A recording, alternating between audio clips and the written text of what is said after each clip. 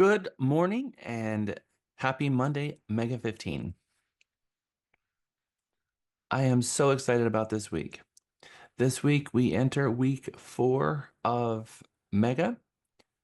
This is going to be a lot of catch up for many of you trying to get in the last couple points that you've been working hard to gather.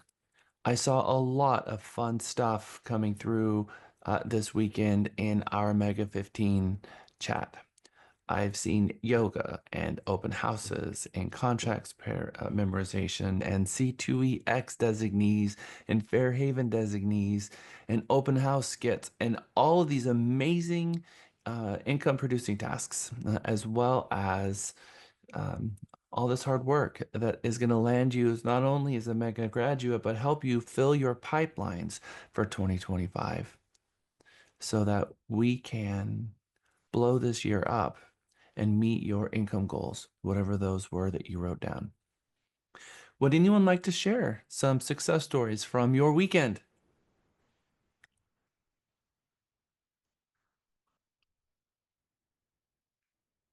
Mario, Alfonso, Eric, I saw all of you working. So who wants to share with the class? Mario. Yeah, hi. Good morning everyone. This weekend I think I got my UVP and my mission statement correct. It took so long for me to make them both align with each other, but I think I finally got it down and I'm so happy about that. Good job, Mario. Jessica said something very similar to me on Friday. She came to me and said, I think I finally have it. And I said, well, um, one, you'll know it's done when it's authentically you. And when you know it's authentic, you've got it. So there is an aha moment when you walk away from it and you just kind of feel good about it and it sets in your soul correctly. And you're like, that's it. That's it. That's the moment I'm looking for all of you. And it takes dedicated thought, laser focused thought in why you're here, why you got a license, what you're trying to accomplish with your business, all of that work that you put into your goal boards, and your mission statement, your vision statement, all that comes together. And now you're standing on a very powerful foundation for the rest of your career. You know your why, and now you know your way. So I'm really proud of you, Jessica, and I'm really proud of you, Mario. I hope more of you have this story to tell me because it is a very powerful place for a salesperson to find themselves. And the thing is that sometimes people get 5 and 6 years in the business before it comes to even the idea that they needed this in the first place. So where you are in your business right now, this is powerful stuff. Jessica, you want to share? Thank you, Mario. About my UVP or my experiences over the weekend? Well, I was going to talk about the epiphany that you had about your UVP. Yeah, my epiphany. Well, it was just really difficult to find the words that I would say in real life. Like, yes, you can punch some thoughts into Chat GPT, but when it came out of my mouth, it didn't feel genuine. So it did take a lot of thought and honestly analysis of critiquing every single word that went into every single sentence. And when I finally thought that I figured it out, I said it out loud and I was like, yes, I'm gonna stick with this. And it like shares a story. It helps people know a little bit about me. And I was able, my problem was I didn't know how to connect both residential and commercial together. So that was my challenge, and I hope I successfully executed it. Well, I mean, if it is you and it's authentic, then you have. I mean, it's your Yeah. story, it's your why. And so if it comes out of you with passion and you believe it, we'll believe it. And that's all that matters. That's what it's about. So congratulations on, how does it feel, by the way, to some, Feels like a huge relief. okay, good. I All right. know. I've been thinking about it all month, and I wish it came to me sooner, but sometimes that happens. Good job, Jessica. Thank you for sharing. I appreciate it. Let me putting you on the spot. Gavin, You're a busy boy this weekend. Yes, I was. I had two open houses, Saturday, Sunday, 2 to 4.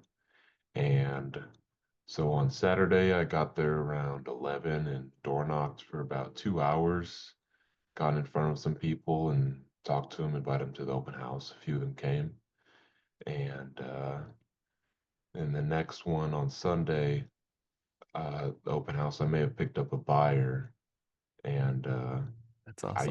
I used your scripts and it worked perfectly. It was flawless. It was the homework assignment. I couldn't tell if it was to record a video of me doing an open house script like with an actor, a real person. So I just did a real person. So Better, if even better. y'all get bored with that, if y'all want to go see me picking up a buyer at an open house, and I use the script. So Well, there's some extra credit there. That is awesome, Gavin. Good job. And good job for getting yourself out there this weekend. Um, I know the weather hasn't been the best, but there are buyers out there looking. So, I mean, it is a great place for an agent to go pick up a buyer. I mean, that's awesome. I can't wait to hear more about your buyer. Eric, you also were busy this weekend, huh? Yes, yes, I was. It was a good weekend. I did, I contacted everybody in my phone book. I was like, you know what? Forget the whole 10 in the morning, 10 in the evening. I'm gonna hit this hard. And so I contacted a lot of my buddies. And so that was good. We had some good conversations, a lot of catching up. So if anything, it was just good to do that. Walked my neighborhood, handed out some flyers around here, spoke to some folks, have a had some folks that moved in that I hadn't met yet, and they were like, man, we would have loved to have met you earlier, but our sister's moving in from Colorado, and so we're hoping to get her down here in a few months. So that's you just never know. So that was good So as that well. was from Calling Your Sphere? This no, that was from walking the neighborhood actually. Oh, got it. Here, Nice. so calling the sphere, and then did a lot of the walking the neighborhood, so just really just kind of getting out there, and then visited a couple of new home areas as well, just to kind of learn the area. The Georgetown Santa Rita Ranch neighborhood Hmm. and all that. Just kind of, I didn't know that they were blowing up or as big as they were going to get. I thought that they were almost to completion, so that was just good information to know for them as well. So just really getting out, kind of putting myself out there, and then just learning the neighborhood. That was really great. And then I thought it was very ironic that you guys were talking about the UVP, because I had been thinking about that a lot. I know that I overthink things way too much. I No know such thing. that is something that I do quite a bit. I will sit in my own thoughts for quite some time, and so the UVP has been one of those things that I've worked on, because I want it to, like you say, to be authentic. And it's like, well, how do I say these things? Expertise, and I'm not an expert at this. I'm a newbie at this. And so I've thought a lot about it, and hearing you guys speak on it, it's been where I was at was like, well, this is going to change. My UVP needs to fit me now for this chapter, this phase that I'm in, which is newbie. And so I need to kind of approach it in a manner of, my value to you is that, hey, I need you, and so I'm going to work really, really hard to develop myself for you, and then it'll change. And I kind of felt like I needed to avoid kind of that wording and stuff. So it was just really good to hearing this. So once again, a good Monday morning of helping me gather my thoughts instead of going down the axle. It kind of pulls me back in. So great.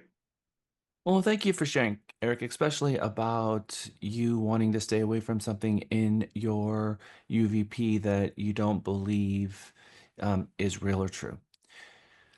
Because if you don't believe what you're saying, neither are they. And it needs to be authentic, but more importantly, it needs to be something you're proud of because, I mean, you're going to continually grow. I mean, the expert version of Jack Stapleton real estate in my first year was not the same as my fifth, not the same in my 10th, not the same in my 15th, and now I'm entering my 20th. And so, you're going to be at a different place in your career forever. And so you're right. You're going to continually grow and change and learn, and the market around you is going to change. So you just need, I mean, every single person in Mega right now has the ability to go out and close 60 homes this year. I go to PT50, which is the Platinum Top 50 event in Austin, where they're recognizing the top 200 real estate agents in Austin, and 50 of them will be named as a winner. And I look at that PT50 group every single year, and every single year they have a newcomer of the year, the award that made between 500,000 and $1 million, and they're in the business for their first year, and they did 50, 60 sales. So it's not about being an expert, because being an expert and expertly helping your client is two different things. When you're not an expert yet, you're going to say a lot more. Let me look into that. I want to verify a few things before I answer that. And you're going to be going to your mentor and going to your team. And sometimes you get a better real estate agent with that, because they're not going to get a false positive by believing something that's true because they're overconfident because the world around them has changed. I go and I look at some of the broker associates or some of the brokers that have been in the business for 30 years. The inaccuracies that they're peddling out there in this world is far beyond what you could even believe to be true. And I argue with half of them because they're talking to me about stuff that happened in 1995, and they don't realize that the world around them has changed. The contracts have changed. So sometimes I think, for those agents, I recently, a lot has changed in our real estate space. I've been recently licensed. I know a lot of the agents out there, they're trying to, wrap their head around how our market is now, but not me. I'm fresh on the scene and I'm not muddled up from the past. I think you guys have some advantages, especially those agents who are coming into business in the last 12 months, because offer of compensation, how you handle commissions, how you handle our contracts, how you negotiations, your belief and understanding of the importance of a buyer rep, all of those things, you don't have the bad habits that a lot of the agents have had for a really long time. So you do have an advantage stepping into this market right now, and use that advantage. I want to hear more of these stories. You guys are getting me all inspired. Who would like to share more about what happened this weekend? And I Alfonso, will. Oh, I'm sorry. no, Phyllis, please. I'm notoriously bad about not lifting my hand. I apologize. I think overall, back to what you said, those of us that have done it for a while, it's very easy to stay stuck in those old habits. But I think in a hugely profound way, what I have gained from this is more confidence. And you think when you're older, you have what you need to get what you need. But it's boosted my confidence and my competency to levels that it's really amazing. So I hats off to you and Lisa and the entire team for what you're doing for all of us. And I want to say, and I know I've said it 3 or 4 times during this mega, to those agents that are newer, y'all have everything at your fingertips and it is amazing. Grab it and run with it. So thank y'all. And I'm going to do my best to incorporate as much as I can. You're an amazing real estate agent, Phyllis, and thank you for coming and sharing with Mega all that you know and all that you do. You have been a huge voice for Mega, and I appreciate that. So thank you for being open to all of this, because I know it's a lot. Who else? Alfonso, I think you've done 4 yogas, is that right? Yes, I finished my last yoga yesterday and I uploaded the picture. I have also been following on some leads, and I made 3 additional calls this morning, and I'm hoping to get a reply from them. If not, I'll follow up this afternoon. I also did a mock-up open house video, which I loaded up into the Teams. We saw you and Yesenia. Yeah, me and you said it was a little nerve-wracking at first, and I don't know why, but it came out pretty good after all. It did. It did. It was great. Yeah.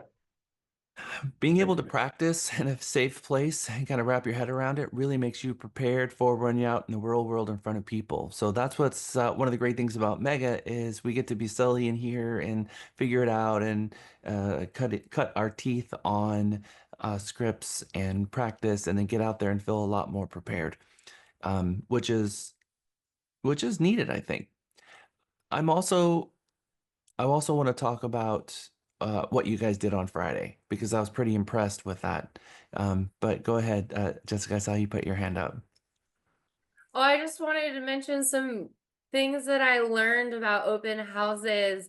So this weekend, both Saturday and Sunday, I had an open house at the same spot. This property has two houses, and both of them were occupied by tenants. And it was definitely very awkward, and I know that having open houses with tenants inside them is not the best way of selling a property. No, no. As I mentioned last week, sometimes the very best thing is go to the landlord and say, "Look, offer them a deposit plus maybe some cash to get them out, so that you can properly prepare the home for market and get this Yeah, thing sold." it was Agreed. very awkward. Agreed. So like at first the tenants, it was like playing telephone, like the leasing agent or the listing agent told the landlord, then the landlord told the tenants, and the tenants didn't even know that it was an open house. They just thought it was a showing. And both houses were so dirty. Mhm. It was crazy. 100% yes. Um, 100% yes. And in every instance when I take a listing where there's a tenant in place and they want to sell it, I'm pushing the landlord hard to wait for the tenant to be ready to move out or to offer the tenant to get out any other way, and then have the home professionally cleaned. Yeah. Um, because I don't want to sell it to another investor. I want to sell it to an owner occupant because an investor's got a spreadsheet and an owner occupant is looking at the dream of homeownership. So I'm trying to Yeah. figure out how I know that I can market this to an owner occupant. Thank you, Jessica. All Yeah. right. What did you guys do on Friday that was a little bit different that maybe some of you have never done before? Made calls. Make calls. How did that feel? Exciting. Exciting. Mm. Now, was it exciting before you made the calls? Or was it exciting when you got done with the calls and you're like, wait, I can do this? I didn't die. I think afterwards. The world kept turning round and round. Thank you, Kamei. Wow. I was super excited to see you guys hitting the opportunities vault. I want to see more of that. We're excited about um hold on one second.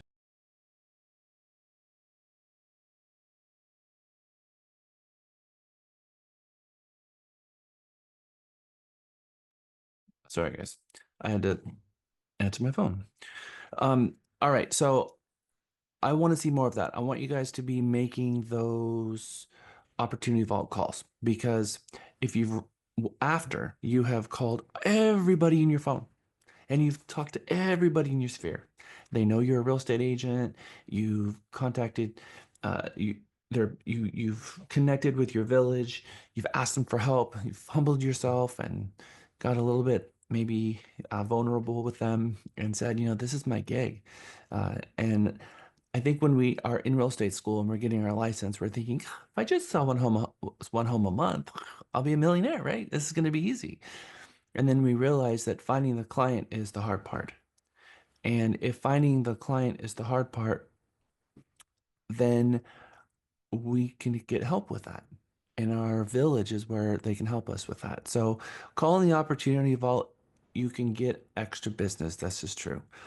But you will get the most business from your spheres. So I always beg and plead through Mega to get everyone to first call everyone in their sphere, then hit the opportunity vault, and then hit the new leads as they're coming in, and doing open houses every single weekend and knocking on doors like many of you, Gavin, are all doing, and connecting with new people, going to city council meetings, wearing your name badge, all of the things that you guys are doing. It's going to allow you to start your career in a much accelerated path. Those people who kind of just are pushing back, maybe some of you before Mega, you weren't making your calls, you weren't connecting with people, and you were running the business passively.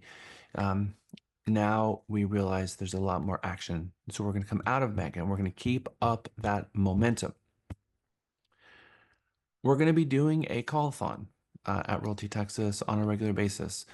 It's going to be a little bit crafted on what we did on Friday, where we're going to have Amy in a room, Michael Potter in a room, and then a group room.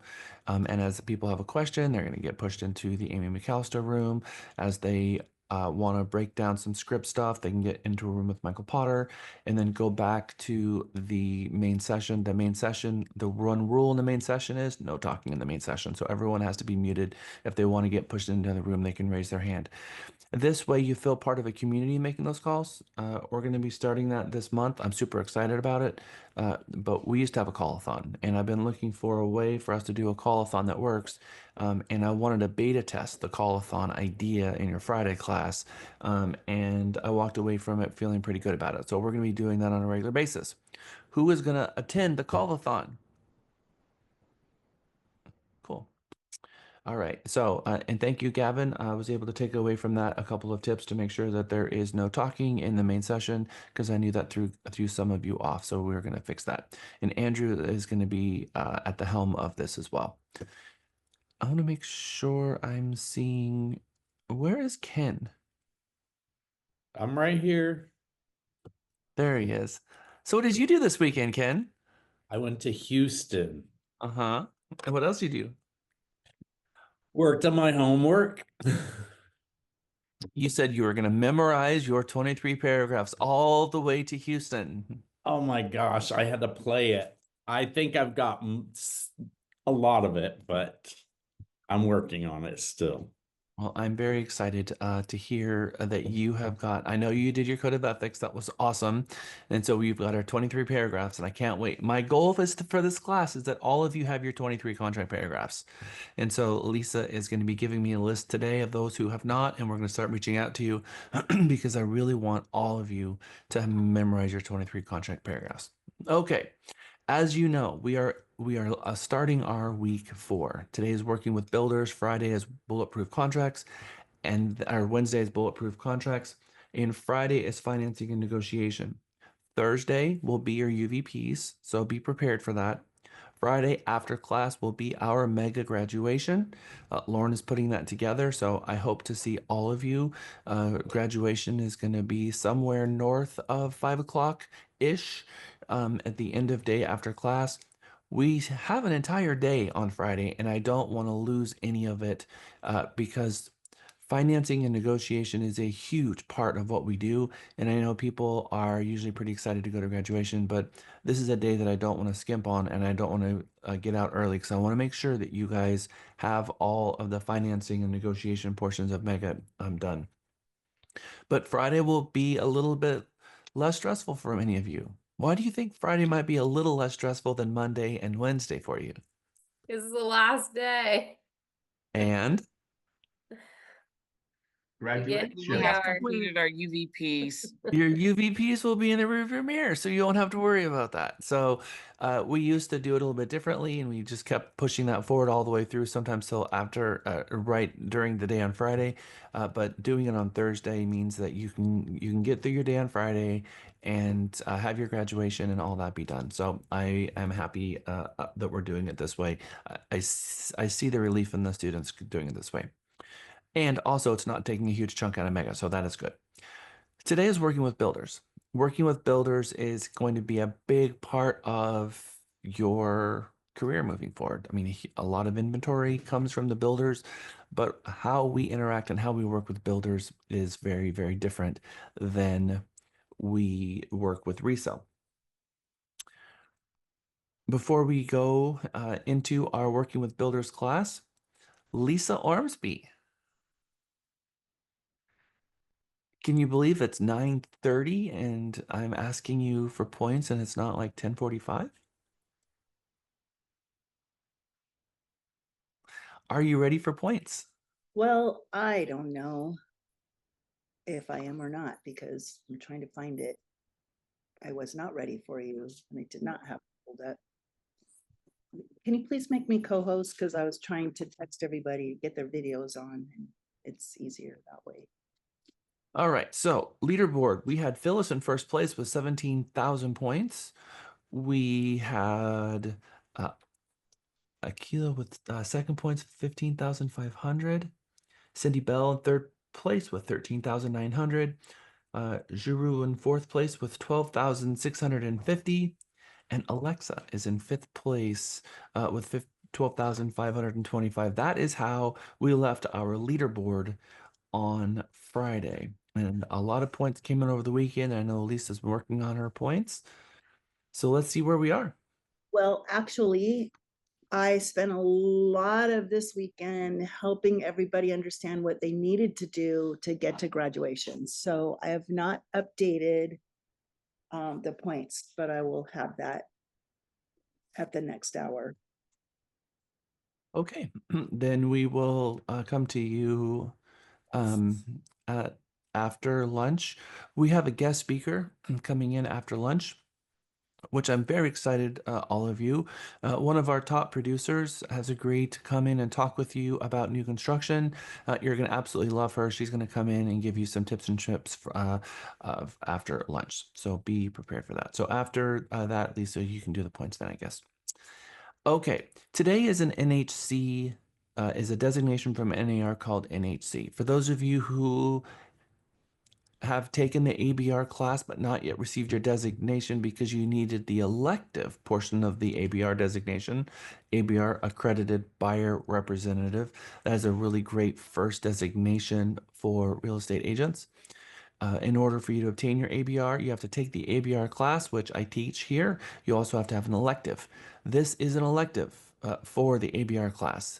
This is new home construction. If you want to get this certification, you have to have reached out to Miguel and make sure that he knows that you want the NHC. Otherwise, you will receive the hours for Mega. I will let you communicate directly with Miguel. If you filled out, you filled out the worksheet. The worksheet was pretty clear about what today's options were. It was either a designation or it was the Mega class. Okay. Before we jump in, there's a couple of things that I would like you guys to do. For those of you who have Matrix, I would like you to go and log in. And I am going to follow you. I'm going to have you follow me. How's that? I'm going to share my screen. And we're all going to go to log into whatever Matrix, CTX MLS. You need to do this for every MLS, but we're going to start with the Awesome Board of Realtors for me. So you can log into whichever one that you would like.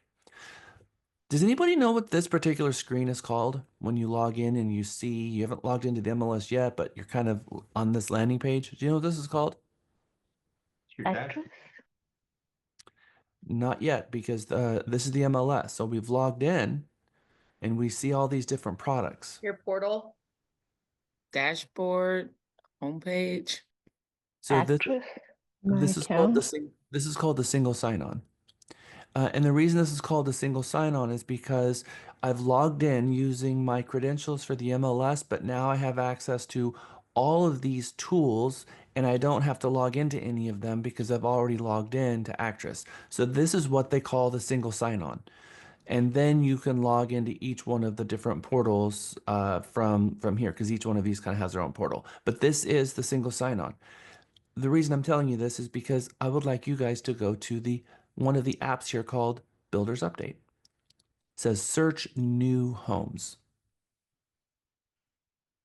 This looks a little bit like an MLS or a web search, doesn't it? Has anyone ever seen this product before? Okay, some of you are saying yes, some of you are saying no. All right. This is called Builders Update. Builders Update is a third-party company that calls all the different builders, and they work with the builders to get the new home inventory into this builders network. What's great about the Builders Update is you don't have to be a real estate agent. You don't have to be licensed as a real estate agent or a member of the board or a subscriber to the MLS to get the listing in here. This is specifically for new, it's not for resale. And so whether the builder is a small builder or a nationwide builder, regardless, they're reaching out to each one to get their inventory in here, and they continually update it nonstop. So for those of you who may be struggling with where you can find new home construction listings, this is a very good source. This is what it was designed for. You see up here where it says My Profile? I want you guys to log in and click My Profile, because I want you guys to update your portal because it's not updated for you. So I'm going to add here, if I can find it.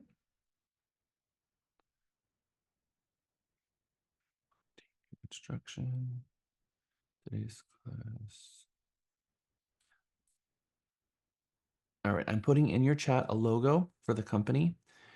You already know where to find your token. You can go to your realtytexas.com, realtytexas.me portal, and go to your branded section. You'll see your photo there, the round token. You can upload that if you like. And then we have a company logo that was specifically designed and fitted for this screen because they want a perfect square, and you're not going to be able to find a logo that's a perfect square for Realty Texas. So I'm putting into the chat the company logo that was designed specifically for Builders Update. So you can download it from our Realty Texas chat. So go there, update your address and your phone number. I recommend your office line, your email address, which they keep changing. Stop it.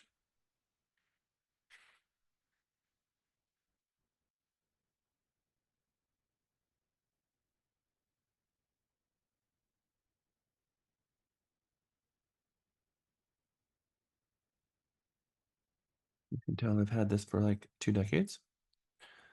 Okay.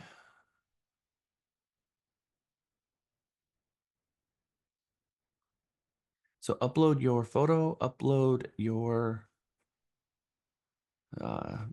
address, the company logo, and get this set up so that when you come here and you start sending these listings to your clients, it is set up correctly. And I don't have my code for some reason, so I will have to do this later. This is how you upload your photo and the company logo, company name, and brokerage. This is going to be the first task. And we're also going to be sending this for homework for those of you who are still trying to work this one out. So that's the first one. The second one is another website I'm going to take you guys to.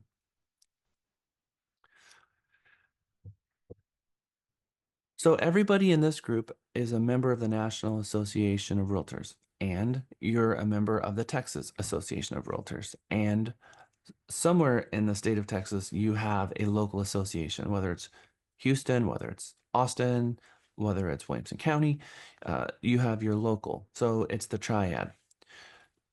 We also have that same thing for the builders. Did you know that builders also have a national association? Builders have a National Association of Home Builders.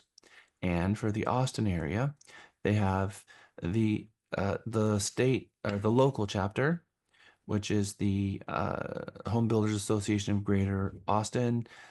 Don't feel left out, because we also have Greater Houston, and we also have Greater San Antonio. And so you've got your state, your local, and your national home builders.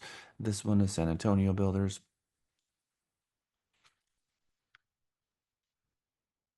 I'm not sure why their site is down. It's just really slow.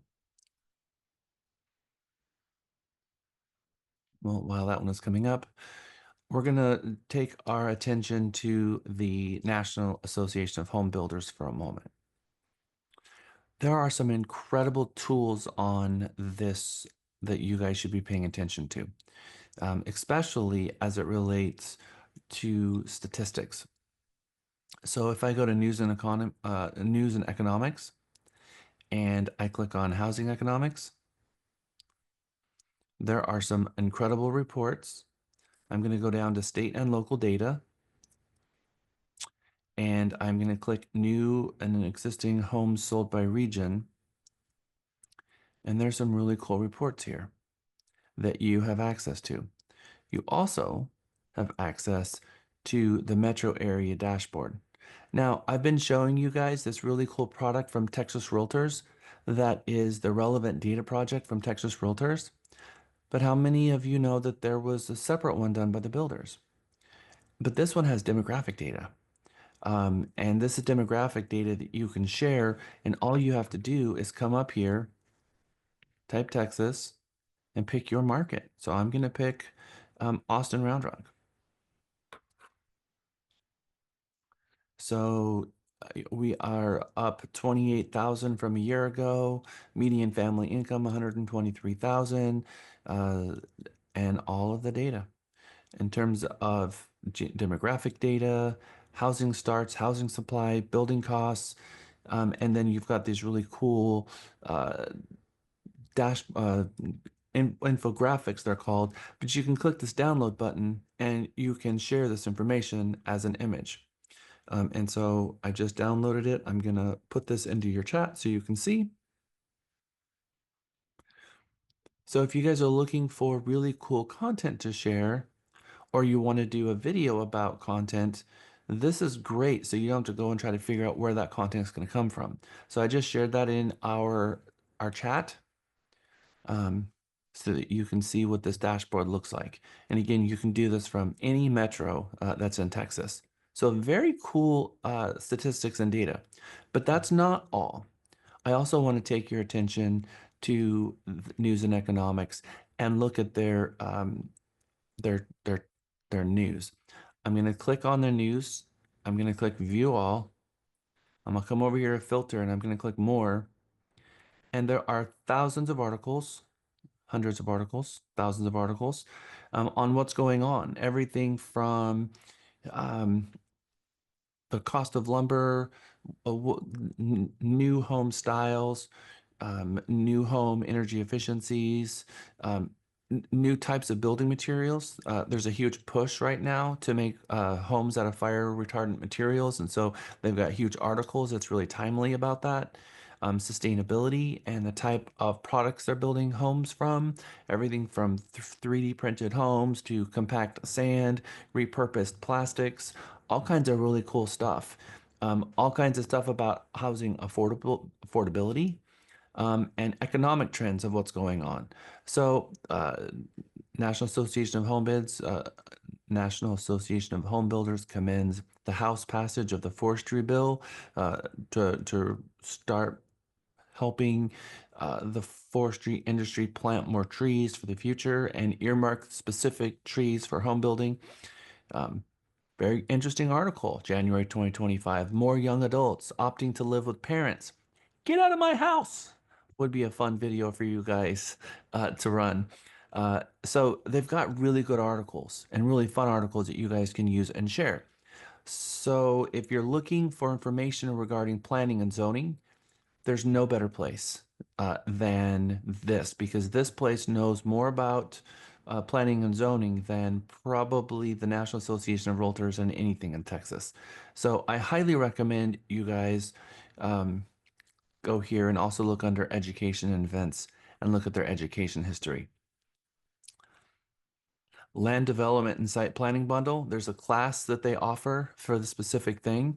And so if you are a commercial agent or you are an agent that's interested in land, this is a really, really good class. It's probably the best land class I've ever taken through the National Association of Home Builders. Realty Texas is a member of the National Association of Home Builders. Because I'm a member, you can be a member as well if you want to join.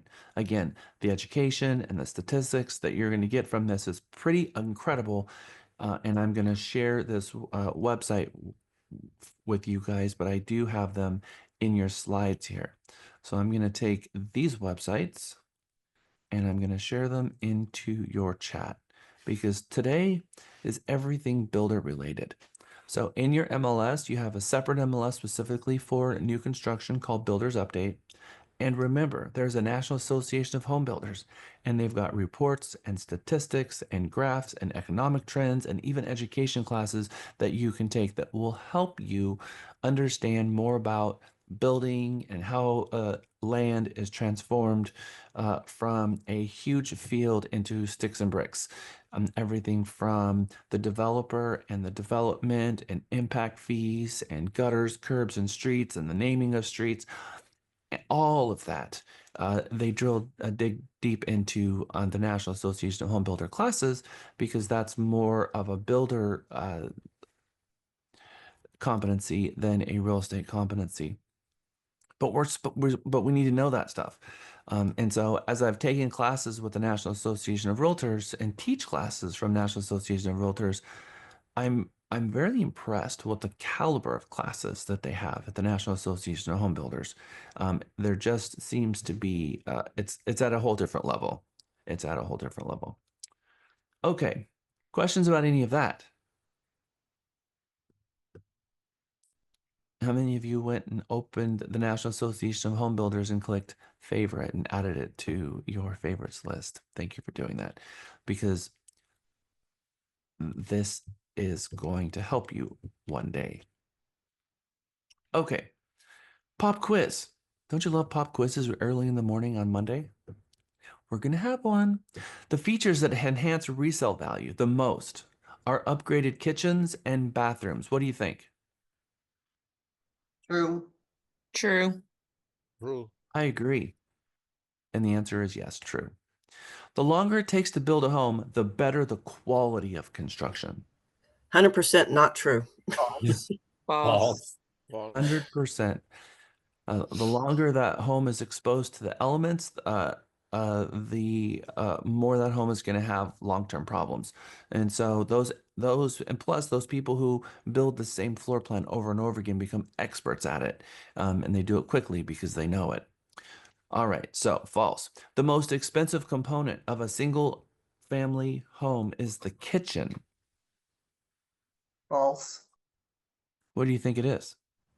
The foundation. Yeah, it's been going back between the foundation. Yeah. It's been going back and found right now it's not the foundation. Um, it is actually the structure, sticks in the 2x4s, the infrastructure. So that is the framing is the most expensive part right now. But you're talking about within a few percentage points because the structure itself and the foundation kind of are have always been right there at 30% each. Okay. Production builders are usually reluctant to negotiate on price. I'd say false. False, yeah. But they don't negotiate much. I would say they don't negotiate on base price. After that, they do, as far as any upgrades and things like that. But base price is never negotiated. I would not say never because I've negotiated base price. But you're right that the production builders have very thin margins, and it depends, and that's the answer. But when it says usually reluctant, they are usually negotiable. Now we're going to start seeing some interesting things. I'm going to show you some statistics, what's going on right now with the number of homes on the market that are new construction, because now they are competing with each other, and they're competing with themselves with the amount of inventory in new home communities that they're developing because they're following the trends about how many people are moving to our major metros, and it's a lot of people moving here over the next couple of years. The Austin Metro, since I moved here in 2006, has doubled in size, 1.1 to almost 3 million people. So, I mean, our communities are doubling every 20 years. We're going to see another doubling coming very soon. So when it comes to the extras like your washer, dryer, fridge, or blinds, sometimes you can get those thrown in for free. But when it comes to price, oftentimes right now they're doing buy down points, they're doing all kinds of stuff. But It depends on the market and what's going on, whether they're going to go into a multiple offer situation, which not to go into a multiple offer situation, just take the first qualified buyer or negotiate on price. And you have an NHC book that I emailed you. So it's important for you guys to realize that this new home construction materials that we're going through right now is part of your book. And these question and answers are part of your new home construction manual, because again, this is a certification that we're taking right now. Although it feels a lot like Mega, this is new home construction material stuff that we're going through. Number 5, upgrades can raise the price of a home beyond its appraised value. True. Not only is it true, but it's one of the value propositions of a real estate agent to be able to explain that to their client and let them know this is quality of life stuff here. So you can improve this property far beyond what the appraised value is. So you go to the design center, you put in level 3 hardwood floor, level 4 granite, every option imaginable. You decided I'm going to have the third car garage. I'm going to put the 1.5 story up. I'm going to add the outdoor kitchen. I want the inset, thinset showers in the primary and secondary baths. I want the extra add-on for cabinets, and you just build out the house with every option. And then the agent thinks, well, you need to come down in price because it didn't appraise, builder. It's your fault that didn't appraise. You should be building homes that appraise. We're going to talk about appraisal and what appraisers, what our contracts say in real estate a lot on Wednesday and Friday. And I'm going to change your minds, I think, on appraised value. But in this case, it's absolutely true. And you can very easily blow through what a property would appraise for by over improving a property for a neighborhood. So you have to be careful for that, because if they only have so much down payment, uh, there are certain builders that will send you to the design center with a budget. You got $20,000 to go to the design center, and then they blow through that, and then they're surprised to learn that their down payment has gone up. Oftentimes, builders will have a deposit on certain upgrades that they have, maybe 25%, so that the buyer has more skin in the game, so they don't get to the closing table and try to arm wrestle the builder to come down because it didn't appraise. So again, one of the value propositions that we have as a real estate agent to make sure that our clients know that. If a builder does not pay for materials or work completed, a subcontractor could file a construction lien and hold the owner responsible for payment. True. True. Had Again, it happen. yo también. And so I think that we all need to be very cautious about this as well, because do all builders recommend that buyers get a title policy? Some of them, yeah, they don't do it.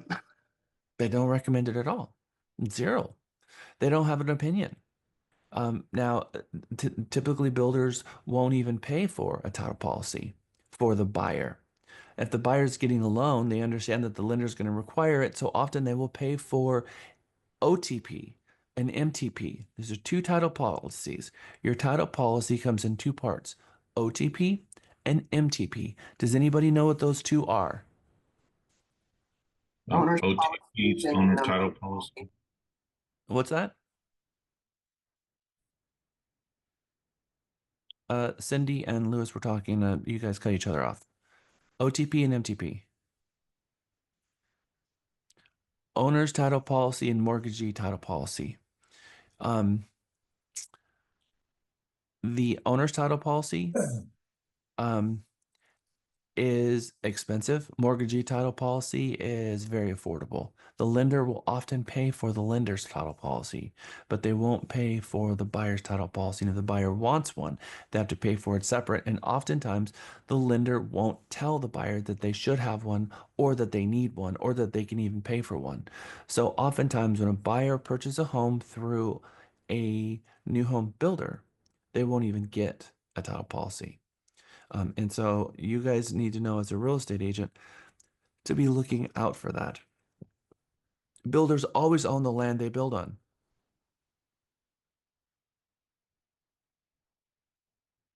Of course not. Oh. Can you build on your own lot and buy a piece of land and have a builder build a beautiful home on your lot? Yes. Absolutely. Who are some builders that do that? David Weekly, Grand Endeavor. David Weekly. And David Weekly's is probably the biggest example. They've got over 3,000 different floor plans to choose from, and they even have a guy that will come and survey your land for you to make sure that it's buildable before you buy it. So build on your own lot is a very common thing to do.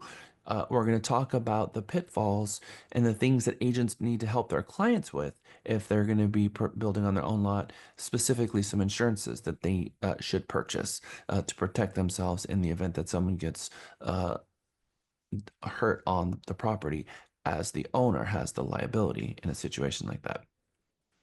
Okay. Insulation is rated by its low E factor. No. What is rated by its low E factor? Windows. Windows. Refraction. So what is insulation rated by? R value. Yep, R factor. Okay. A builder's warranty usually covers repairs and defects for at least the first year of ownership. Usually. We've seen some changes in the 88th Texas legislature as it pertains to builder warranties. They used to be promulgated, and that's changed now. So builders no longer have to have the same level of warranty. We're going to talk a lot about builder warranties as part of today's class. After lunch, towards the end of class, they have a chapter specifically covering warranties that we're going to dive into. On a new spec home transaction, the buyer must compensate the real estate agent because builders don't pay commissions. False. False. I know a lot of the new agents are like, I hope it's false. I hope this is false, right? Yes, builders have historically paid commissions. We're seeing some changes on how they go about it right now. We're seeing some of the builders do something very interesting. They're paying a 2% commission to the 1% bonus. And the 1% bonus is tied to performance. We're seeing that a lot. And so if the agent disappears and doesn't show up at any inspections, they may or may not get that bonus. In any event, what you are paid for and what your commission is based on what the builder pays? The buyer is responsible. The buyer pays the commission. The builder hopefully will reimburse some of the commission or all the compensation. And so, yes, buyer is going to sign an agreement with you to represent them with the firm. And then from that point forward, what do we have? We have the ability to go and show them resale homes, new construction neighborhoods, build on your own lot, show them everything, and walk them through all the different types of purchases they want. And so don't forget about new construction because it's different. And oftentimes real estate agents, I think they feel like they have less value in a new construction. And I've even had agents come to me and say, oh, they're going to go buy a new home. So I guess I lost them. What? You're needed even more on new construction. Why do you think you're needed even more on new construction? Because the builders only have their interests at heart. Why? They're trying to move their inventory. Not a lot of they don't follow the same fiduciary that we do. The builders work for themselves. The sales associates work for themselves. So their allegiance is to get the highest price for the best terms for their builder. And just like working with the seller, well, buyers agents are to get the best deal, keep it online, because sometimes that construction might last for 9 months, and keeping your client engaged and keeping them going to all of the necessary appointments and negotiating prices down and what happens if something happens or something doesn't work the way it's supposed to work, and help negotiating that between the builder is what the agent is there for. I had a very long conversation with an agent. It was a new agent, and she said, well, I don't do anything. I don't do anything for new construction. And I'm like, girl, you don't know what you're missing, because there's a whole lot of stuff that you do for new construction if you're doing it right for a client. So, my 2 cents. Okay, so you made a comment that the builder works for themselves. The builder on site works themselves, and that's the answer to what I'm looking for is a little bit different than that one. And I think what Cindy meant was that the on-site owes their fiduciary duties to their employer. Andrew, can you come see me for a second? The on-site builder owes their fiduciary duties to their employer. So oftentimes I think that, hold on.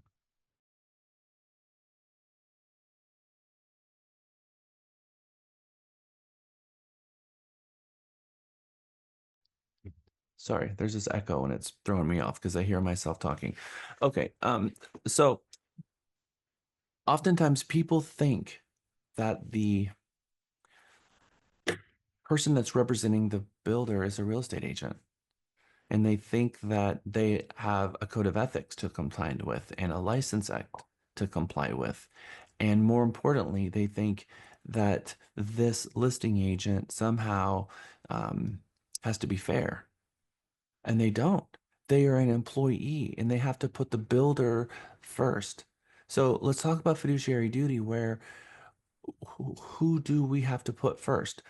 Well, the builder, when a buyer walks in to the builder's office without a real estate agent helping them, sometimes an agent thinks, oh, well, the on-site's going to help them and they are going to take care of them.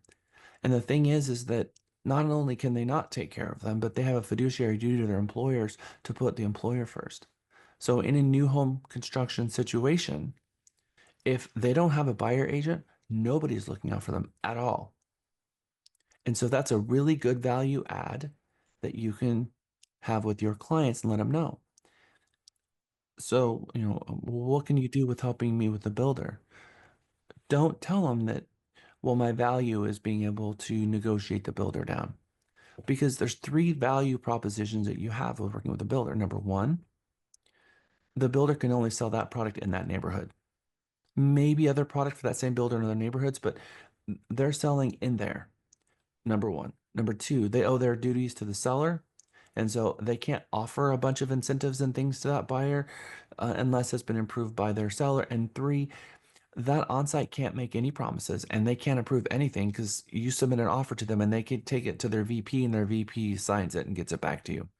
So we as an agent are the only one, because usually the lender is also going to be an employee or somehow working with that builder, because the builder is going to push hard for you to use their lender, so much so that there's going to be tens of thousands of dollars in incentives on the line, because the builder is willing to take a loss on the lending side in order for them to sell the home, because they have found value having their own lender, because it helps them get the deals done and not all fall apart at the closing table.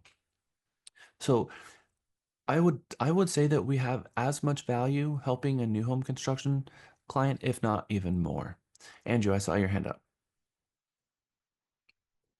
Actually, you already answered the part about the sales counselor is an employee of the builder.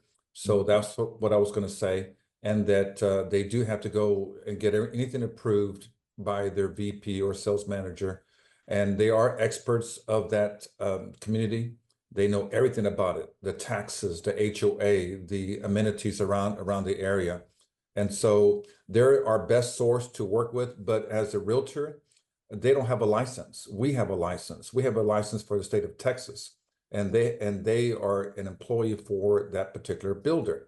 And so every month they get with their builder to figure out incentives. And those incentives either are good for the month or good for the 2 weeks, or depends on the annual date. So it varies, but you got to be a part of it. On a new spec home transaction, the buyer must compensate the real estate agent because builders don't pay commissions.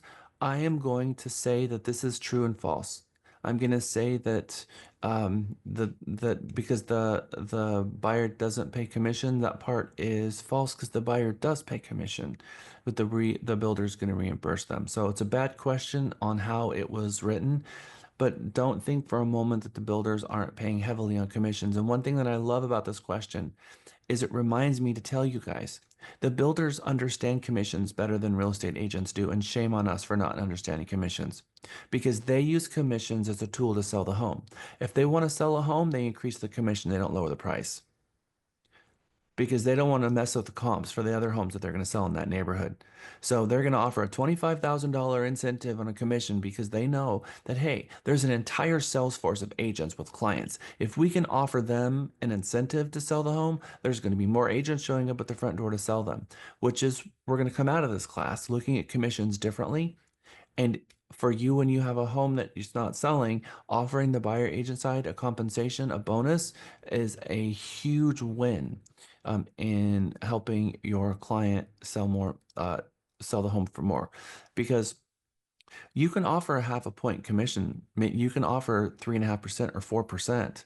And so on a $300,000 home, offering a buyer agent and a 4% instead of 3%, and so going to the seller and getting a 7% commission signed, what is that extra 1%?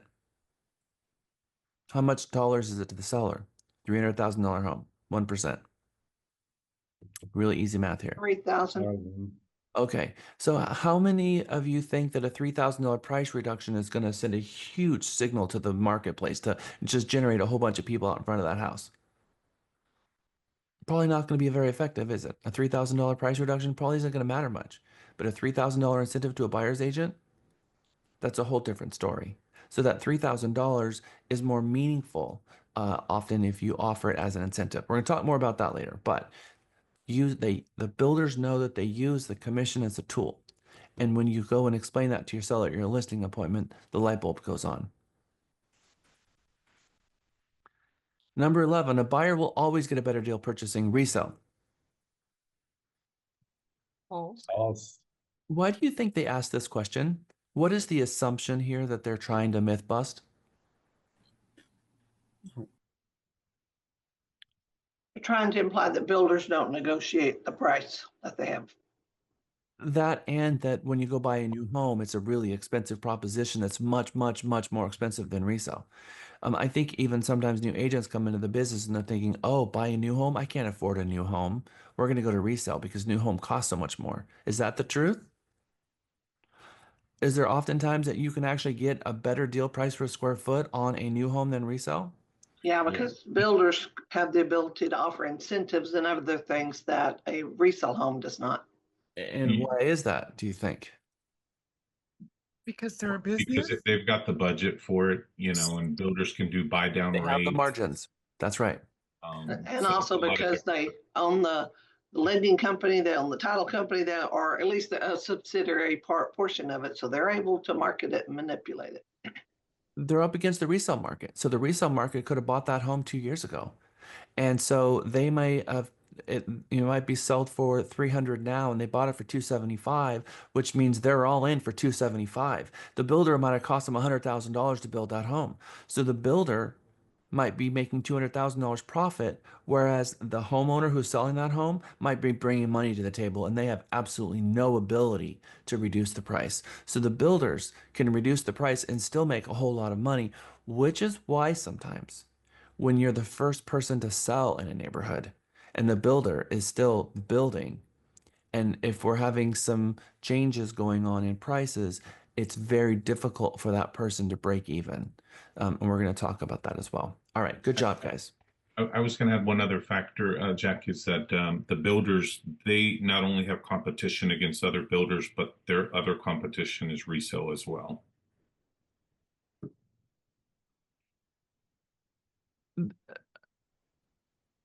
Typically, I would say that the resale has competition of the builder, but the builder themselves oftentimes they have so much of a huge leg up and advantage over the resale, uh, in that neighborhood at least.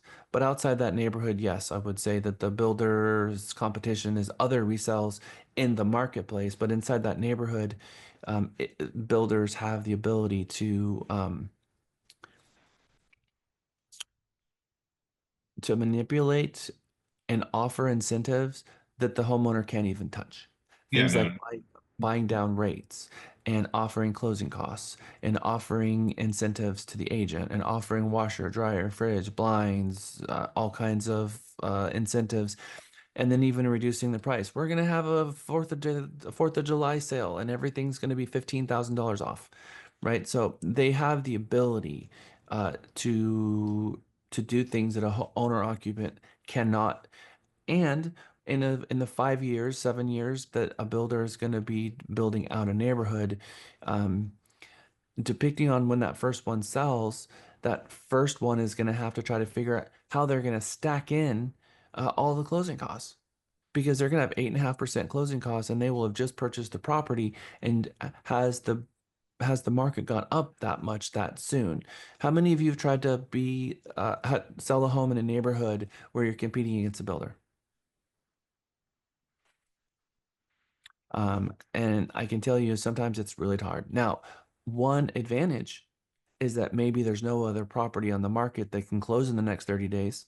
That could be an advantage. And if that's the case, great. But if they've got a bunch of spec homes that are on the ground and ready to go, the buyer has choices. Buyer yeah, no, has. definitely. Not interior wise as far as within builder and resale development, but exterior other resales outside of that development. But yeah, uh, definitely, it's hard competition if you've got a builder in the neighborhood because they're always giving incentives. Couldn't agree more. And yes, outside that marketplace, builders are always looking to see what the price point is, because they got to appraise too. Miguel. I just sent a message on the messages. It's all about the CE credits. We have uploaded six classes so far. So I need you to go to track, and if you ask for credits, to make sure that the credit is there. The names may be different from the page that you have, but you should have 6 classes if you sign up for all of them. Okay, get with me at break, Miguel. Thank you. All right, it is 10:05. Thank you everyone for helping me with this quiz. Our book has a beginning quiz, and it's a pre-assessment so that we can judge our knowledge, and then we're going to dive in the entire new construction process from beginning all the way to the end. And we're going to take a similar quiz at the end so we can see what we've learned. Okay, it's 10:05. Let's come back at 10:15. I'm gonna stick around for the next couple of minutes and answer any questions that you guys have as we have them. Belladonna. Yes, sir. Good morning. Thank you for all this. On the where we were talking about the UVP to tell our buyers, I got the selling in the neighborhood, but then I had a brain tumor for breakfast and I didn't get number 2. What was the second thing that we could offer as a unique value proposition to buyers when working with the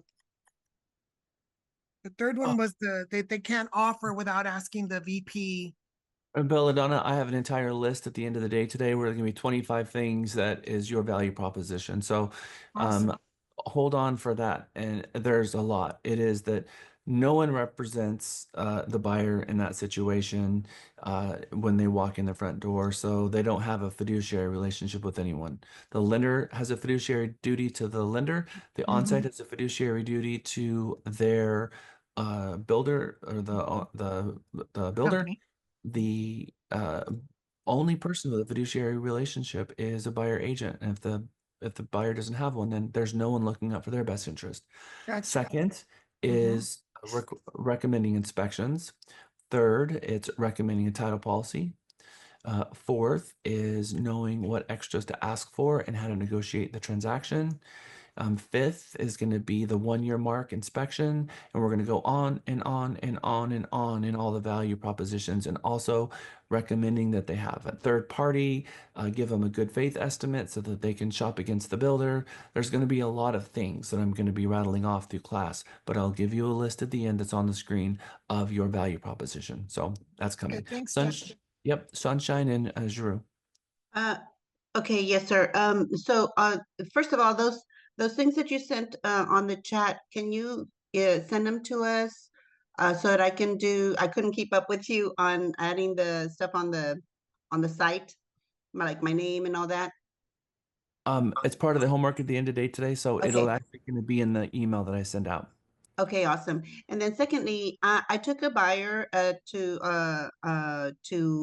get us to see a new home construction.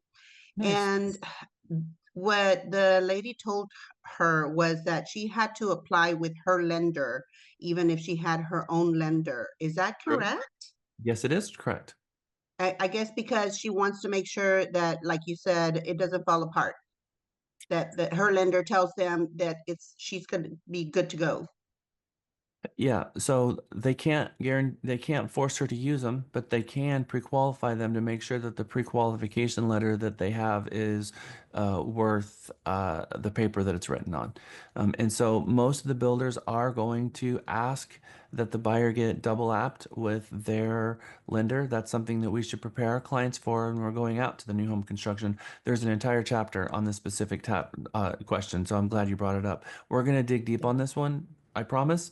We're going to explain why and how we should be preparing our client for that conversation, and then what we should be doing in that moment.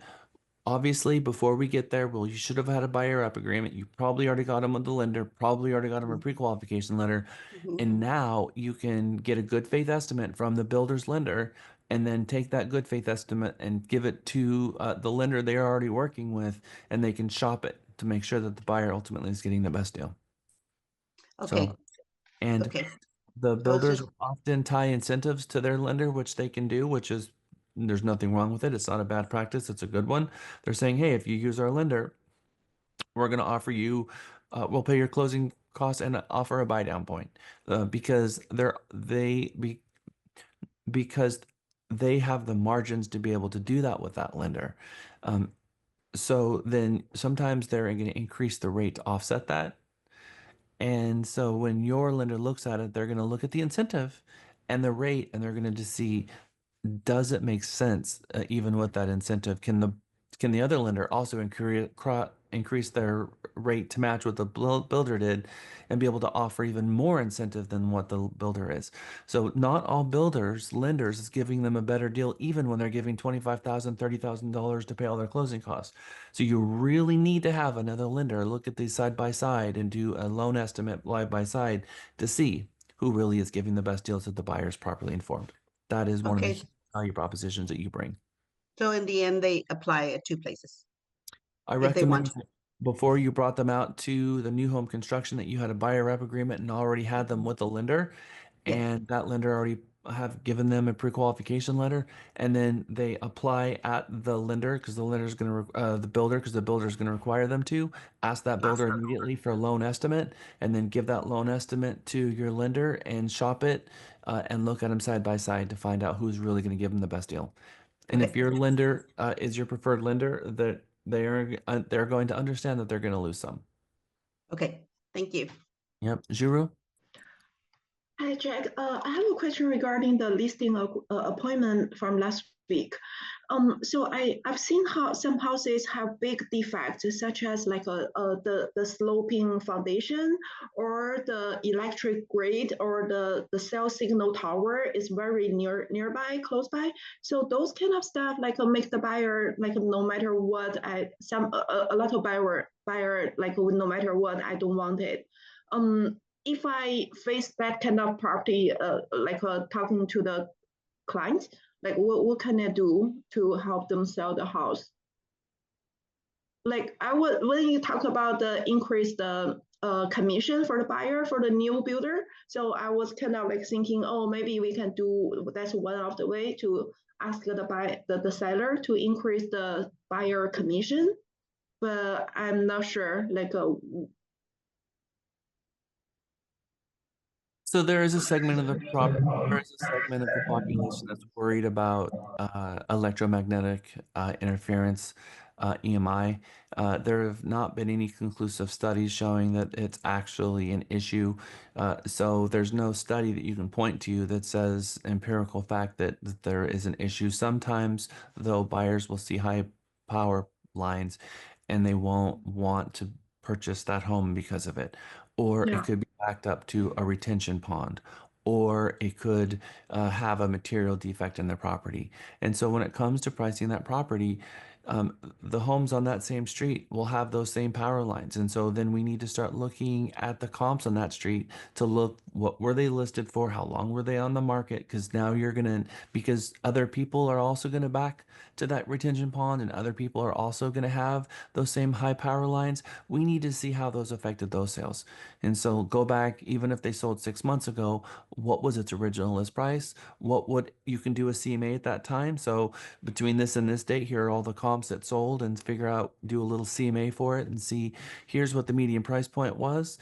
Here's what they listed for, here's what they sold for, and here's what their days on market was, and do that for a couple of them and see how this retention pond and that high power line is affecting their sale. So we certainly are not going to use a comp that, backs to Greenbelt and then your comp backs to, a house behind it and between your houses is a high power line, and think that that's going to be a one-to-one comp. Find the comps that match your listing. I see. And it's still about the price, the CMA price. Okay, That's right. got it. Okay, thank you. Mm-hmm. Welcome back. Who'd have thought they'd need Jack here where we need Jack here where we need. Welcome back.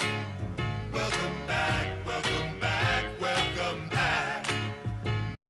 All right, welcome back from our break, everyone. We have a lot of content to go over today. And so some of the comments that some of you have brought me is content that's coming in the future in class. So please, let's stick as much to the content as we can. If you have questions, please bring me questions.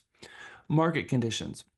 We're going to talk market conditions because the first chapter of the new home construction book is all about understanding the market. We've got to know what the market looks like in order for us to know what the builders are facing and how to negotiate and how to approach that builder. Reading the National Association of Home Builders site about what builders are facing, you can get the very best ideas of how to negotiate with a builder reading their news articles on what they're facing. And they even give builders recommendations on how to negotiate and what things to give in different markets. And so their audience is the builders. They teach classes on how to negotiate with buyers based on what price point and materials are. Taking those classes really exposes to us things that we may not have been aware of about what's going on in a specific market, about things that builders are being trained to negotiate, things that are no-brainers for them that maybe you didn't know to ask for. Things like irrigation systems and washer, dryer, fridge, blinds, things like having a garage door opener or a extended back patio or extra baseboard, crown molding, the small stuff that is easy for them that you can negotiate, that oftentimes they'll negotiate on these items more so than price, but also interest rates and buy down points and things like that. All right. How is the local market versus the national market? Are we in a seller's market? Does our market favor buyers at all that we're in right now? And can a buyer get a seller concession today? So what do you think? Uh, do you think that our local markets are better, equal, or worse than the current national markets? What do you think? I think ours is better here in the Austin metro. Okay. And when we think better, what do we think? When I say better, is your mind going to favoring buyers or favoring sellers? I'm curious where your mind went first. I think of sales overall in general, period. How many sales in the Austin area compared to the national level? Okay. So when we ask, is the market better or not, you think number of units sold. Okay. So did anyone think getting the highest price for this home? Because if we're thinking different things when we ask that question, then we all need to agree on what is the definition of a better market. Is it a higher sales price? Is it a lower days on market? Is it a higher number of units sold? Is it buyer affordability? And so we have to determine what is a better market. And that's important because the news media gets to share with the world what their definition of the market is. And they use things like it's a great market right now, but a good market for who? Is it a good market for a seller or a good market for a buyer? There's no such thing as a bad market because a good market and a bad market, a good market's always good for someone. It's either good for buyers or good for sellers. And so when a builder says it's a good market, do you think that that's a good market? Do you think when a builder says a good market, it's one that favors buyers? Probably No, not. I mean, I feel like the news and the media tends to sway that a better market is a seller's market. I'm not quite sure why. If there's more buyers than sellers, people are like, that's a great market. And I'm like, okay, not for the buyers necessarily. But when there's when there's more signs out and they can see more signs for a longer duration, the news media tends to say, I'm using it lightly, it's not a good market. And that seems to favor the buyers. So to me, there's always a good market depending on what you mean by good and who's asking. Yeah. I agree with that. The news media tends to talk sellers. It's a good market. It's a really great market. And buyers here, oh, it's a good market. I must buy. Look what happened in 2020 and 2021. The news media was saying it's the best market of all time. This is an incredible market. And buyers bought in droves. But it was the highest it was the highest sales price median and average in the history of the country. There was more multiple offer situations in the history of the country, and we had more buyers participating in that market than any time before, and homes were getting between 50 to 100 offers on them, and buyers were in a frenzy. Was that a good market for the buyers? Why is it that the buyers always show up at the worst time, right? What about buy low and sell high, which is the framework of the economic theory? You want to buy low and you want to sell high.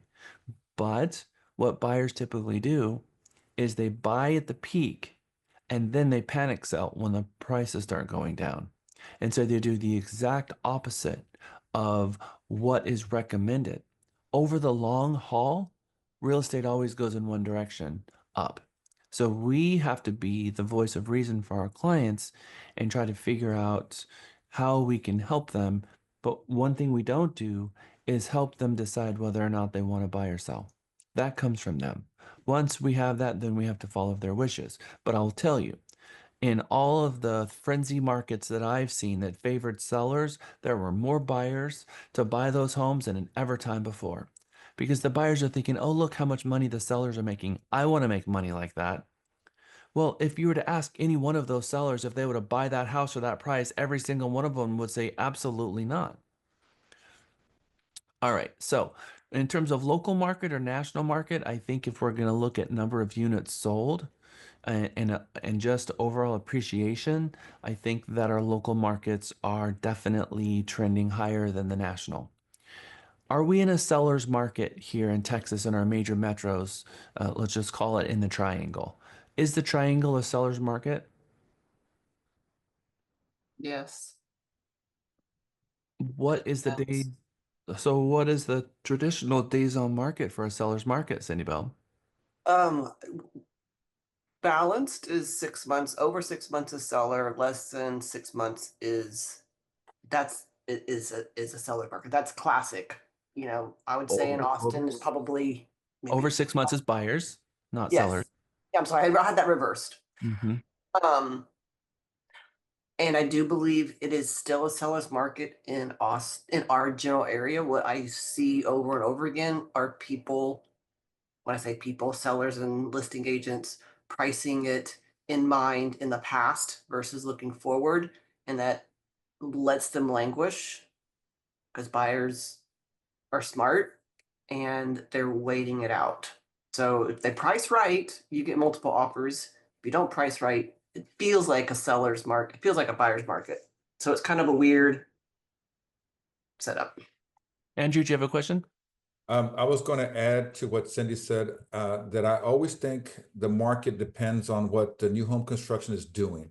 So if the new home construction is offering loads of incentives, to pay everything, then I think it favors the buyer, and I would say it's more a buyer's market because they cannot unload their inventory. But it's just a smaller trend. Yeah. So, simple question, yes or no? Are we in a seller's market? Are we in a buyer's market? And the simple question is yes, we are in a seller's market. 180 days is what history has called. If a home sells, if the average days on market is less than 6 months, you're in a seller market. If the average days on market is over 6 months, then you are in a buyer's market. And somewhere in between 3 months and 6 months is where you start getting into a mixed market, because you don't pendulum from a seller's market to a buyer's market. You kind of get in that 3 month area where you're in a mixed market. We want to be in a mixed market. A mixed market is a much healthier place to playground for a real estate agent, because you can negotiate a transaction where both of them are equally as displeased. And that's when you know you've won in negotiations, when the buyer and the seller are equally upset. That is the true nature of negotiations. Now, when you're in a strong seller's market, like we were in 2020 and 2021, the buyers are not happy and the sellers were walking away greedy. And then we could go back to the financial meltdown of 8, 9, and 10, and sellers were walking away very displeased and buyers were feeling like they did a really good job. All right, so seller's market. We are still in a seller's market, but I would say that we are in a balanced market right now. We're not in the strongest seller's market like we've seen before, but we're still in a seller's market, which means that we know that a seller is going to be able to get pretty close to what they're asking for, within 97% of asking price. And we're going to show the statistics. How do you know if you're in a seller's market? Where can you look? You do a CMA. Can you be in a neighborhood that's a buyer's market right now, somewhere in Texas? Yes. So the answer is, if 6 months is the answer, it's not about the national market. It's not about Texas. It's not about our metros. We can't say that the triangle is a seller's market or a buyer's market, because that would be sending a message that's disingenuous.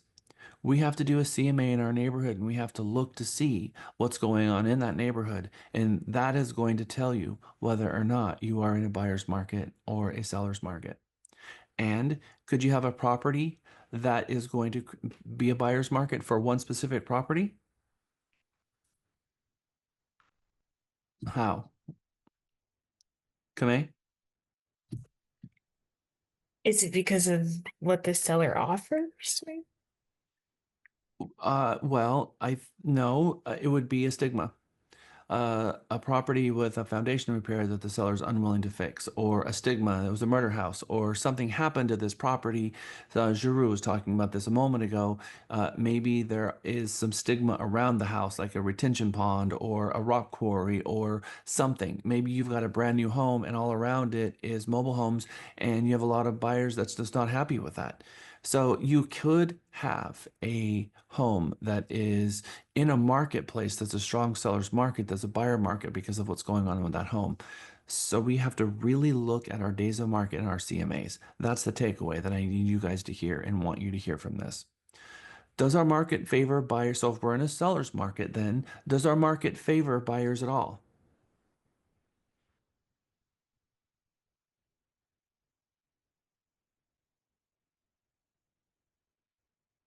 Of course it does. Lewis? Yeah, I was gonna say, yeah, kind of more now. I think with the market changing little by little, you're starting to see lease prices come down on homes.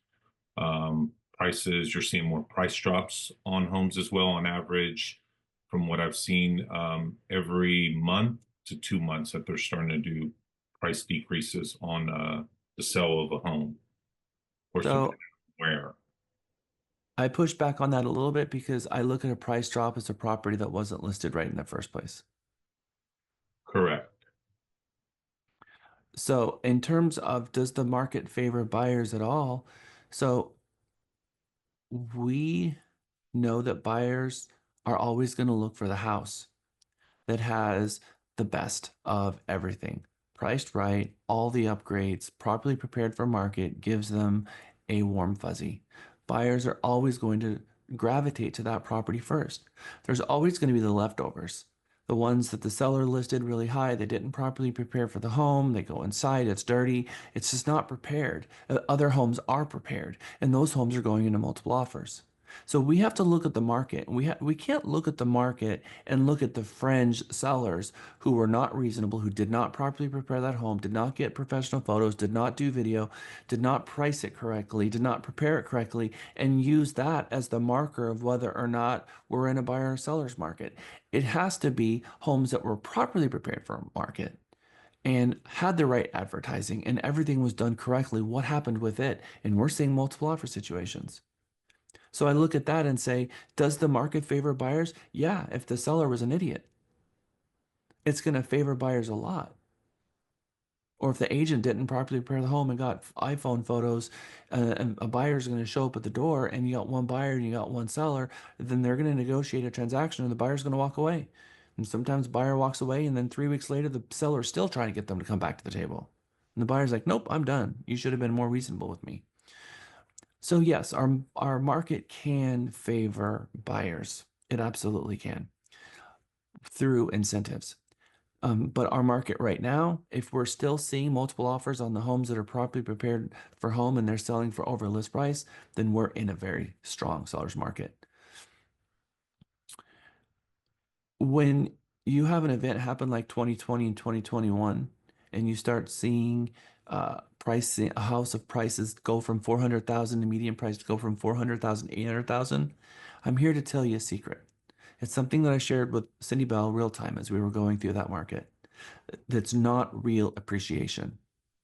And I kept showing the same metric, the same graph to everyone. And I kept telling everyone, look, guys, Fannie Mae says that comp, a comp for a neighborhood, a comp for a property cannot have, it has to have buyers and sellers under normal circumstances without any undue pressure. When you have 60 homes, 60 offers on a property, that's not normal circumstances. And a buyer paying $100,000 over asking for a property is not normal circumstances. Those properties should never have been used as a comp, and they did. And I think that the appraisers, I think Fannie Mae and Freddie Mac, I think they should be sued. I do, because I don't think those properties should have been used as comps. And they did. And then the prices had to come back down because you had a situation going where you had a problem with materials, you had a problem with supplies, you had a problem with available trades because you had COVID and you had whatever the name of that ship was stuck in the Suez Canal where no one could get supplies to us. And we were 6 months behind on just even getting a refrigerator or a stove. And properties were on the couldn't get finished because the builder said the home is done, but we can't get appliances, so it's going to be another 2 months. That is not normal situations. And so then over the next year and a half, we've seen the numbers come back down to meet back with the trend line of where we are now. So now we're kind of back before, but we're still about 15% higher than if COVID didn't happen at all, based on our 1% to 2% appreciation every single month. So I think that when you go back and you look at those high prices, shouldn't have priced that way in the first place. And when I was pricing homes, I wasn't. I was pricing homes as if it didn't happen. I was going to multiple offer situations and the buyers were outbidding each other every single time. It's a smart way to approach it. Can buyers get concessions today? Absolutely. 1,000,000% yes.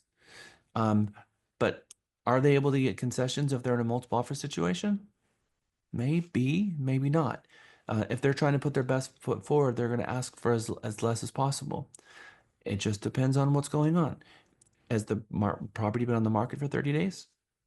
If it's been on the market for 30 days and the average days on market in the neighborhood is 15, what has happened? What is the verbiage we use for that? The market blank, the blank. The market rejected the price.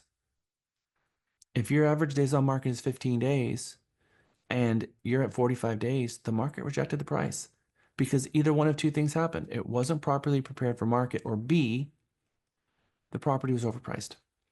Okay, we're going to get into what the news media is saying. The market is always good. It just depends on who it's good for. The media usually talks to or for the sellers. Market is crashing. They mean that the prices are coming down. But buyers are the drivers of a market. They're the ones bringing the money. Homes don't sell unless a buyer buys it. And so buyers are the driver of the market. It's the number one rule of economics, which is buy low and sell high. But buyers tend to buy high and sell low. As markets go down, sellers panic and buyers grow fearful. And Rupert Murdoch Warren Buffett has a very famous saying that to be successful, be fearful when others are greedy and greedy when others are fearful. This is how he has built his billions. Be fearful when others are greedy and greedy when others are fearful. Panic-stricken investors sell their holdings at the worst possible time. Hobby investors have a really difficult time when the market goes down because they feel like they need to sell. The market's crashing. I need to dump this sell. Over the long haul, an investment always goes in one direction, up. And so one of the things we should be recommending to our sellers is just leave it alone. Let it ride out the market. Let's let this thing depreciate for 15 years before we sell it. Let's not panic sell. Because over the long term, real estate has always gone in one direction, which is up. And it's still true. But if you look at any of these market downturns, 2008 to 2010, now 2022 and 2023, after this crazy 2021, if you take this trend line and you just look at how it naturally goes up, don't look at the current market trends. Look at the long-term trends. Because the truth is, there is never a bad time to buy, but there is a bad time to sell. Would you agree with that? So when people tell me, oh, this is not a good time to buy, what do you think I tell them? That it's never a bad time to buy. There is never a bad time to buy, and I can prove it. This list right here shows you. If I bought the home 5 years ago, I would be in better position now. No matter if I bought right here, you can see my mouse right here. I'm not sure if you can see my mouse. Can you see my mouse? Yes? All right. If you bought right here, are you better off today? Up here? Than you were right here? Over the long haul, it always goes up.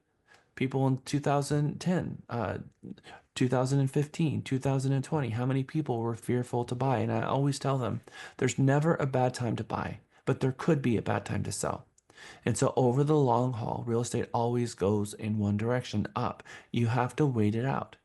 That's a very important thing for all of you to understand. Because if you're afraid of buying in any given market, you've lost your way.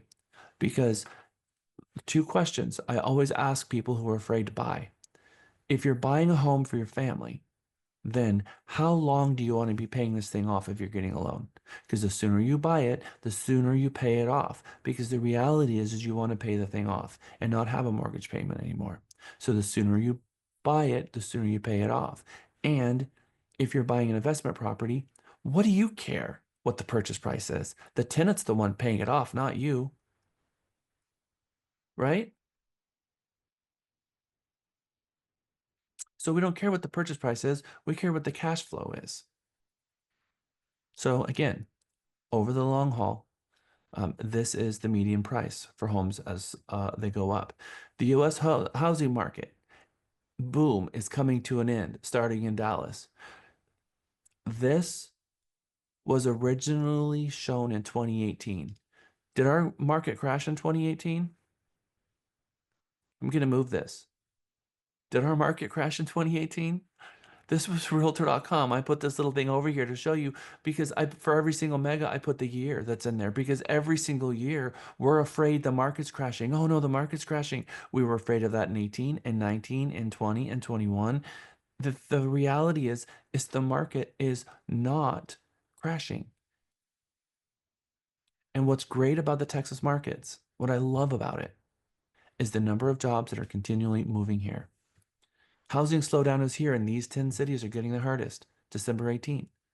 Did we see a huge slowdown in 18? Or between 18 and people who bought in 18 and they sold in 21, did they not make double what they bought it for? I feel like this was realtor.com, by the way. And everyone is trying to throw spaghetti in the wall to see if it's going to stick in terms of if the market going to crash. It's like they need to have these headlines so that they can get the clicks because it's all about clicks. But the reality is something very different. 55,000 new residents per year. 150 people are moving to our metros every single day. Population Austin MSA from 1980 to the predicted of what 2050 is going to look at. You see the number of people moving here? That's not going to stop. And so no matter what happens to our market, when you have 150 people moving to a market every single day, do they need a house or are they going to all just live out in a field somewhere? They're buying houses and we get to help them with that. So that means there's a continually fresh supply of people moving here all the time. And population projections, Austin, number one. Austin MSA is going to be the highest in terms of the population growth. I'm going to put this link in your chat and I would like you guys to visit this link. If you wouldn't mind taking a moment to visit this link. I know I don't know why it does that. Just give me a second while I do a better copy and paste. There, now you have a link. All right, we're going to take you to my screen and I'm going to take you to this link as well. This is a great tool for you guys to have. So this macro trends report, you can put in whatever metro you want. Search over 1,800 global cities. So I can change this.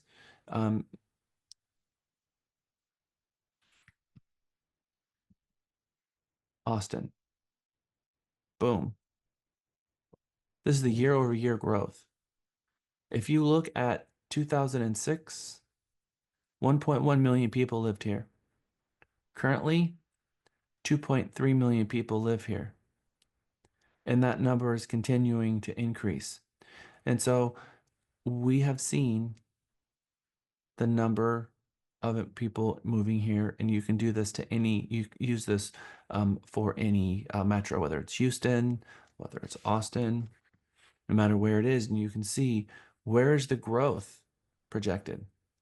Here's Houston. Houston currently has 6.8 million people. In 2006, there was 4.4 million people, 2 million people. This is massive growth. So put in your city, but what I love to see here is this chart, and I put this chart in your mega slide for just the Austin Metro. 2022, 2.1 million, 2023, 2.2 million, 2024, 2.274 million, 2025, 2.3 million. Somewhere between 1.5 and 3% increase of population. We're going to continue to see this growth. Cindy, I see your hand. So this is just a reminder because I have There's so many agents that say, well, all of my contacts are in Austin. And you just saw how many people are moving to here from wherever? Millions, right? Every month, 155,000 a month. About 150 people a day are moving to Austin, and when it comes to Texas, it's 55,000 people are moving to Texas a month. Yes. So the chances of maybe one of your people that you know that are out of state knowing somebody moving here is probably high. So that's why you still contact people even though they're not in the Austin area and ask for referrals because they may know somebody that's moving here. And remember, do you guys not like mailbox money? Because even if they're not moving here, we can ask them for a referral and find them an agent of where they're moving to and get a referral check for 25% because they bought a home in New York that was $4 million and you got an $8,000 check in the mail. So whether they're coming here or not, always ask for referrals. Exactly right. Thank you, Cindy. 10 largest gaining metropolitan areas. We see Dallas number 1, Houston number 2, then we see Austin number 9, and this was back in 2016 to 2017. We're seeing it even more increasing. Here are the largest cities in the United States right now, and I pulled this slide off yesterday. Houston.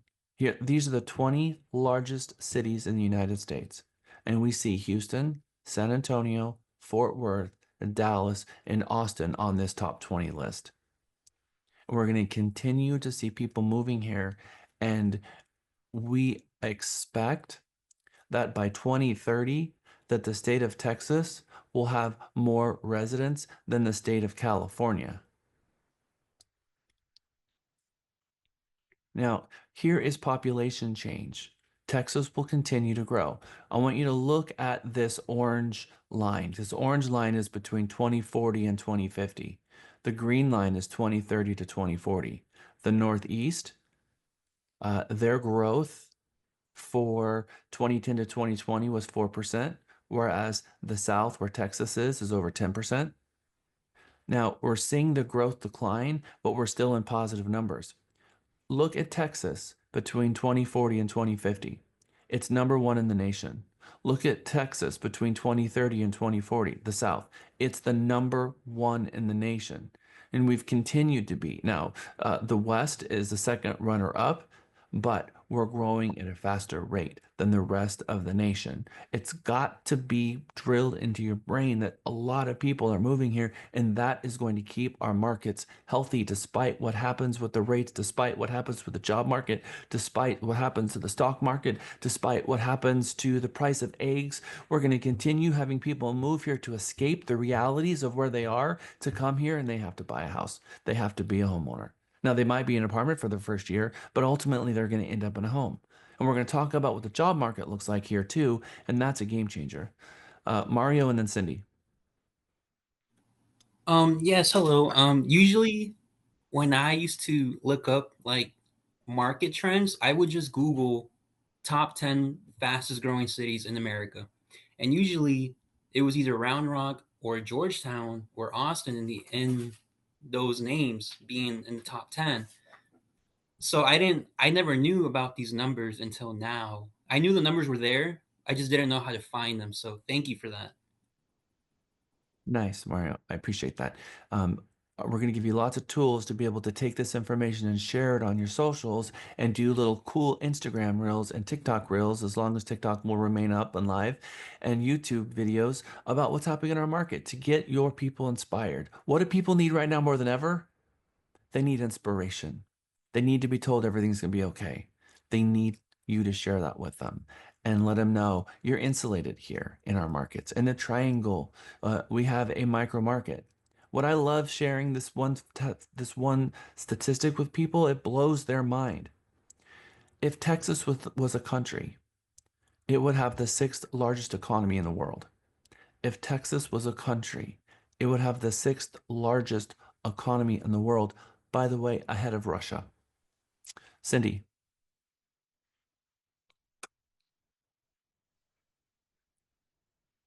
I'm good.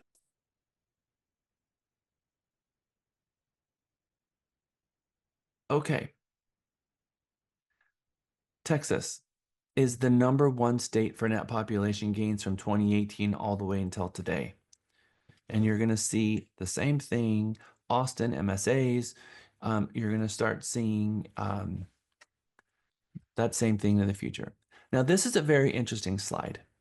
It's continued to today, but does anybody know how many homes need to be built in the United States every year to keep up with the amount of housing that we need? Does anyone know that number? 1 million? What's that? A million? 1 million. 1 million. This is whether it's Lawrence Yun or the former Jim Gaines with the Texas A&M economist. Economists agree that we need 1 million homes to be built in the United States in order to keep up with demand. In 2008, they were building about 400,000. By the time we got to 2018, they were building somewhere between 800,000 and 600,000. We have been at a deficit of homes built for the last almost 15 years. So that's why that's why we have an issue with affordability, is because we cannot build enough homes to keep up with the supply of homes. And so now there's a backlog, and they're still not building enough homes as to the supply. So total building permit, single family versus multifamily. When we got into 2020,000, one of the or 20 to 2025 building permits, that's what we look at. How many building permits? Because that shows you what's going on in the market. One of my favorite two slides is this interest rates slides. Over time, what if our interest rates are not horrible right now? When we were sitting at 8.5, that was not a pretty place for us to be. I'm going to show you a very cool slide here that's important for everyone to see. The orange line is the median price point of a home. The blue line is the median price point of a home, and the orange line is the income. So if you notice back in the 60s, the orange line, the income was higher than the purchase price of a home. Then we had a merge happen. And then over here, we had a split happen over here in about 2000, where the price of homes separated itself from the median income. This is in the United States. Now, look at this slide and how it differs from Texas. Again, remember here, this orange line is what? Income. And the blue line is the median price of a house. Yes. So Texas and then Austin. Texas, Austin. Coming into 2017, what we see, this is Texas today. This is hard to explain, so just bear with me. So I put some red arrows on this last night because I always spend time updating them to today, because the numbers that they give you in this class are all from 2017 and before. And so I update these for the class because I don't like to show numbers that are 7 years old. So I pulled this last night. We have the US median home price, the US median income. And so you can see this orange line here is this line here is Austin median home price. And the pink line here is the US median home price. Home price, income. Here we saw a change. And look what happened here. This craziness of the multiple offer situation, it's come back down. So we're very close here. Now over here, Austin versus the Austin median home price versus the Austin median income. It's a completely different story here. So when we look at the median price of a home in Austin versus what the affordability is across the country, we have more affordability here. You go to LA and you're looking at 2.5 to 4 million. Is that what the cost of all of our homes are here in Austin and Houston is 2.5 to 4 million dollars? It's not, is it? It's 400,000. You can buy 4 homes in Texas for buying 1 home in California. And so we still have what may not feel like it because we've had this crazy price go up and down, but now we're kind of where we were in 2020, which thank God. We got rid of this little craziness that happened, which was $100,000 jump in 1 year and then back down to reality. But if you follow this trend line, that's exactly where it should have been in the first place. Healthy. So interest rates are lowering. Interest rates are not a problem. Texas job market is strong. Oil is fine in Texas. Record number of home sales. I'm going to show you where that is. Median price is increasing. Texas A&M University says real estate is good, and Center for Real Estate Development says good. So then what's the issue? The issue is affordability. But you cannot allow yourself to think that our market is outpricing a buyer's ability to pay, because it's not. We have a very healthy market going on here. I've showed you guys this several times, which is the Texas real estate statistics, which is this infographic.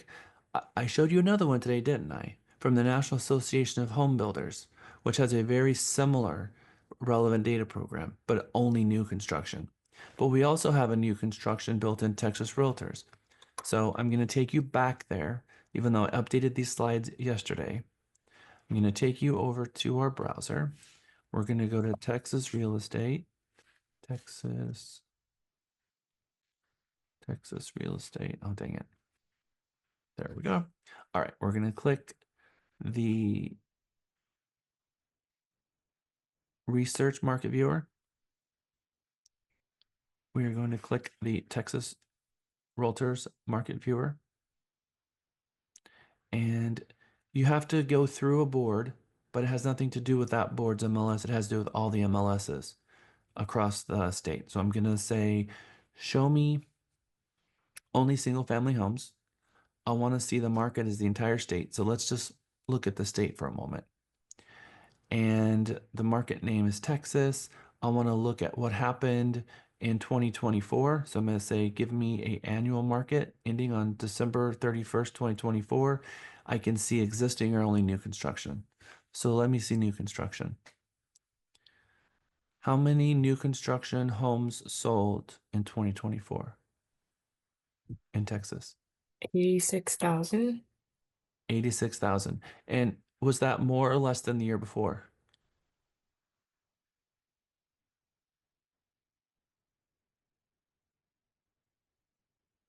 More. It was more. 7.4% more than the year before. So we have 13% more inventory. Our prices have gone down by 4%, and we have 4.2 months of inventory, less than 6 months inventory. And so this is a good thing. So then we can take it away from annual, and now I want to see quarter. And let me see just the fourth quarter of last year. So I'm not looking at the entire year. I'm only want to see October, November, December, and see what happened there. 22,000 homes sold, 11% year over year. So let's look at third quarter of 2023 versus fourth quarter 2024. 22,000 homes sold, $354,000 median price point. Brand new homes. Median price point $350,000, not $400,000. So let's go between new construction and existing and see what that does. 22,000 homes sold new, $354,000 median price point. $330,000 median price point for resale, 52,000 homes sold. 11.3% increase year over year. Both of them across the board had 11% increase. If you want to know what's going on in the market, you can play with these reports and it'll start to tell a story. But what we are seeing across the board, we're seeing that things are getting better and better and better.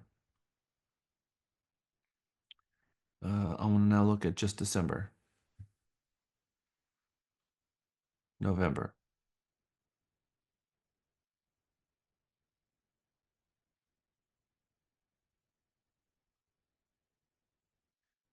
October, November, and December was exactly a tie. We are seeing our market continually improve month over month over month. And going into 2025, it's the exact same thing. Now let's look at new construction again. For October, 350, down 2.4%, 7,000 homes sold. Now, let's not look at the state anymore. Let's look at one of our MSAs. We're going to look at Austin for a minute. Okay, now we're going to talk about more relevant data for many of you. New construction median price point is what? For the month of October, it was 405,000. For the month of November, 413,000. For the month of December, 435,000. Prices are increasing. The active listings are increasing, and that's on new construction. Then we can look at the new construction against resale. It starts telling a story. Homes are selling. The market is healthy. There is a massive amount of opportunity out there for you. So here is just 2020 against 2024. So this is the exact same situation. It is a Texas-wide thing. 2020 median sales price 238 for existing, 335 was the existing. New construction 2020 285,000, 2025 350,000.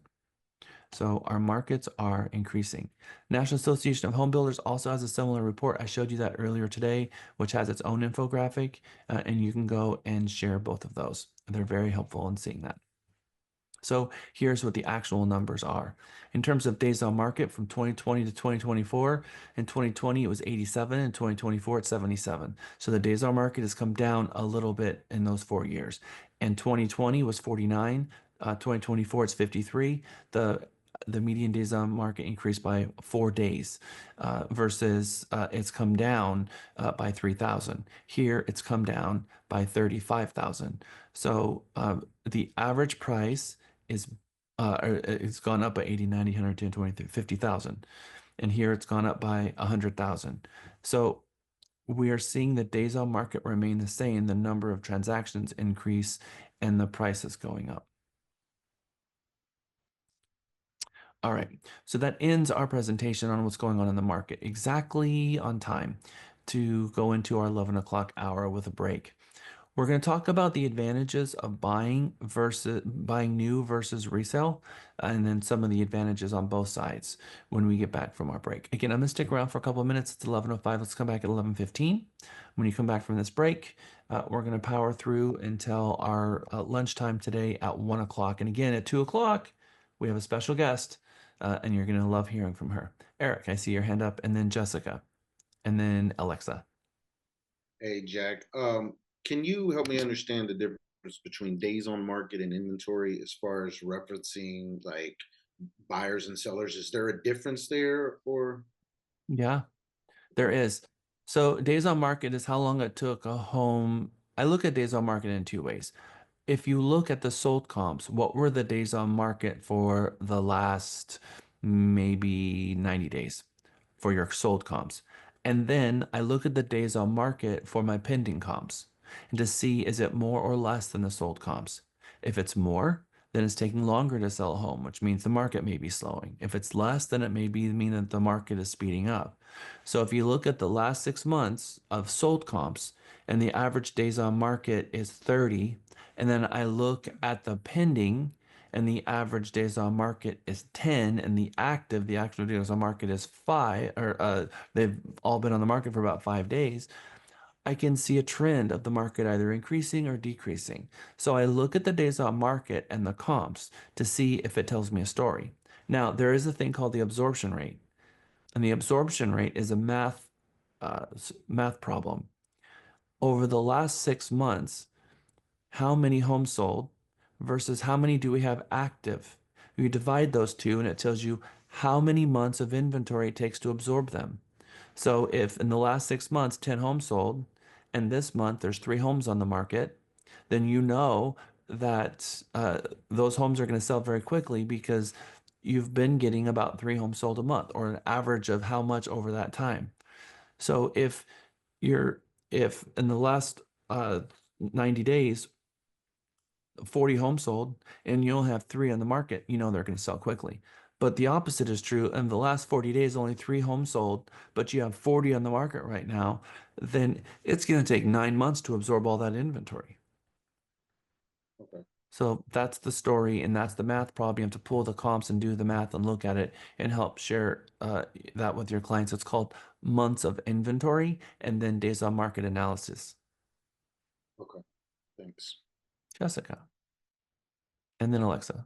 I might have gotten that backwards. So there's quite a few of us that like to take notes on the slide deck that you're going through while you're going through it. The current link that you sent out via email only has 8 slides in it. Is it possible for you to resend the current deck that you're using? No, because I sent you the new home construction book, and the new home construction book has all of these slides in it. Your specific slides have it in it?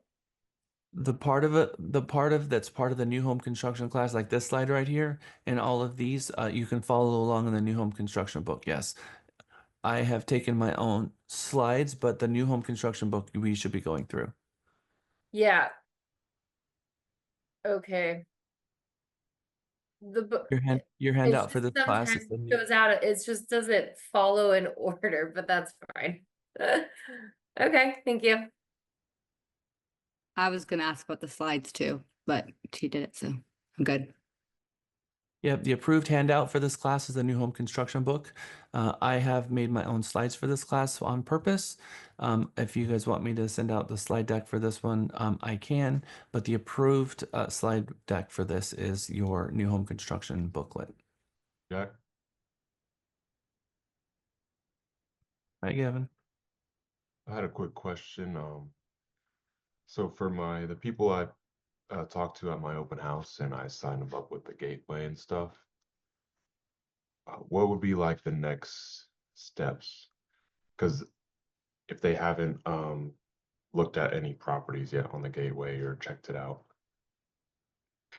So Gavin, what I would do is I would go into your gateway and I would click the I button, which copies the link. And I would say, hey, this is Gavin. Here's a link to the portal. I saw some properties in here I think you guys really like, and nudge them back into the portal by sending it to them via text message so they can see.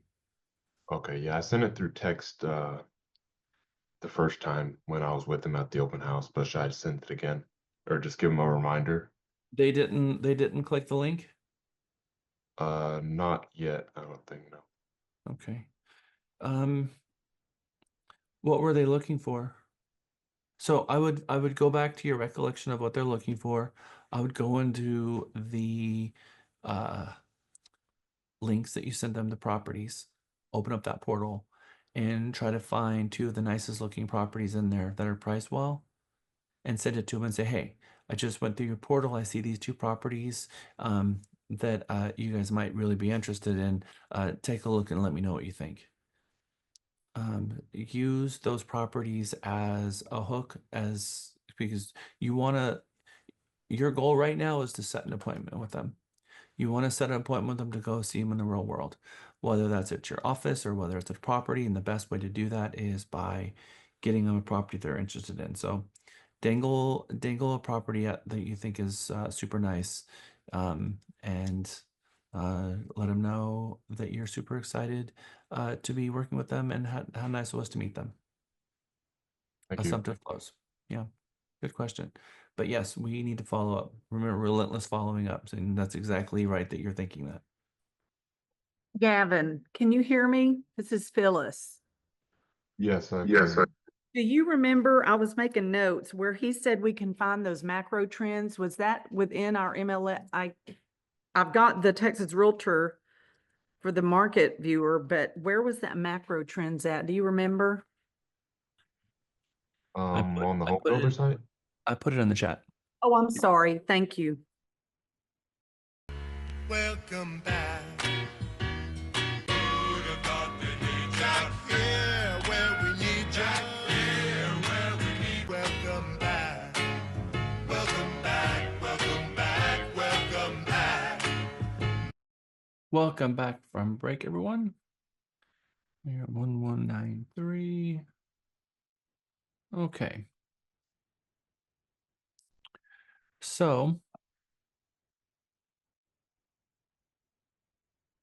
there are some advantages and some advantages for new homes, and there's some advantages for resale. So some of the advantages that you get to start fresh with that new home feeling, which is kind of cool. First person to ever live in the house. The new homes might offer modern features, newer upgrades.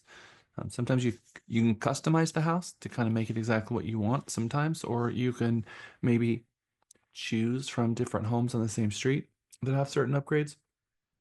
So maybe there's 4 homes in a row, and you like the darker cabinets or the lighter cabinets more, and you can choose between the one that offers the same upgrades that you like.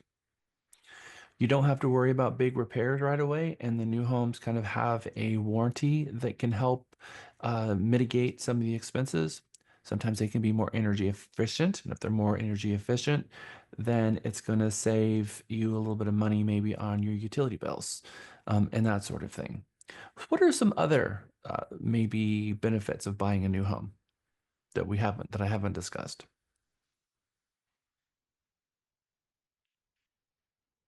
Warranty. Okay. Energy efficiency is in there. I mentioned Oh, it's that one. already in there. It's already in there, ma'am. No. I always joke with my husband. Well, whenever we were looking for houses, I told him, after we had looked for a while in Round Rock and couldn't find anything that we liked, I told him, I was like, I think we should probably try and find a new build. Like, I want to put my own dirt in the house, like I don't want anybody else's dirt. Yep. So you get to be the first one in, and there's a lot First that one. with that. Everything's brand new, and so any nicks. I'm going to say that the builder will come in and they will make everything perfect. That you can walk around, put tape on the wall on this new home, and you can be very discerning. You think the seller on a resale home is going to be very happy? You walk around an inspection and put tape all over their house?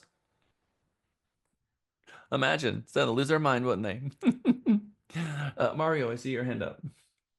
Yes, I was gonna say just from a consumer's perspective, a new community could be more welcoming than a community that's already been established. I love that because it's so true, Mario. There is a sense of community that you get in new home construction. You always hear it said, "Oh, I remember the Millers they bought there," and there is a sense of community that you have as people are purchasing the homes that you don't seem to get anywhere else. So you're absolutely right. A sense of community is huge. Thank you for bringing that up. All right, so there are some advantages, and it's not always that you're going to get the best deal because you might not. But in looking at the price ranges, we're seeing not that much difference between resale and new construction. And do you think that the new home constructions on sites are super excited about adding all of the properties to the MLS as sold when when the buyer got a really good deal? What do you think? No, so do we think that it's possible that the MLSs might even be just a little bit inflated on price because of that? We don't get to just play with that as a real estate agent. We don't get to hide things from the MLS, do we? We get to whatever it sells for, we put it in there. But sometimes not on sites, they don't share with them because they understand all too well what it means when they put that in the MLS. appraisers are going to be using it. It's going to hurt their sales in the community moving forward. And so they're kind of going to do everything that they can to stop that from happening. All right. So everything is new, low maintenance, and you had a phone number to call to someone to fix something if it broke, which is warranty, new home warranty, energy efficient, new technologies, personal selections, choice of floor plan and lot in a neighborhood, relationships with lenders, which can give you a better deal because sometimes you really can get a better deal using the builder's lender, pricing competition within themselves, and also the joy of owning a new home. And let's talk about the and Jessica, and I think it was no, not Candy. Someone I mentioned. I put a new slide deck up for you. Candy, yes. Thank They you. don't. They very much want you to be using the NHC slide deck, but since you asked, I will give it to you. So the onsite, we can't look at them as a negative. The onsite is a huge, huge positive. And I think agents look at them and they think because the onsite's there and how the onsites are trained to negotiate and how they're trained to speak with the clients, that it ruffles the feathers of an untrained buyer agent walking into the new home office. If you want to be blown away at pure unadulterated rudeness, go to an onsite, builder onsite, and just grab one of their chairs and just be a fly in the wall for an hour and watch how the buyer agents behave. They walk in off the street, walk right in the middle of an onsite. We'll be meeting with the client, and they just start talking right over a meeting that they're having. They just walk right in. I need the keys to 103 Main Street. And the onsite's like, are you an agent? Well, of course I'm an agent. Do you have a business card? Why do I need to give you my business card? How come you don't have a lockbox on the door? Why aren't you using a super lockbox? Why are you making this so difficult?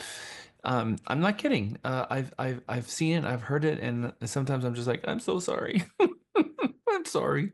I wish more people were taking the new home construction class because that's their office and they're not there to see you. They're there to advertise to the buyers. They do their own marketing and advertising. They're not the listing agent. They're an employee of the builder who's there to work with buyers and sellers. And when we show up with our client, we are referring our client to the builder. Don't think for a million that we're not doing that. That we're actually acting as a referring agent. Now, we get to represent our client, so it's not a true referral. But when you walk in the model home, the builder on sites have been trained. They're going to look at your name badge. They hope that you have a name badge on because they've been trained to look at your name and say, Andy, how are you? It's so good to see you again. They've never seen you before in your life, but they are known to make you look good. That's part of their training. And so here they are trained to help make you look good. Are we trained to help make them look good? You are in this class. So we're going to walk in and say, it is such a pleasure to see you. You shake their hand and then you take a step back. I'd like to introduce you to my client, Mr. and Mrs. Smith, who have got a lot of questions about your neighborhood. We'd hope you'd answer and take a step back and let the salesperson do their job. I think one area that agents could possibly get this wrong is they're showing properties one after another, and one of them happens to be new construction in the middle of the showings that day, and the agent's kind of irritated because it meant they had to do something a little bit different in this situation. They got to the property and there wasn't a lockbox and it was locked. And now the agent's trying to figure out, how do I find where the model home is? How do I get inside this home? And they're driving through the neighborhood, maybe even embarrassed because the property was in the MLS and there wasn't a lockbox and they didn't know that. And now they're kind of lost because they don't know where the new home office is and they're trying to Google it real time and the client's in tow behind them and now they're going to be late to the next property because they can't get into this one, and they don't want to reproduce that ever again, so they're afraid of new homes construction. Well, when we should be looking in the MLS for two things, because not only could we show up and arrive to a property and be locked, but what else could happen if we could drive up to a property and what? Under construction still. Or it not even be built at all. Yeah, it could be a lot. Pull up to this nice, beautiful lot thinking you're going to show a home, and the client's like, how is it that you didn't know a home was not built? Because, of course, they think that, in the compression of the market, that we should know all the inventory because there can't be 20,000 homes on the market, right? You only showed me 8 of them. How do you not know that they were built? So it makes us look bad as an agent. So we also could arrive to the open house. I mean, we could also arrive to the new home construction and be locked, and we get to the new home construction office and no one be there. Could it be locked and it says returning in 1 hour, and the agent have no way to get in at all? Because maybe it's their lunch because they get those. Maybe it's their day off because they get those too. And so we need to take a moment when we're scheduling our showings and contact the listing agent. And the listing agent might not be the on-site. And so we look at the agent notes and it says, for information about this property, call the on-site and have the on-site number. And then you call the on-site and you get a voicemail and they're not answering the phone. Or you call the on-site and the number's disconnected. So then you have to Google the builder, you find the builder, and then you get an online salesperson who's trying to sell you the house. Like, no, I'm a real estate agent. That's okay. I'd like to register your buyer. We're going to talk about registering buyers, and also you're trying to get in touch with that on-site. And so I tell them, oh, I'm a real estate agent. I've got a property already under contract and I was trying to get a hold of the listing agent. Oh, let me get you their sales number. They're not going to give you the cell phone number of the on-site if they think that you have a future buyer, because they want the commission of that buyer and they're on commission and they're not going to give up that number. So learning how to get around them is important. I'm telling you all of this because we should have done a little bit of research and gotten in touch with the on-site and let them know that you're showing the property so that they could be there and they could meet you at the property when you're showing it. And that's an awesome thing, but they're also going to talk directly to your client. And a lot of agents, they think, stop talking to my client, talk to me. Don't be talking to them. This is feeling uncomfortable. You're not supposed to be doing that, because they feel like in some ways, especially new agents, they think that the listing agent who represents the other side can only talk to the agent and the agent talk to their client, and there has to be this gap, which is not the case at all. There's not supposed to be communication without you there, and if communication does happen at the direction of your client without you there, they still haven't done anything wrong, although they should push you back to them. So we need to be more open for the conversations that's going on. When you schedule to show properties and you arrive to one that your client added to your list that's new construction, call and get in touch with the on-site. If it's the day off, they'll often have an assistant show up. Make sure that you're there on time, verify the showing in the morning, and when you get there, introduce your client to the on-site. Make sure you've registered them ahead of time. We'll talk about that in the next chapter. But introduce your client to the on-site and take a step back and let the on-site do their job. And give yourself, maybe you've given yourself uh, 12 minutes to show the property and 15 minutes drive time between the properties, which is typically what I give myself. Maybe you're going to give yourself 30 minutes at the property because you know the on-site's going to talk to them a lot more. They're going to ask them, how long have you been buying? Have you found anything that you're interested in? What are you looking for? And then they're going to start talking about the community and their incentives and what's going on in that community. And they're going to have a lot more dialogue. And sometimes agents wants to cut that dialogue off and say, don't ask my clients this information. Again, we need to take a step back and we're referring the business to the on-site and let them have that conversation. And if you do arrive to a property and for some reason you didn't make an appointment and you drive to the model home and you're asking for a key, be very gracious to that on-site and bring a business card with you, because they're going to want your information. And if they're in a meeting and they can sense that you're in a hurry, sometimes they'll multitask and they'll help you out.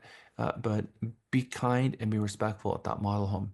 I really recommend, though, on your days off or part of your field study and gaining geographic competency is driving the neighborhoods, getting to know the on-sites so that when they introduce you, they actually do know who you are, which is even better. And so go out there and meet them. They should know your face. They should know your name, and get to know these neighborhoods that you're going to be working on. Because the on-site is a trained professional. They know the neighborhood better than you.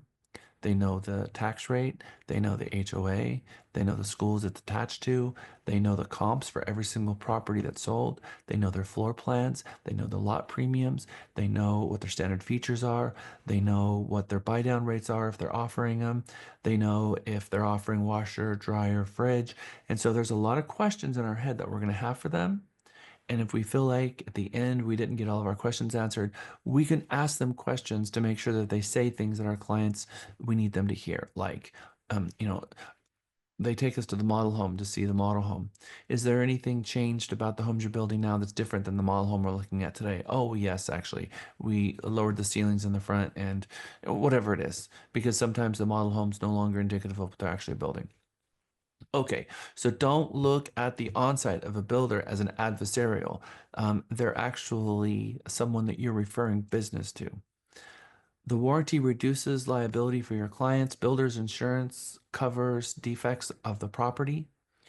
Peace of mind, and it's fun.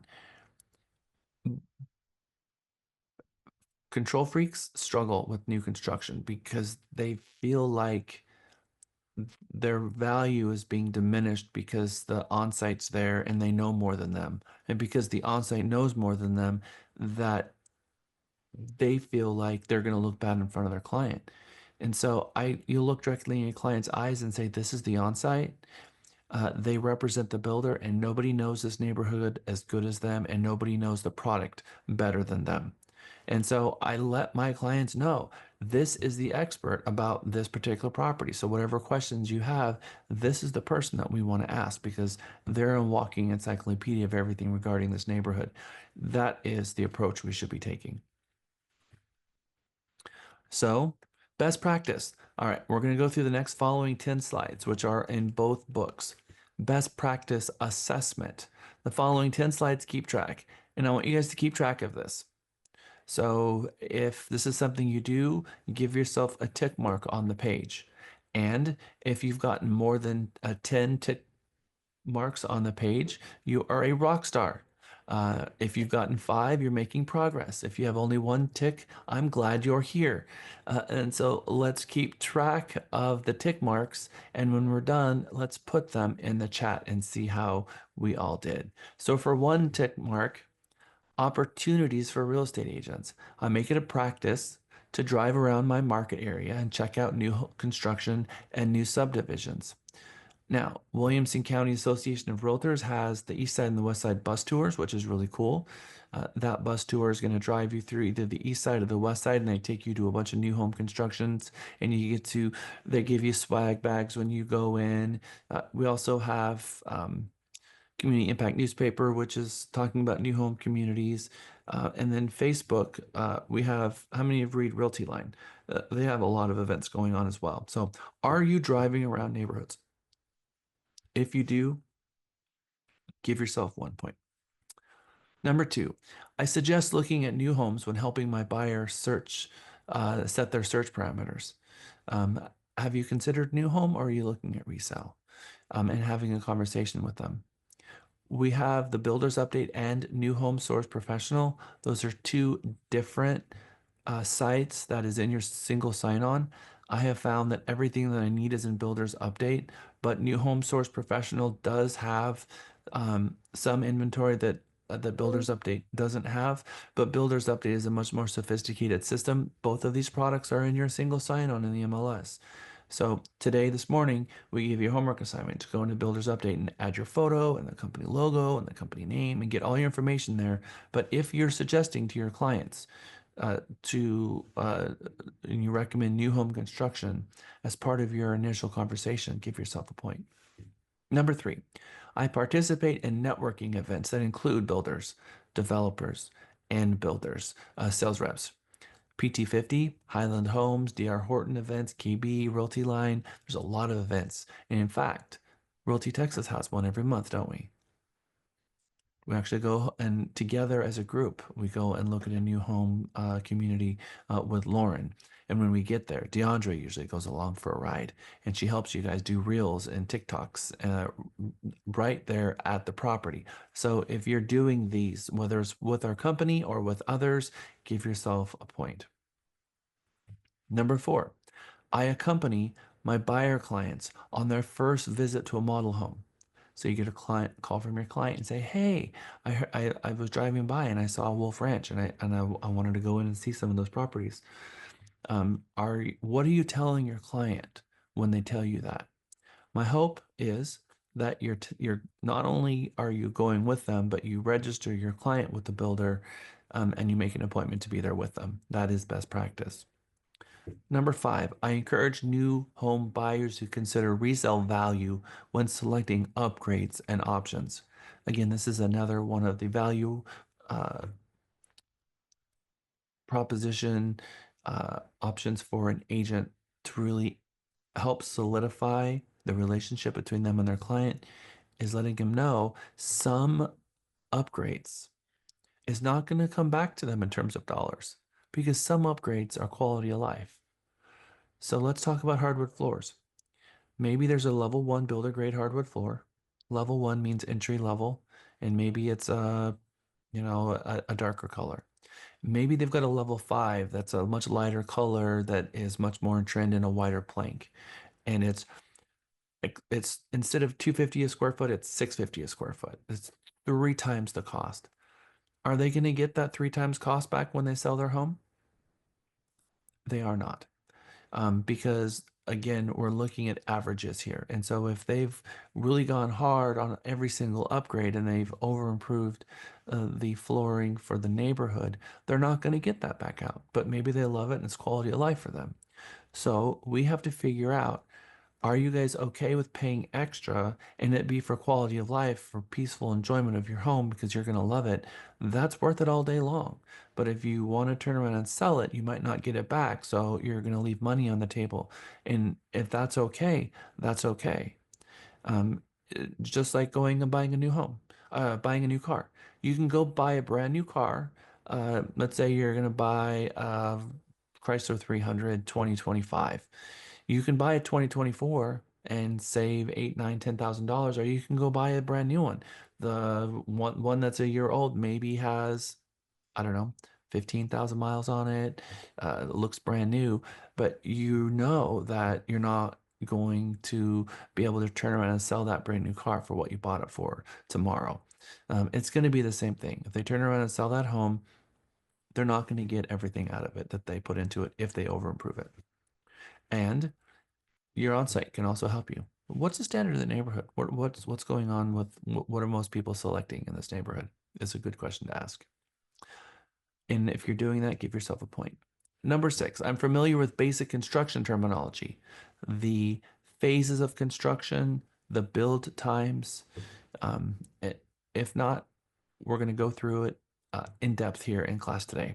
But if you are, good job, give yourself a point. 7, I visit new model homes on my own to meet the sales reps and to find out how the builders like to work with real estate agents. I love this, especially when you drive new neighborhoods, bring some Starbucks and some donuts to the builders. Does the builders bring us donuts here at the office? Of course they do. We have builders stopping by here all the time, dropping off all kinds of stuff, especially your DR Horton people. They're coming continually, dropping off flyers and treats for us because, they want to build a relationship with us. And that relationship works both ways. We have on-sites that are giving our agents buyers. We have DR Horton giving our agent buyers. We have Lennar giving our agents buyers, calling us and saying, "Hey, I have a buyer that's looking that I can't help. I'd like to refer them to you."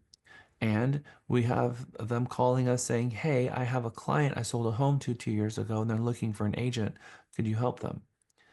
How many of you want those kind of relationships? You want those kind of relationships. Those relationships are built on the ground by going to the neighborhoods, being kind, knowing that they can work with you, that you're going to make them look good, and you're not going to be a deal killer, meaning that you're not going to create problems where there shouldn't have been a problem in the first place and create a fire. Our job is to lower the temperature of the room, not inflame situations. And so here is a great opportunity for you to get buyer referrals and listing referrals um, by going out and building the relationship with them. So again, if you're doing this type of thing, give yourself a point. Number 8, I keep up to date on new home building methods and innovations and consumer trends. I threw in the National Association of Home Builders site because I think that's a really good way for you to keep up with that sort of thing. And they also have a really, if you join their association, I think it's like $185 a year, they send you a really cool magazine that has all of the newest and latest trends, and I read it every single month. I really recommend that you guys join as well.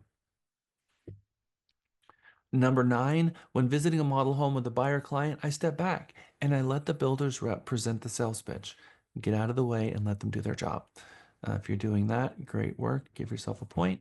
And number 10, I make sure my buyers have a clear picture of the deal by suggesting questions they should ask the new home sales rep. Again, we're a fly in the wall. So we're going to have conversations with our clients about questions that they may want to ask the new home construction agent. And I'm going to say that if you're doing that, give yourself a point. All right, so that's the 10th one. So how many points did you get? Put those in the chat. Maribeth says 10. Andrew said 10. A bunch of you are saying that you got a lot of points. That is awesome. Thank you, Andrew. Alexa, Latanya. All right, good job. Belladonna said she got 50 points. Well, that's incredible, Belladonna. You got extra credit.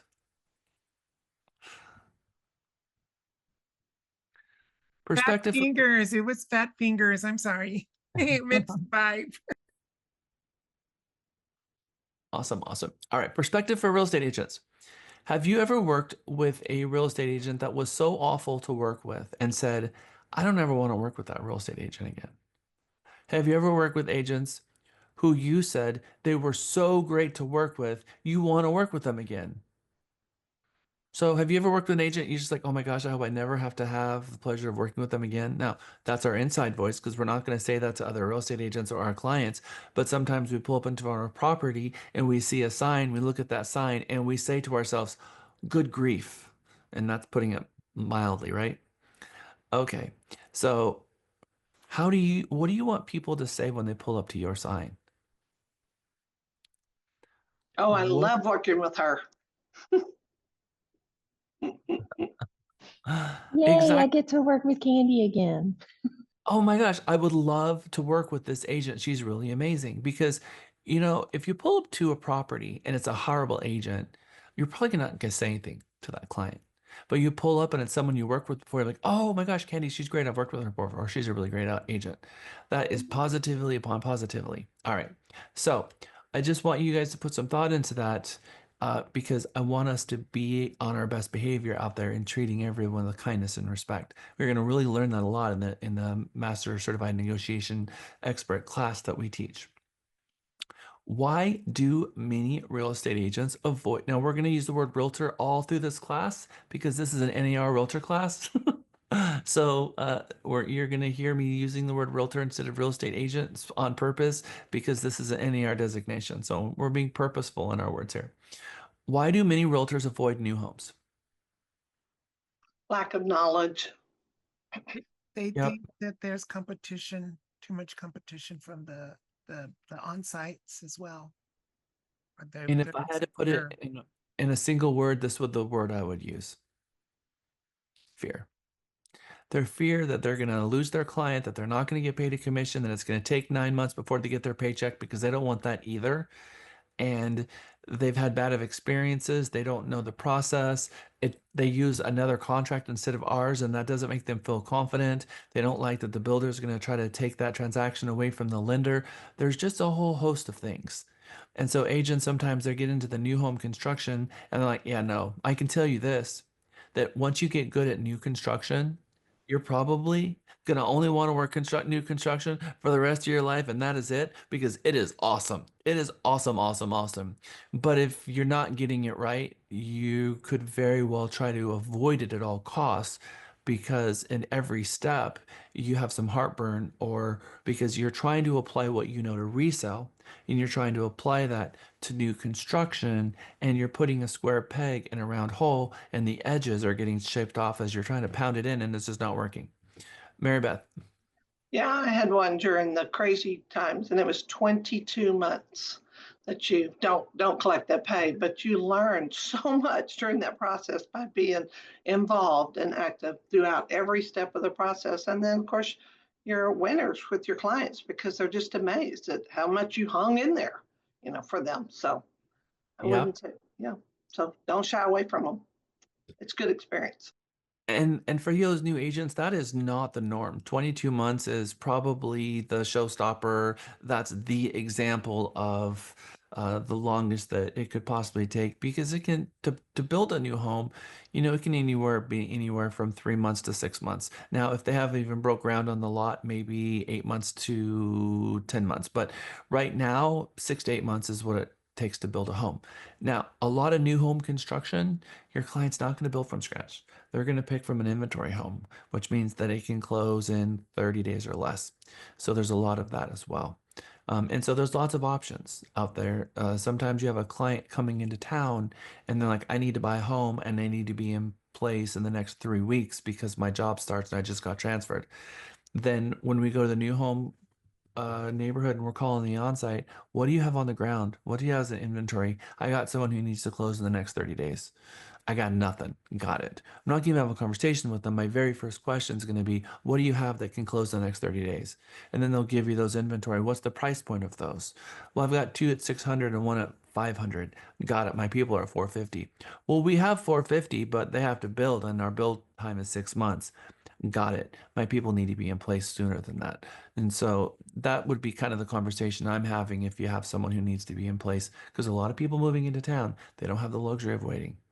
And I'm gonna tell you, trying to find a short-term lease, if you get yourself in that nightmare, I think all of us at one point have tried to find a client a lease that can lease in 30 days, or a 3-month lease. I'll share some some hotels that are motels that are that rent out by the month and have a kitchen, because that's probably where they're going to end up. Eric.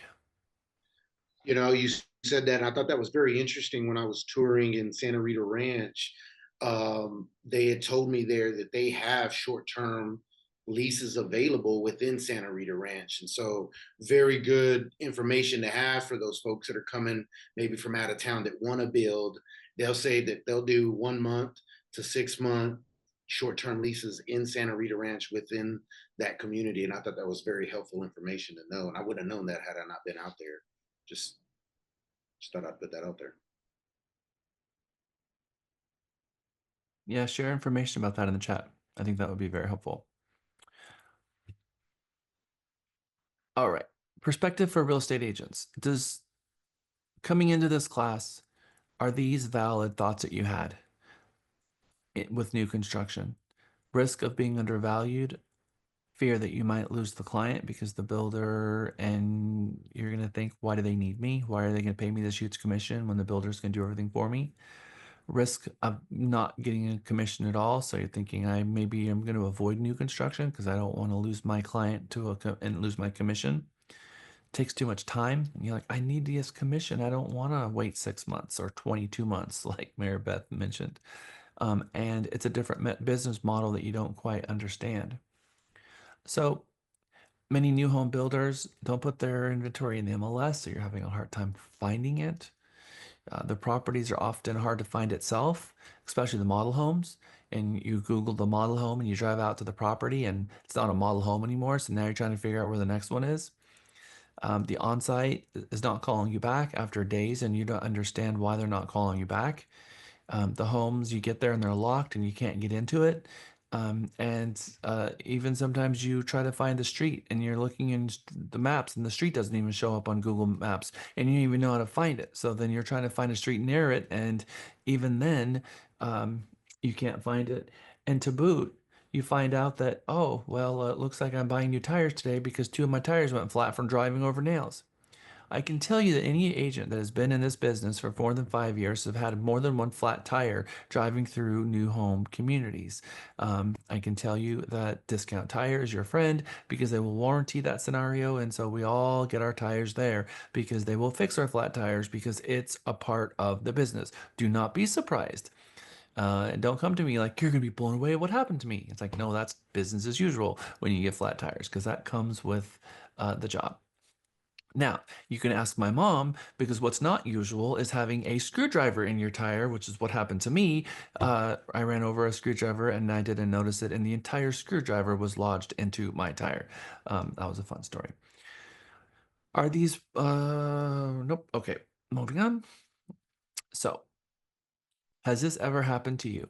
Be honest, because it happened to me once, and I learned from that, and I'll never let it happen to me again. This was like, circa 1 year coming from California, Long Beach. There was no new construction, so I wasn't dealing with that. I was dealing with homes that had been on the market, had been built many years ago.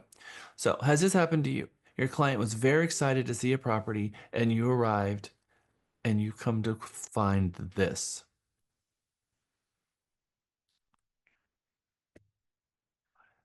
How is it that that could have happened?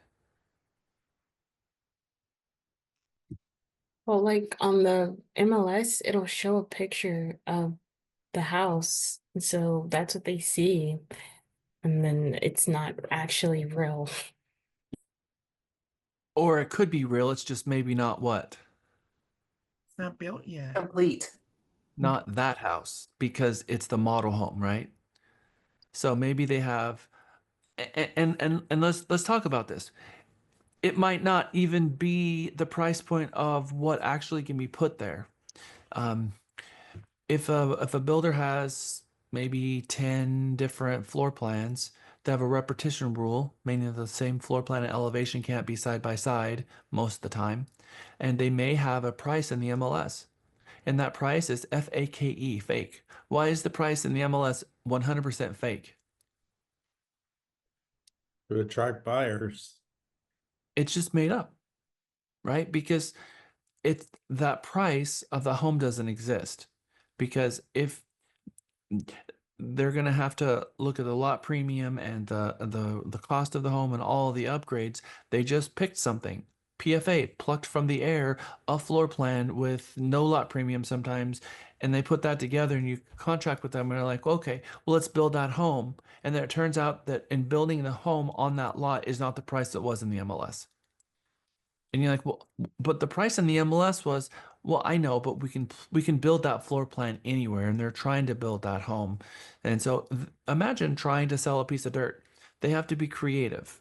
And so we know that buyers are not emotionally attached to a piece of dirt.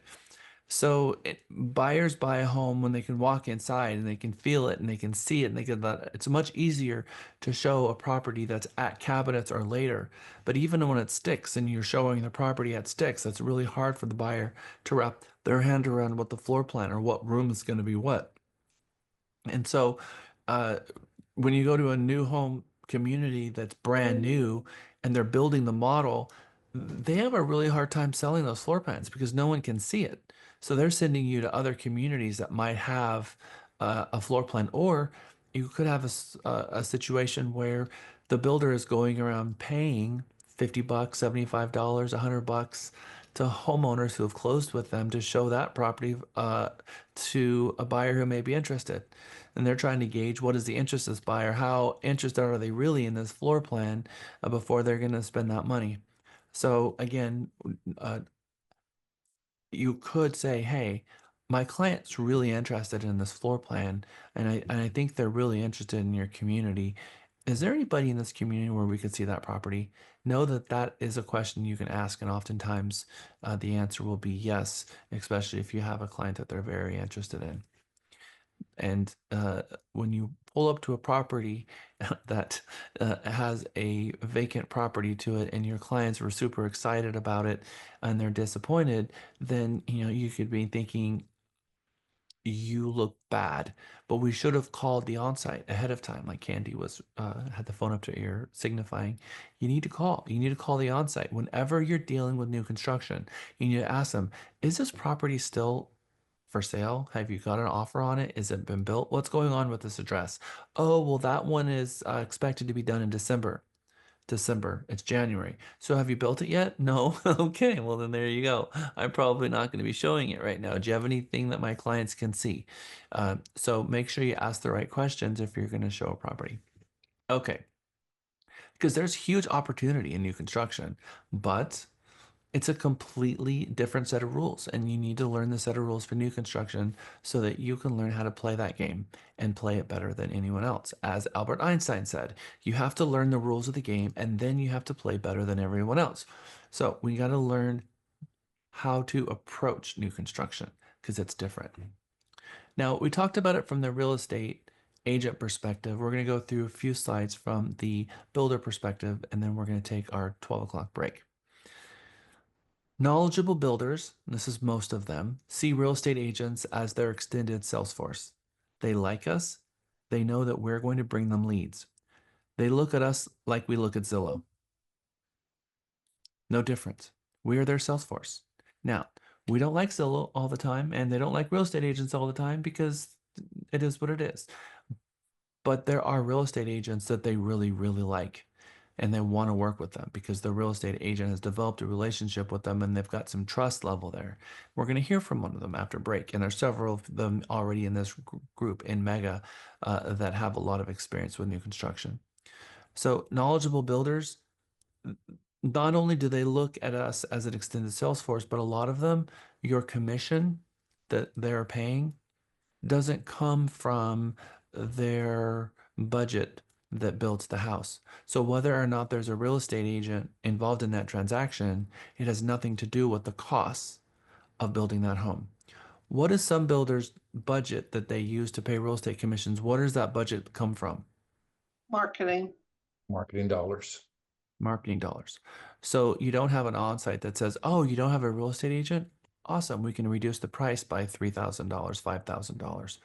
A good on-site will never say that. And I can tell you that Lisa and I have had at least half a dozen on-sites fired from builders calling their sales manager saying, look, this is a dialogue that happened out there. Is this the dialogue that you guys train your people on? And they're like, no, it's not. And they're fired. And so not that we're trying to get everyone fired, but we understand, just like we have agents out there that kind of might be giving the brokerage a bad name, and someone lets me know about that, and we have a conversation with our agent, it's no different than builders too. And there are some on-sites out there that are utilizing scripts and an approach that the builder themselves don't like.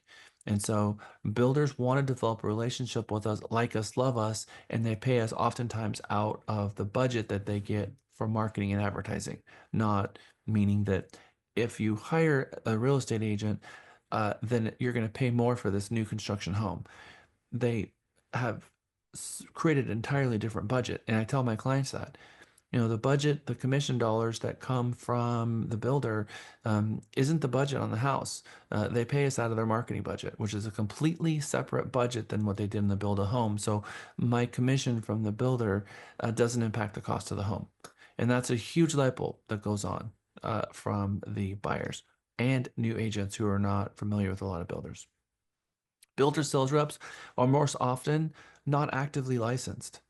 They don't have a real estate license, and a lot of builders will ask if they do have a license to put their license on inactive status because you can't have split loyalty and be licensed.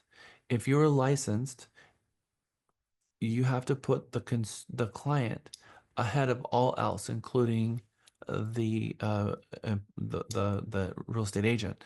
And so in this case, the builders know that this employee of the builder can't be licensed because the fiduciary duty of that employee is to their employer. And so they are there to look out for one person and one person only. And that's the good of the builder and the profitability of the builder and the success of the builder. They have a product to sell. Their job is to sell it and to negotiate for the builder. They're in business to make money. They're not in business as a nonprofit. They deserve a profit. They deserve to make money. And it's a very difficult job that they have because they've got inclement weather, they've got trade situations, they've got supply changes, and they've got material costs, they've got substitution issues. And just try to imagine how they have to order all of these materials and order them and have them delivered in the right amount of time, store them when it's too early, and get them on site and keep the building moving forward. And they also have building inspections that they have to deal with, and red tags when things don't go right, and different builders driving into neighborhoods poaching people right off the job site, offering them, how much are you guys being paid? We'll give you a $10 an hour raise, get in the car. And they just all poof, they're no longer helping that builder. And that builder now has to get a new workforce and has to retrain that workforce on how to build and how to build that home. And so they have a difficult job. So we're going to be kind and we're going to be respectful as to the building process. And we're going to approach, if it is going to be a spec home that they're going to build on site and it's going to take 3 months to build, uh, we're going to work with the builder on what their times are. And we're going to communicate with the builder on a weekly basis of what's going on. They like working with real estate agents, but they grow not so, they grow a little disinterested when we try proving our value by setting the expectation that the customer can get a deal that they can't get. For instance, oh yeah, I can get the builder down by 15, 20%. That's my value. Don't tell your client that, because you're going to set the expectation to the client that you can do something that you may or may not be able to do. It's not about the price of the home. It's about giving them representation so that they know that they need an inspection and how to handle the repairs and what is an upgrade versus what is a repair, and title policy and insurance. I've had cash buyers buy a new home and never get insurance and have a hailstorm, and they never, because they forgot to get insurance. And so part of what we do for our clients is something that nobody else would do for them in the same transaction, and things gets missed. They do need a trusted guide. They do need an advisor. I believe when someone buys a new home and they don't have an agent, everyone loses. Make sure that your buyer knows what to do if they visit new home sites without you. That should be something you have a conversation with them on your buyer representation appointment with them. How important it is for you to register that buyer with the builder with you as their agent. If there are some builders, and they're not all builders pay out of their advertising budget, and not all builders respect the relationship that real estate have with their clients, and not all on sites will either. And I've had situations. Lisa has had a situation where I had to go to bat for her, and this was before we started Realty Texas, and I had to go to bat for her as president of the board, because we had a builder that we had a buyer rep agreement and the builder refused to pay. And Lisa was with them on every single showing. She was there on the showing, she was there on the inspection, she was there on the walkthrough, she was there at closing, and they said, "We're not paying." What do you mean you're not paying? I was with them every step of the way, and I have a rep agreement, and you guys said that you're paying real estate agents 3%. Yes, but our requirement is that you sign a guest card, and you never signed a guest card. So you're not getting paid. And I'm not going to say who that builder was, because we're not going to have conversations like that. But Lisa's never forgot who that builder was. And I've never forgot who that builder was. And I contacted the vice president of the company, and they did not care. And so it just teaches us, okay, we need to know how to play this game. And filling that registration card is important. And so we have a registration card built into your .me that will fill it out, give them their information, and I send it to them. They may want you to fill out their own, but suffice it to say, before we show a home, we fill out that registration card every single time, because that is what document is going to ensure that you get paid. There's two documents. One is, what does it say in the contract? And two, what does it say on the comment card?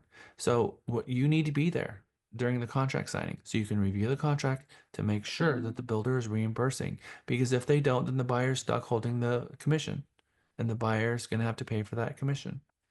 All right. With that, we're going to take a quick break. It's 12:08. We'll come back at 12:18. Welcome back. Who'd have thought they need ya? Yeah, where we need ya. Yeah, where we need. Welcome back. Welcome back. Welcome back. Welcome back. It is 12:19. Welcome back, everyone.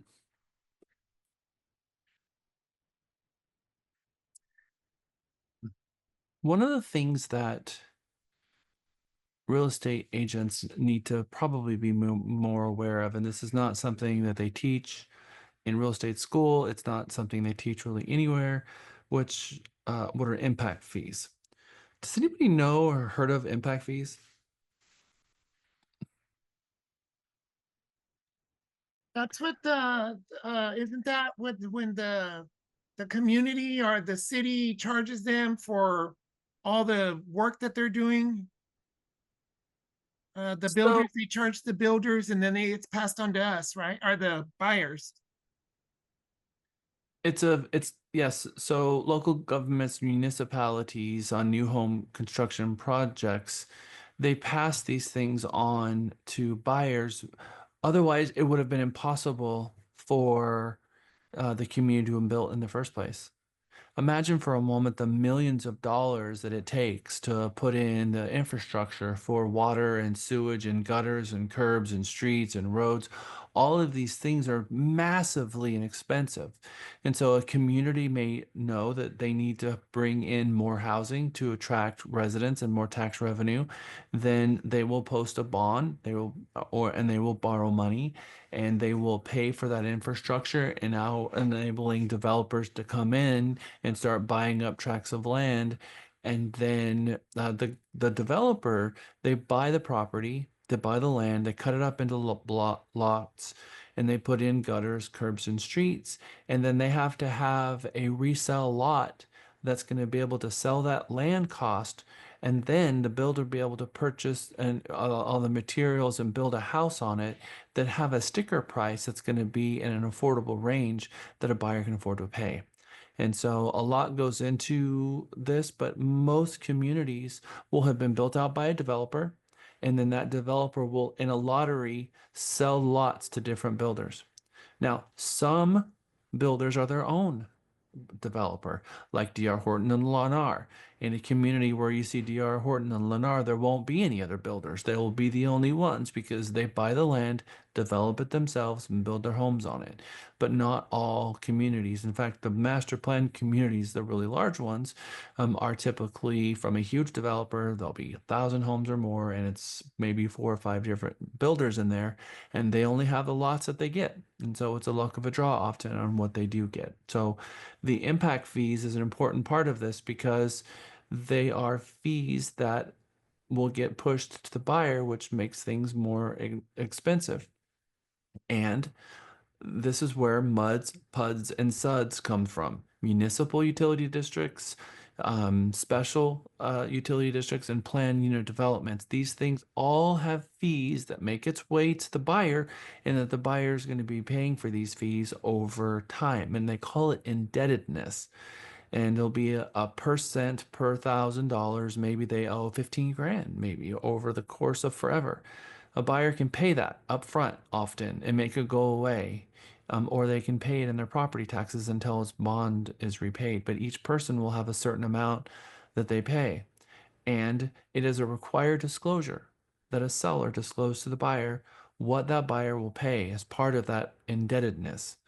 So without these things, we wouldn't have the developments like Terra Vista and Forest Creek and Wolf Ranch and all of the big, huge communities that we have.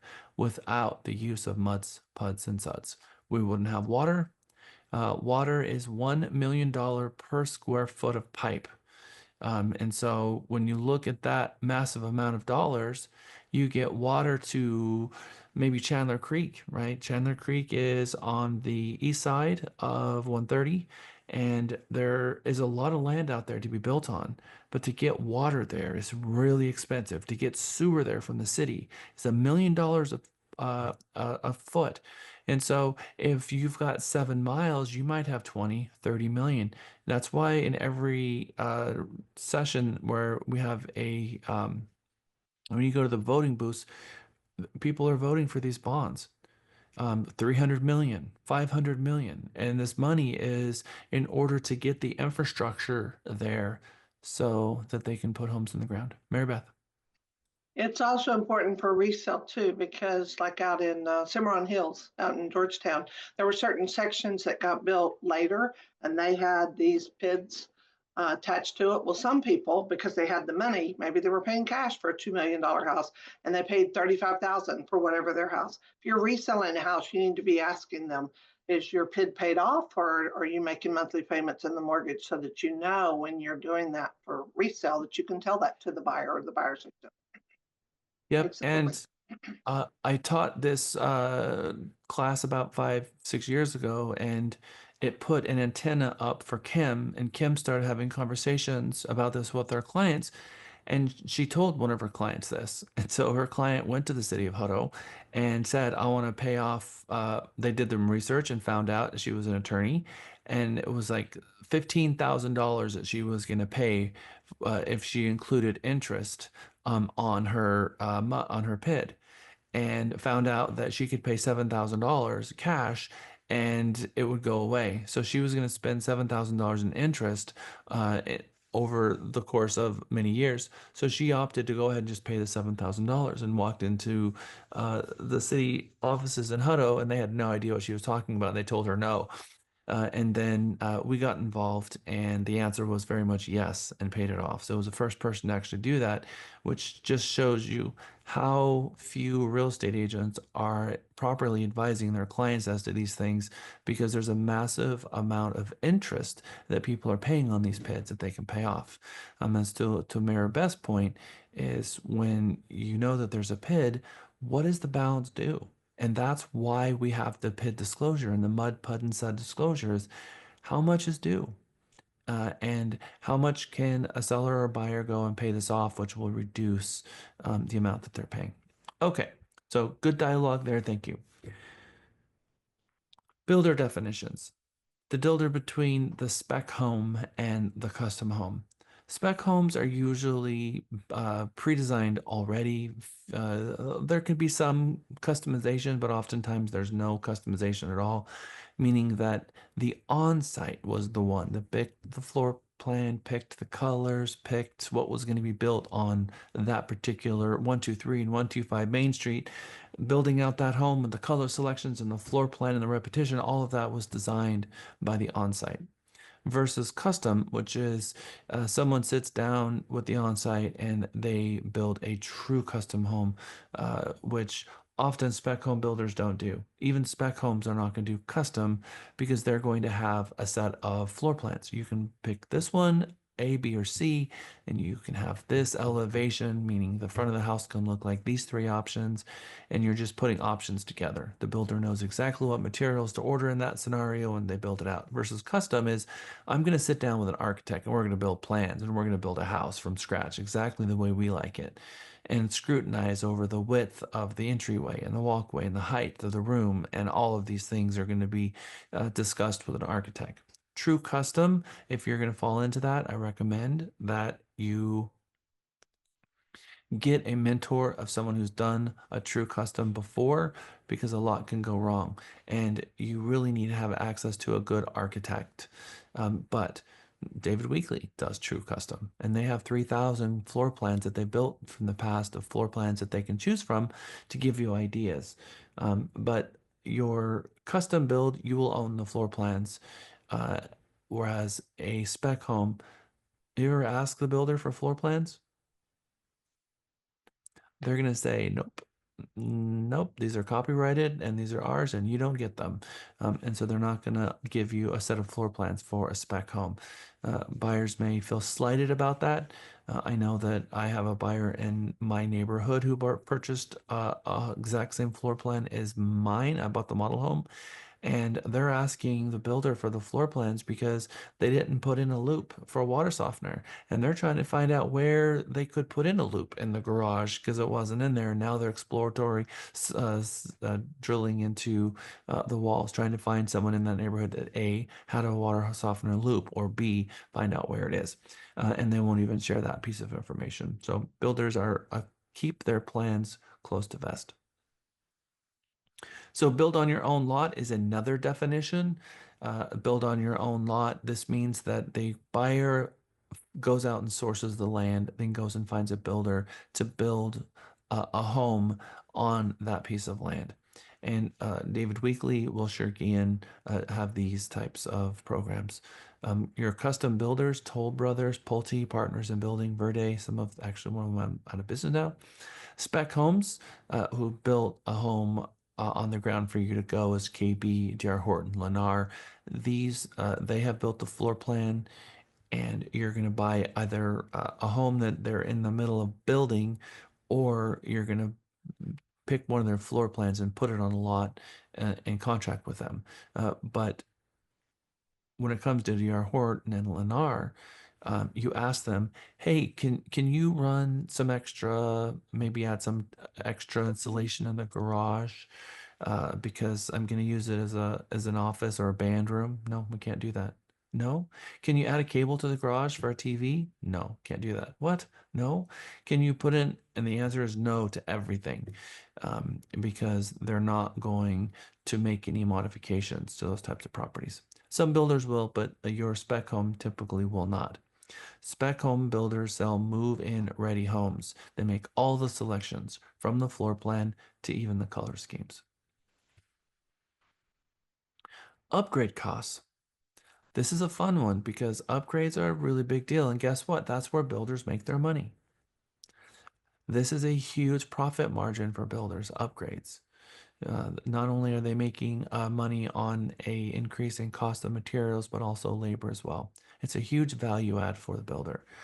And because of that, sometimes upgrades can be more affordable aftermarket. Sometimes. So it just depends. When it comes to upgrades and figuring out what the client's going to spend money on, when people aren't really familiar with building, they might make huge mistakes here. Let's say you've got a client who wants a third car garage, but also wants hardwood floors, and they are trying to make a decision on what they're going to pick, a 3-car garage or the hardwood floors. What is your recommendation every single time on that particular item? Third car garage. Third car garage. Why? Anything that's Better structural, retail. anything that's structural, you want to have your buyers do at time of construction, because it's going to be much more costly if they do it after the fact. Pulling permits, maybe cutting out certain walls, adding extra beams, things like that. So structural is always a top priority with the builder. Just get it done. Yeah, so adding the slab for a 3rd car garage probably isn't realistic after the fact. It's going to be cost prohibitive. So as Lewis said, you can always put in a hardwood floors later, but you're not going to get to put in a 3rd car garage later. And so you want one slab poured at one time. Having a 3rd car garage, you're going to have slippage. It's just not even realistic to add that 3rd car garage. The roof line's going to get changed. It's not something that you can just do. So we want to make sure that all the structural stuff is done that they're going to want. So maybe they get the 3rd car garage and they have carpet installed and they don't do the upgrade and they wait for 5 years until they have some cash reserves and then put in the hardwood floors later. And so knowing what to recommend is very important there. It's easy for buyers to get carried away with upgrades and putting money in the wrong areas. I'm going to tell you that resale value for a home that's got 3rd car garage versus hardwood floor of carpet is going to be more for the property that has got the 3rd car garage. And for you got really good trades that we can recommend that they can put in tile, looking hardwood floor later. Okay. So, what features do home buyers in your market want right now? What is in trend and what is going out of trend? I'm going to put you in group breakout sessions. You're going to discuss as a group. I would like the top 10 things that buyers want in a new home right now, and top 10 things that maybe in the past they wanted that they're not wanting as much anymore. I'm going to put you in 4 breakout rooms, so they're going to be larger rooms, 8 to 9 people in a room. Please, very first, pick a group spokesperson for your group, someone who has been the spokesperson the least. You're going to have 8 minutes, and there you go. I'll see you back in 8. Okay, good job, everyone. Did everyone have enough time to complete this assignment? Yes. Absolutely. Yep. Mostly. All right, so I heard some of you say no. I heard some of you say no. That is interesting. All right, group 1. Who is a group captain in a group 1? I am the group captain. All right, Ken. So give me 5, your top 5. You didn't give me the top. Yeah, I just have 12. 5. Okay, I'll give you some that I liked. Of which Smart one are you homes giving me? Are you giving me the stuff that is in demand or the stuff that's coming out of demand? in All right, so Ken is going to give us 5 in. Go ahead. smart homes, Smart homes, number 1. EV hookups, Okay. uh, water softener loops, Okay. warm tones instead of grays, Okay. energy efficient. All right. Thank you. 5. All right.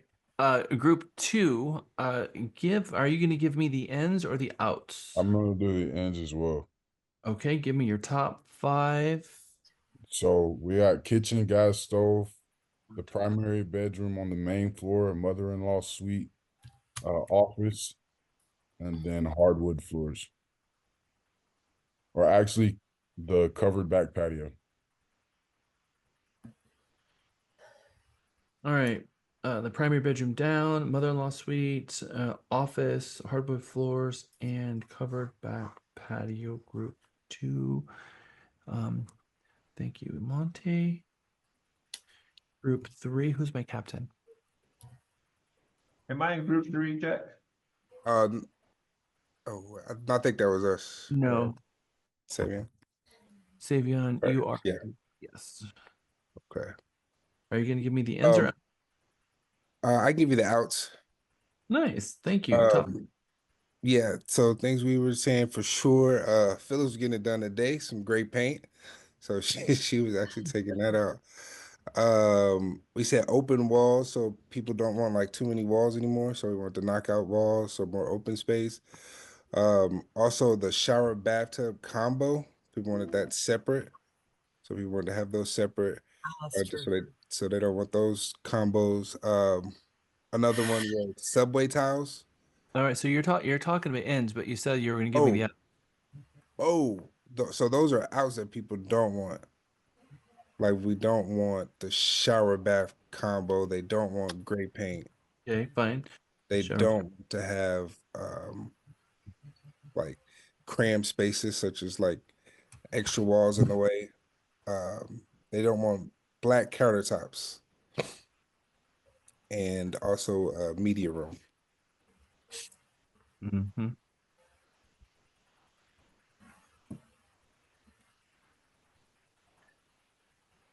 Thank you, Sivian. Excellent work. Group 4. I'm guessing it's Alfonso. Yes. Yeah. We got a lot of the same ones, but I'm gonna pick the top 5 that we selected that are gonna be in like smart houses including an office space, higher ceiling, no carpet.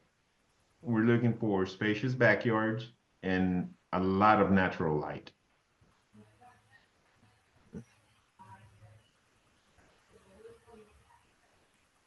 Okay.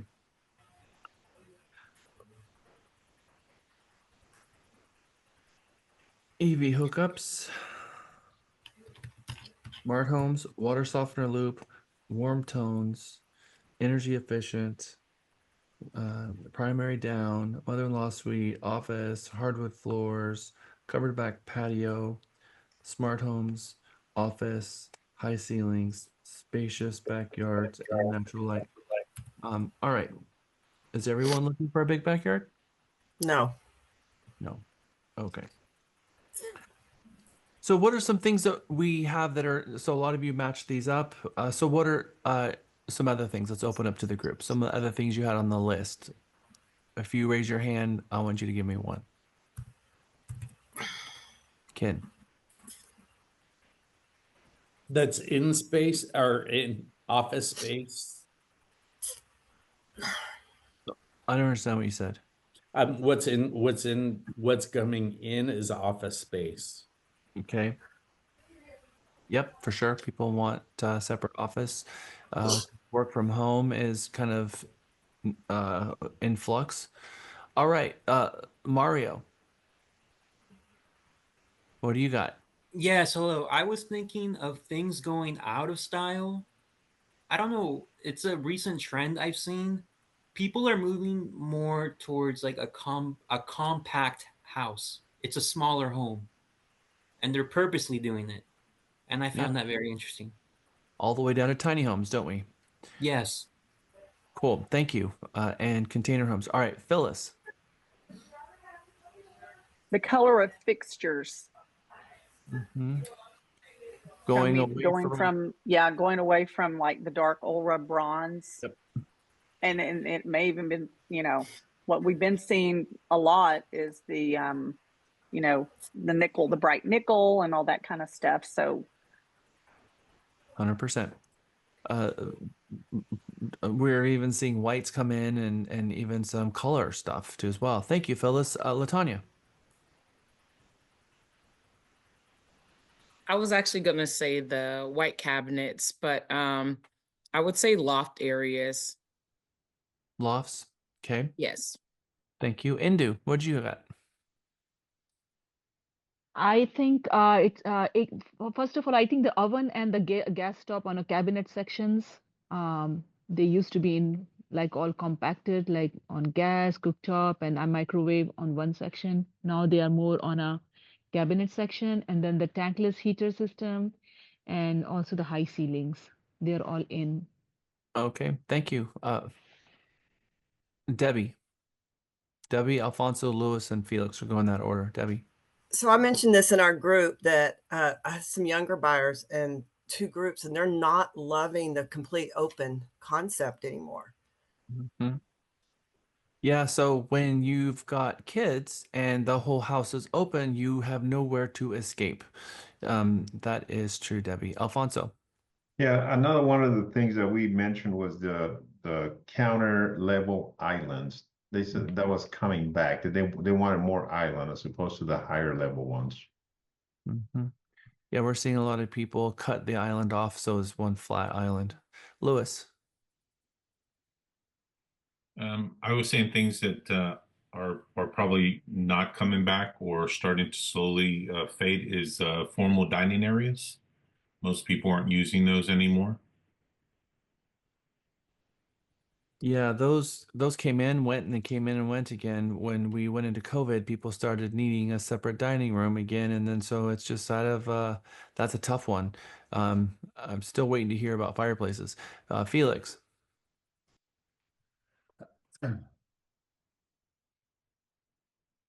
Yeah, hold up. I'm pulling up the picture for it. You're what? Pulling up the picture for it. Okay. In the meantime, your screen is brighter. Yeah, I know. Hold up. Take a screenshot and put it in the chat so we Okay, can. yeah, good idea. I think they're called dome lights. Debbie. Yeah, dome lights. It's an older design of lights that used to be like common on a lot of houses. And then a lot of people are like removing that. Mm-hmm. Mm-hmm. Yep. Debbie. Yes. Oh, forgot to put my hand down. Sorry. Oh, all right. So yes, we have a lot of the ins and outs and trends. So trends, high ceilings, single story or primary suite down, open concept, but that goes around in circles. Upgrades, schools, gray tones, maybe in or out, natural light, modern and ultra modern, trails and bike paths, amenities, smart homes with EV hookups. Um, People go back and forth. We had a trend where people did not want a fireplace, and then we had a snowpocalypse a couple years, and then people wanted a fireplace again. And so all of a sudden, people wanted to be close to a medical facility, but then now they wanted to be so close that they're in the same power grid as them.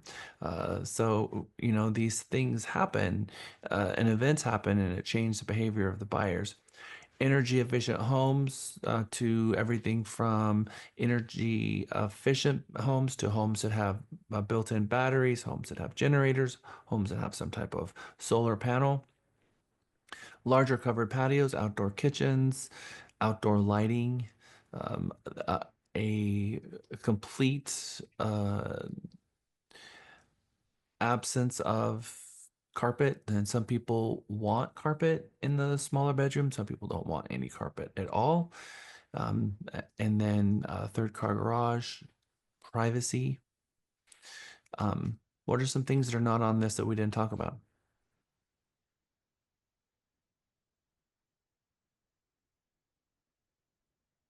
Anybody remember the Zoom room that DR Horton put in their house off the kitchen?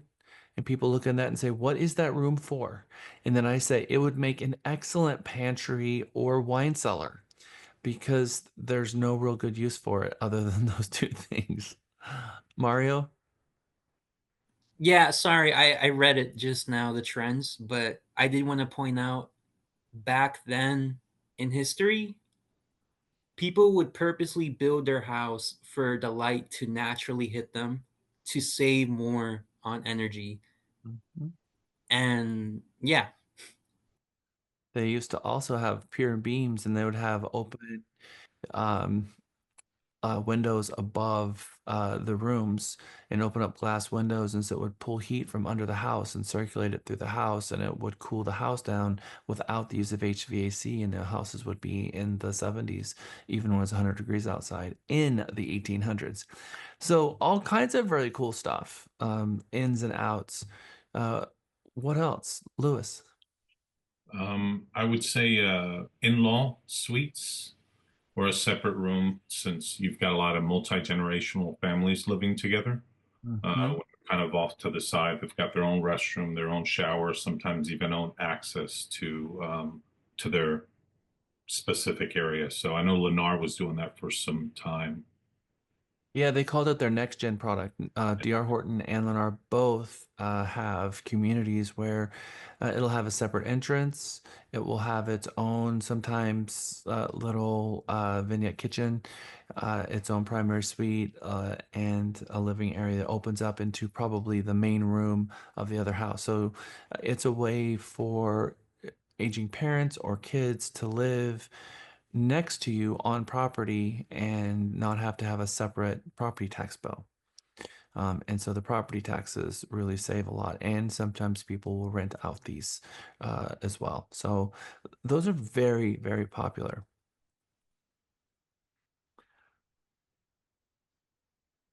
I'm trying to think what I've seen as some trends.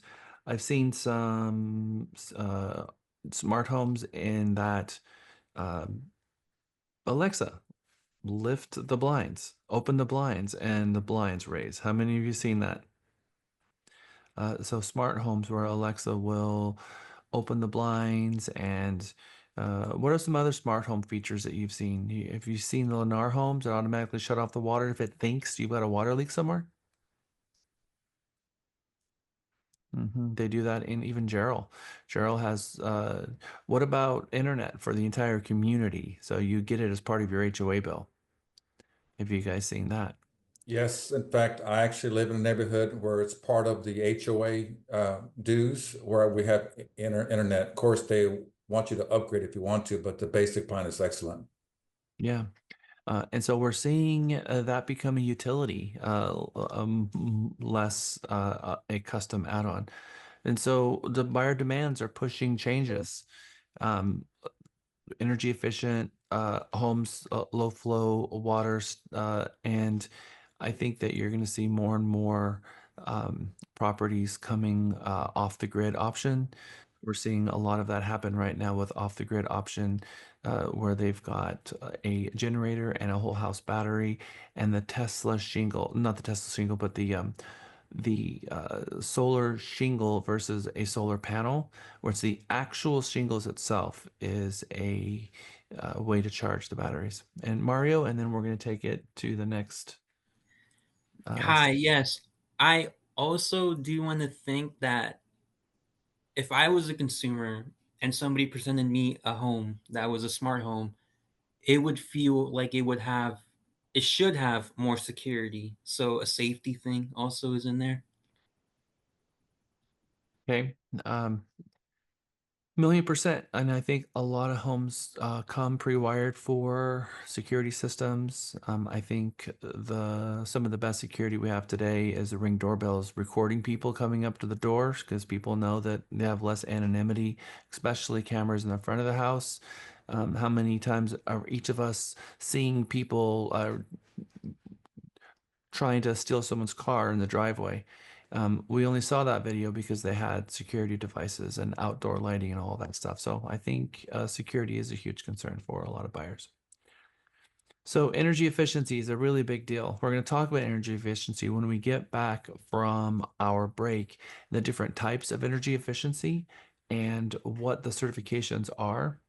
Um, Energy efficient and green building is a very big deal. And now we're going to start seeing a new trend, when I believe, is fire retardant materials, fire retardant sidings, and fire retardant shingle on the roof, so that homes are not so easily caught on fire.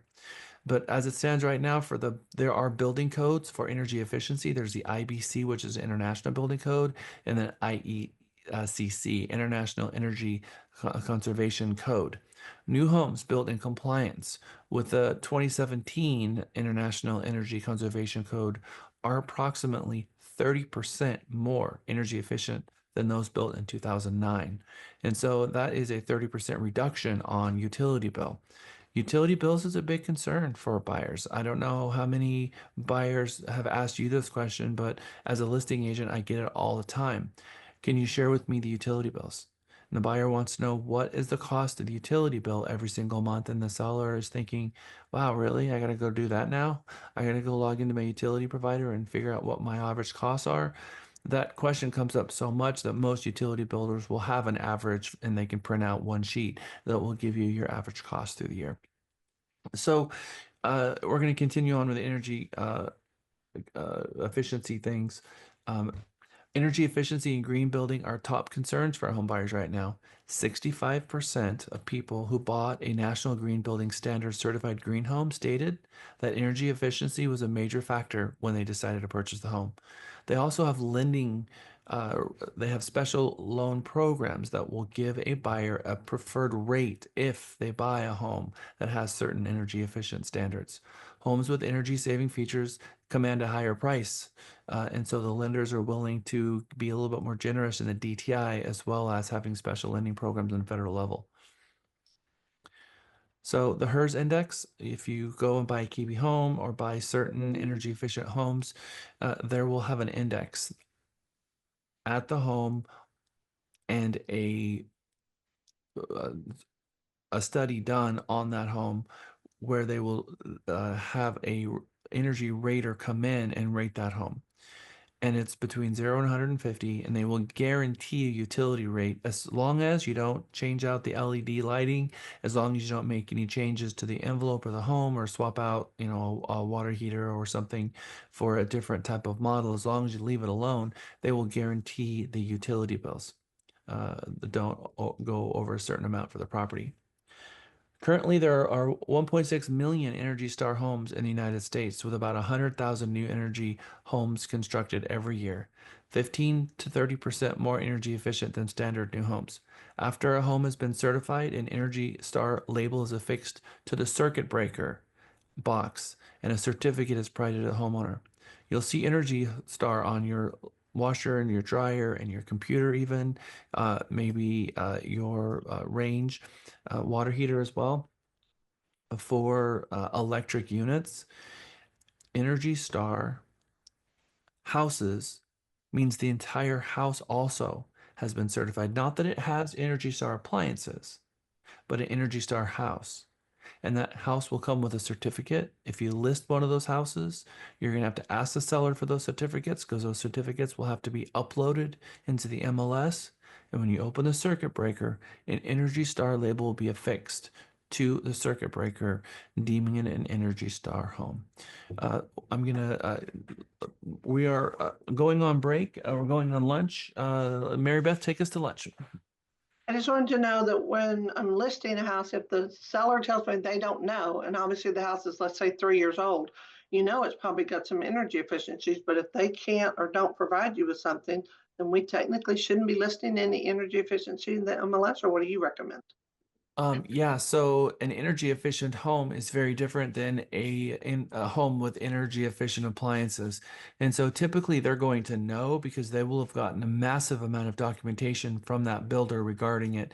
If it's 3, 4, 5 years and the builder is not able to pull out that information, we should not recommend that we advertise any of those until they can give us the builder book back. And in that builder book that they gave them, we'll have an entire chapter on all of their certificates. Documentation, yeah.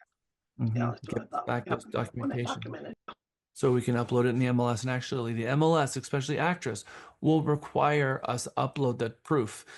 We can't even select off the box energy efficient without the proof that we update. Okay, it's 1:03. We're going to come back at 2 o'clock. When we get back at 2 o'clock, we're going to have a guest speaker visit us. Welcome back, everyone. We have a very special guest with us. We have Oksana West with us today. Everyone say hello, Oksana. Hello, Oksana, Oksana. Hello, hello. Hi. Hi, everyone. we are very blessed to have Oksana come and share with us in our new home construction class. Oksana is a new construction expert. She sells more new homes than any other person here at Realty Texas. So she has a lot of experience, especially with the custom stuff and helping walk her clients through these transactions. So thank you, Oksana, for being here. We appreciate you. Thank you so much. Hello, everyone. And Jack, thank you so much for inviting me as a guest speaker. I'm a little nervous. I've never been a guest speaker, but I am excited about sharing all the knowledge that I accumulated during these years working with the builders. And, maybe I can share some tips that would be helpful to agents who will be working. I think at one point everyone will be working with builders, right? Because we sell both new construction and resale. So yes, I'm excited about being here today. Thank you. So, why do you like working new construction? Well, I personally love new construction. I think pretty much every home that we bought a new construction home. I love the it's like a dream coming true, right? You have a chance to customize. You have a chance to build, if you're building from scratch, exactly what you always dreaming about. You can install, the floors that you love right away, and have a layout that suits your family and your needs. And it's just very special because you're creating your dream, and that makes it more exciting to me. But I also see a lot of benefits there, and I was sharing it with my clients during the initial buyer consultation, I always explain that there are two different type of properties that we could consider resale market and new construction. And I explain how the process would be different. And I explain of the benefits of both types. So we know that when we're considering resale and the clients looking for resale homes, the location would be probably more desirable, better schools maybe, and maybe someone looking for home that fits in a Round Rock ISD zone with Westwood High School. So at that point we know, okay, well, we're looking in this area if we know the budget as well. So we know this is the neighborhood where the clients would be looking for home. But if they're more flexible and more open, then of course we are talking about new construction as well. And of course, right now, like never before, there's there's so many options that seems like a lot of people prefer to go with new construction versus resale. The benefits of it, and of course, I always explain it to my buyers that there are a lot of benefits to it. It maybe will be located a little further. And if it's not critical, a lot of people work from home. If it's not critical, it's perfectly fine. Perhaps in some new neighborhoods, the school not as good as in established neighborhoods, and mature. Maybe the infrastructure not as developed, but they are getting a new home that has normally 10-year warranty. I know only one company that cut it to 6 years, but just think about it. For 10 years, you're not worried about your foundation, repairs on the foundation, and that expands, right? Because it's a structural warranty that is 10 years. And they cover different things, and not all items covered for 10 years, but it's a big peace of mind for clients. They know that those serious issues would be covered by builders. And the last couple years, of course, the incentives were very important for buyers, because it's a way to secure a low rate. So it would just make it more affordable for people to be in a new home. They could afford bigger home, better home, and save on a monthly payment. So there are definitely benefits to buying new construction, and those two probably would be the most important. But also, I also talk about that the new neighborhoods have a little different lifestyle. So, for instance, the neighborhood where we live, Wolf Ranch, have a lifestyle manager that puts together events for all ages, for absolutely different types and different kinds, and keep everyone interested and together. And it just kind of provides a different lifestyle. You not that you raise your children here, but you also build your friendships here, and just becoming such a community, something that all neighborhoods, not all neighborhoods, but a lot of times they just don't have that. So that's what I think, those are the main benefits. And yeah, I always cover that during consultation. What is the hardest part that you find working with builders versus resale? The hardest part, well, The thing that you're most concerned about, or the problem you're trying to solve? I am you know what, and again, I learned that with years, but I know not every builder follows up with a warranty as much as we would like to. So that's always a concern. So it's all nice and you know, we close on a house and we go. I always recommend my clients to hire an inspector, regardless that it's new construction and it's been inspected by 5 different inspectors, if not more. But still, issues pop up, and how the builder will handle that, that's what I'm worried about. Well, also, of course, we live through times where while people were under contract waiting for their homes to be built, the interest rates went up. And at that point, they just couldn't afford that anymore. So we had to go back and renegotiate. Negotiated every contract, but it wasn't easy. It was not easy. We had to either ask to lower the price or to increase incentives so they could, they could lock a lower rate and be able to afford it. But that was a really big challenge at that time. Other than that, I love working with builders. They're looking for the same thing. We're not working against them. We're working with them. We are a team, right? So we don't need to build our value by, by being negative or by criticizing or just, this is one team.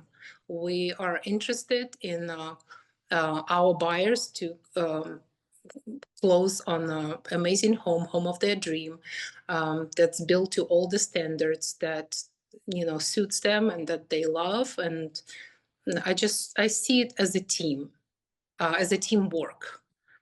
It's definitely a team, 1,000,000%. Yeah. So how do you communicate with your clients about negotiation? How do you approach negotiation? How do you approach your clients about how you can negotiate, and do you negotiate? Yes, I do, but negotiation is different in different type of markets, right? So when in 2020 we didn't have an inventory, and it was impossible to even, you had to be on the waiting list to go under contract. We were not talking about negotiation at that time, but right now there are so many options. There are a lot of inventory there, and they are willing to negotiate. And I do negotiate with builders. I'm sometimes, so like a little more aggressive. Of course, I have to do the research and see at what price point they were selling that certain floor plan or something similar to it. And I usually make an offer. MLS to do your research? Yes, I do. Okay. I do. I have to. Otherwise, how can you offer something it doesn't have any data attached to it? So you need to, and also the offers need to be reasonable. Otherwise, they will not even take you seriously with the client. So yes, but negotiate the price down. Sometimes, it depends how much inventory they have and how long the home's been on the market. It all has to do with that, right? Like how willing they are to bring the price down. But yes, it's the last year I've been doing that a lot, actually. With so many different builders building so many different floor plans and all of them having such different standard features, and what is a standard feature versus what is an upgrade in all the different communities, two questions: how do you keep up with all the new home communities, and how do you know what is going to be a standard feature versus what they would consider an upgrade? And when you go to the design center, do you go with them? Yes. So that's a good question. I know that pretty much every builder has a standard features for each neighborhood listed on their site. So you can read even before you take your clients there. You can find it on their website. they I understand that they have to disclose that. So also, when you take your clients to meet with a builder and to look at the model, of course, all models are upgraded except a few that I know, but a lot of them are very upgraded, very pretty. And people sometimes don't realize that your home will not come with all that, right? So you have to explain that. And also, of course, the builder reps would always confirm, okay, well, this floor is in this community standard and this is an upgrade. But they do have a list on their website next to community information. It's something that they always disclose, or they can give it to they can provide it to you at the office as well, so you know exactly. If it's not a spec home and you don't see everything with your eyes, you will know what to expect. Some builders, I know that Lennar right now builds the models to exactly the same standards that they would build every home. There's no customization there. So what you see is what you get. And it makes it more simple, and it just makes it more transparent. People know exactly that's exactly the floor is going to have. Yes, it's the same like in those homes, but you know, I know what to expect if the house is not ready yet. When you have a client that's building a custom, do you go with them to the design center? I went a few times. Sometimes they don't allow it. Not every design center allowed realtors, and I think they adopted that after the COVID. And I think it just they're saving time that way because it doesn't take as long. It's a very long process. Yes, I've been through design centers many times, but it seems like not everyone allows that. I'm really excited about it because, you know, it's just like my baby as well, you know. I can always express my opinion or suggest something, but if I'm allowed, I would always go. Yeah. So we've got a bunch of students in here, and I bet you there's a lot of questions that they have. And so who would like to ask Oksana a question? Kamei. Hi, Oksana. So Hi. I obviously you've been an agent for a while, but how did you um kind of get your foot in the door to kind of sell? I don't know if you mainly sell new homes or is that what you mainly do? Okay. So how did you kind of convert to that being your main um product that you sell? It kind of naturally happened that, I guess, because I'm so excited about new construction, and I always give options, right? I don't I, um, I don't you know, encourage just to buy new construction, but I show benefits of it as well, and it works for a lot of people. But we're always considering resale as well, and a lot of times we go see both, right? And then after seeing a resale home and a new construction, of course, resale home may be a little closer, but it will never be as updated. I mean, I don't want to say never, but a lot of times it's kind of outdated, and you know, some people have a lot of clutter, so they just don't feel that space. They don't. There's no like fresh air, like in the new construction. And then we go to new construction, and they just love it better. So it's kind of like naturally happens, but I always give options. And it's very simple to get your foot in. You just need to go introduce yourself, go to the builder, introduce yourself, and leave your business card and ask them to add you to all their emails, because a lot of times they'll email with updates for a certain neighborhood, or they open a new community and they will invite you there. So you will always just let them know that you're really interested in selling their homes, and you know, you would like to be aware of what happens and what what inventory they have, and ask for all the updates, and they will follow up. So yeah. Thank you. They're Yeah. not shy, are they? Huh? Said no, the builders are not shy. They are not shy, and they love working with majority of builders. I think they're amazing people. I'm not saying everyone, but I have fun working with builders. And they will definitely will want to work with you if you want to work with them, and you just have to be respectful and understand that they're pretty much doing the same thing that we do. They're just representing the builder. But yes, if I know there was time when there were no homes, as I said, during COVID, right? And the offices were locked as well because they wouldn't even allow you in the office. There was locked, and the masks and everything. So I know one neighborhood in Georgetown, I had all the buyers out of state, majority from California, that needed home, that wanted to buy homes here, and there were no inventory, there were no homes. So I would just go every day I would go and knock on those doors to a few different builders. They were all in a row, and I would knock on all of them, and someone would open the door and say, well, we don't have anything right now, and I would still give my card, although I gave one yesterday, I'll give one today and say, well, if you will have something, would you please let me know? I have buyers, they're really interested.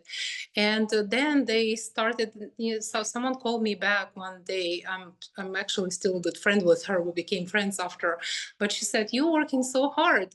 I want to give you the opportunity, and I'll let you know that we have this few homes coming up. Of course, they would disappear within a couple hours. And then I would just receive the email with all the updates. So just show that you're interested in working with them, and that you are, you're looking for your buyer's best interest, and you're here to make this happen. Mario, I see you have a question. Yes, hello. It's nice to meet you. I noticed you mentioned design centers. You mentioned some builders don't allow you to accompany your clients. Is there some sort of advice that you give them before they walk into that room, or like how is that conversation really started, you know? Yeah. Well, we have to remember that a lot of times those buyers that bought the house will call us to list the house, right? So we need to keep that in mind, because maybe at one point you'll have to sell that house, and you don't want to have the most expensive, most upgraded house. It will never, it will never meet the value in the neighborhood, just because some people upgrade it so heavily that when they try to sell it, they're upside down. So it's a good thing to have a budget and stick to your budget, right? To know how much you can spend on upgrades, and what are the absolute and essential things that you need to have in the house.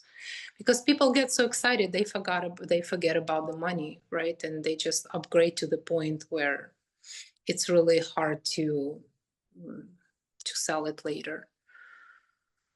We were just talking about that a moment ago, about how upgrade costs can cause a problem with resale later.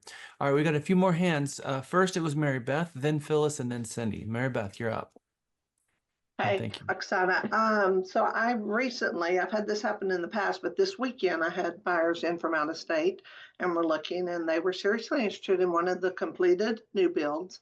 And he would rattle off numbers and do all kinds of things and say whatever. And then they point blank said, well, right, but is this extra that you're offering, is it off the price? And the price was $437. So that would be $422. And he's like, whatever you want.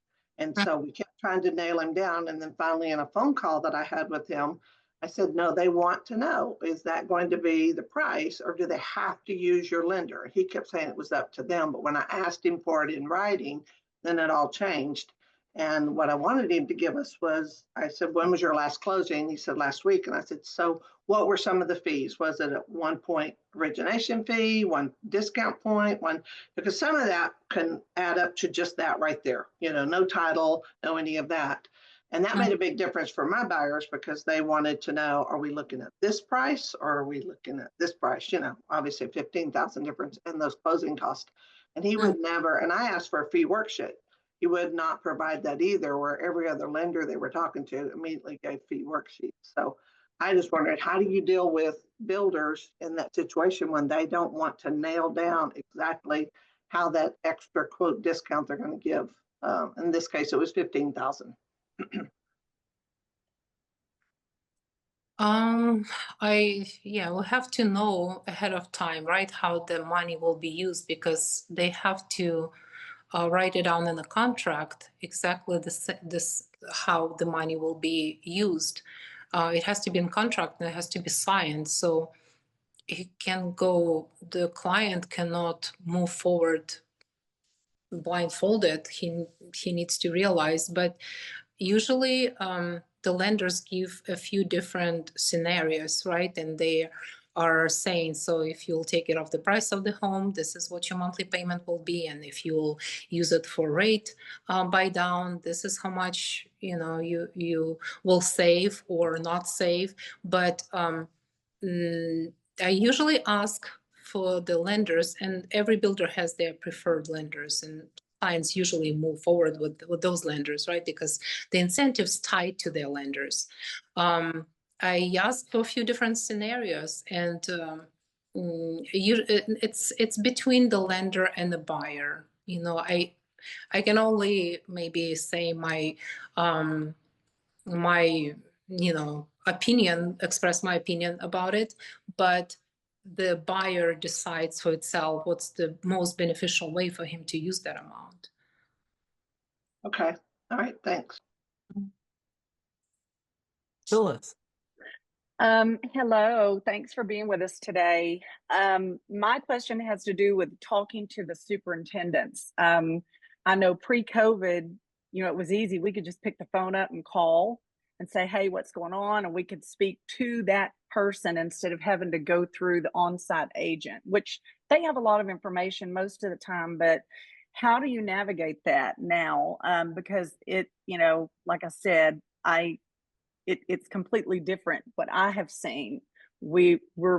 Unless we're meeting with a superintendent during a walkthrough, that's really the only time we get to talk to them about substantial information. So how do you navigate that now? Have you seen anything that's changed?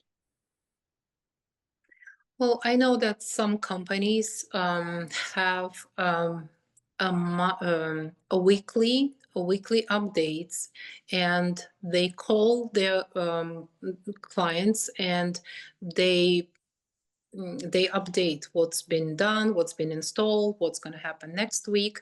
So even if the company does not provide that kind of service, I know the companies that do, but if they don't, you can always ask for it, and you can ask to update on a weekly basis your clients, and maybe attach some pictures. I usually visit the building sites myself, and I take a lot of pictures and videos. Even if there are not a lot of changes, I don't know, the weather is changed and the sky looks different, and that's an update as well, right? So I do a lot of that work myself as far as pictures, videos, but as far as the building process, you can ask, and I don't think they would not do that. Maybe bi-weekly, maybe if they don't do weekly, but I know that a lot of companies doing phone calls. They call a certain time, they'll ask the buyer what day would work better for you, and they'll schedule it every week. So if the client is not available, they'll leave a message, but I know it's being done still by quite a few builders. Okay, thanks. Yeah. Mary Beth? No, Cindy Bell. How are you? Hi, Cindy. So you mentioned something earlier that I wanted to circle back to because I think it's important for at least the newer agents. Mhm. At the design center, most of the new agents don't understand there's no price tags on anything. Mhm. So how would you guide your client and say, for instance, a sales associate on best practices for what grade to go to in a neighborhood? Like, do you say, what's the average grade that people would go up to in the neighborhood? Mhm. So if they fall in love with a grade 5 and really everybody in the neighborhood does like grade 2 or lower on flooring, how do you help guide your client from making a mistake on a upgrading too much Yeah. in the design center to help kind of put them back on track or where they should be putting their money wisely in Mhm. and maybe going a little bit over on the Yeah. upgrade? Right. Right. Yeah, that could be tricky, but I know that the last time we had I had appointment in the design center, we because yes, there's no prices there. They have to email you back the estimates, right, and all the pricing.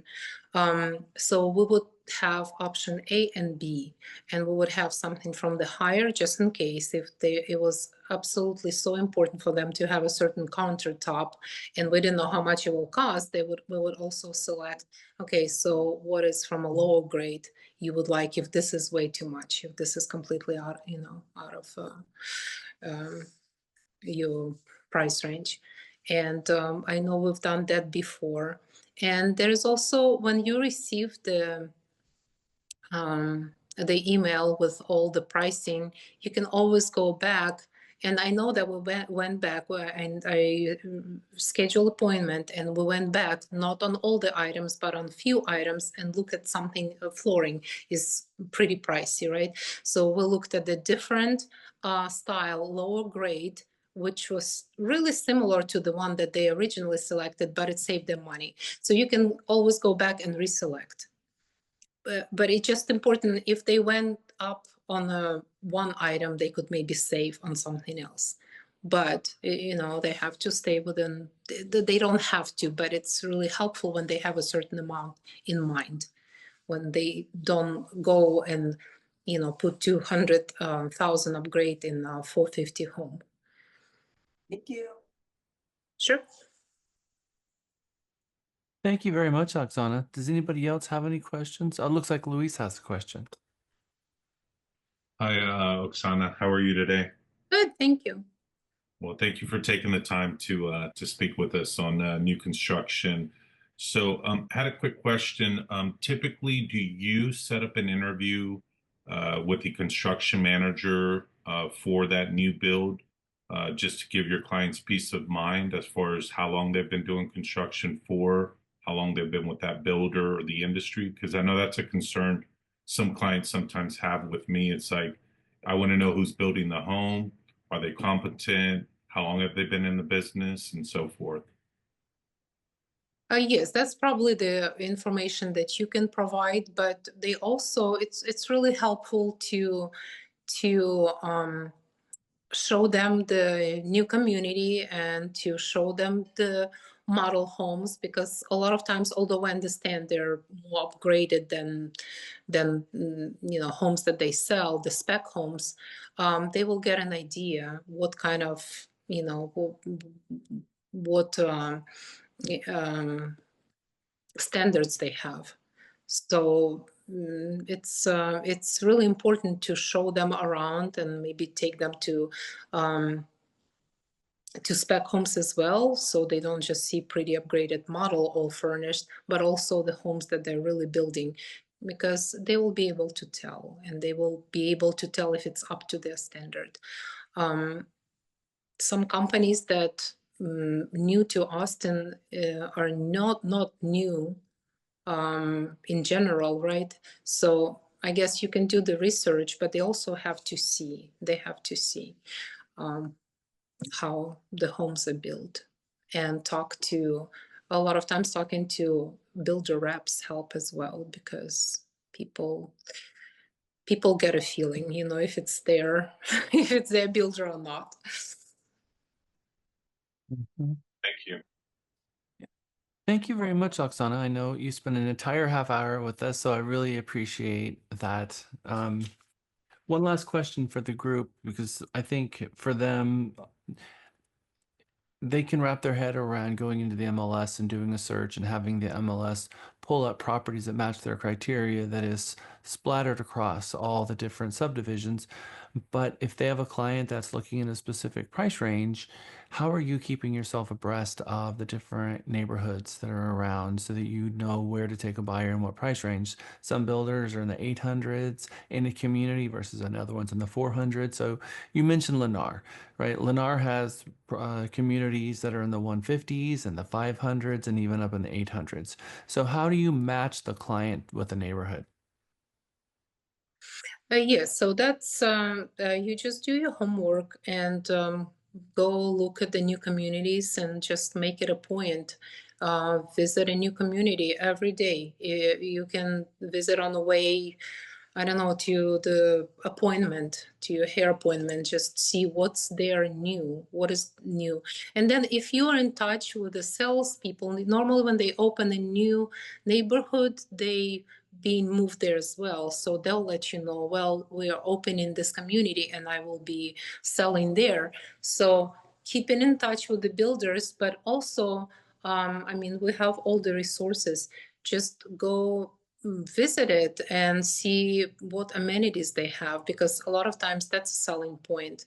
You know, they have, some communities have a few swimming pools and they have, you know, fitness center. And for some people, it's that deciding factor. This is where I want to be because I don't want to go to LA Fitness or somewhere. I want to have it all outside of in minutes within my home. Uh, and you see what lots they offer. Do they have green lots? You know, not every neighborhood has green belts, but some do.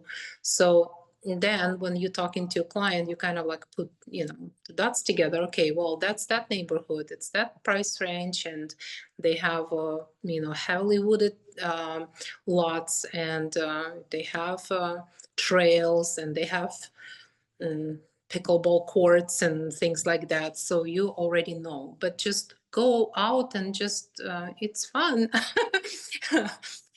See the models, talk to the salespeople, and leave you information, and look at the floor plans yourself so they know exactly what they're offering. Because a lot of times people asking on Facebook groups, they're asking about next gen floor plans when you have a whole suites in the house, but kind of separately with its own entrance. And like you would know, okay, I know that this and this builder offers that, so this is where you take your clients and that's what you show.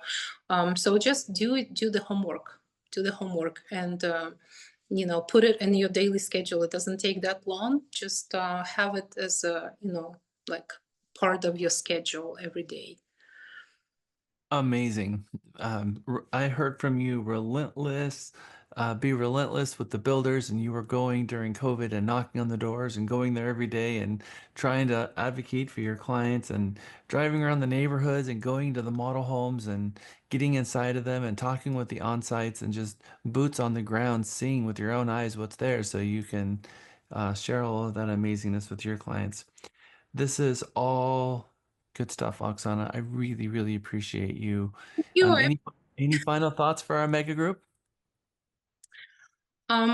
Never stop learning. The always, yes, always look out for the best, for the next best deal, and be ready for the next call from your clients, and have something in mind. Have something in mind to that you could offer them. So yeah. Thank you, Oksana. Everybody give her a big, huge hand of applause. Thank you, Oksana. Thank you so much. Thank you. Thank you.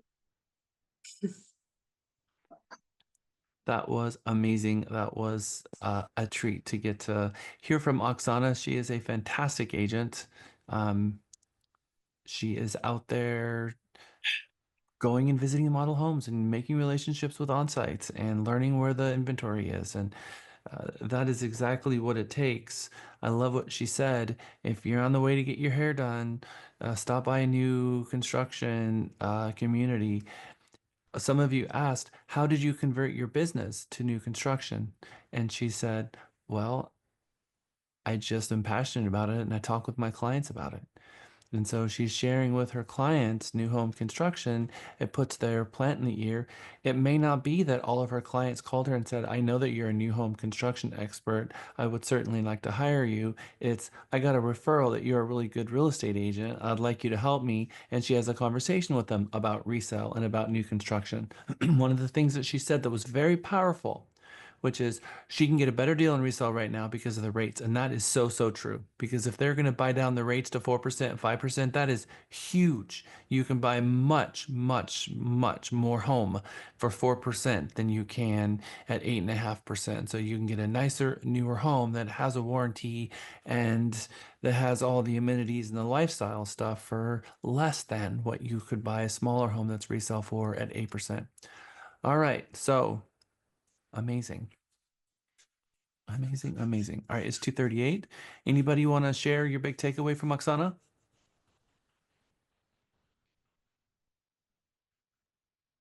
Be Kamei? sane. Go out and meet Oh, those builders. Yep, agreed. Go out there and meet them. Build the relationships. Kamei? I wanted to also just like say for like new builds for me, I feel like it's really nice to have someone there who does know everything about the product. So if you are falling short of something, they can like back you up. So I really like that teamwork when it comes with working with a builder. On site. Yeah, I mean they know it they know it inside out. Exactly right. We left off before our lunch talking about energy efficiency, which is a really big deal in real estate. You're going to have a very difficult time buying an older home and it be energy efficient unless they have really made some substantial upgrades and modifications to that property. We're going to talk about energy efficiency materials and what makes a property energy efficient. Well, we left off on break talking about there's 1.6 million Energy Star homes in the United States, and there's 100,000 new certified homes constructed every year. 15 to 30% more energy efficient than standard new homes. And so you have a home side by side. One has an Energy Star rating and one of them doesn't. The one that is the Energy Star home is going to be 15 to 30% more energy efficient than the home next to it that's not an Energy Star.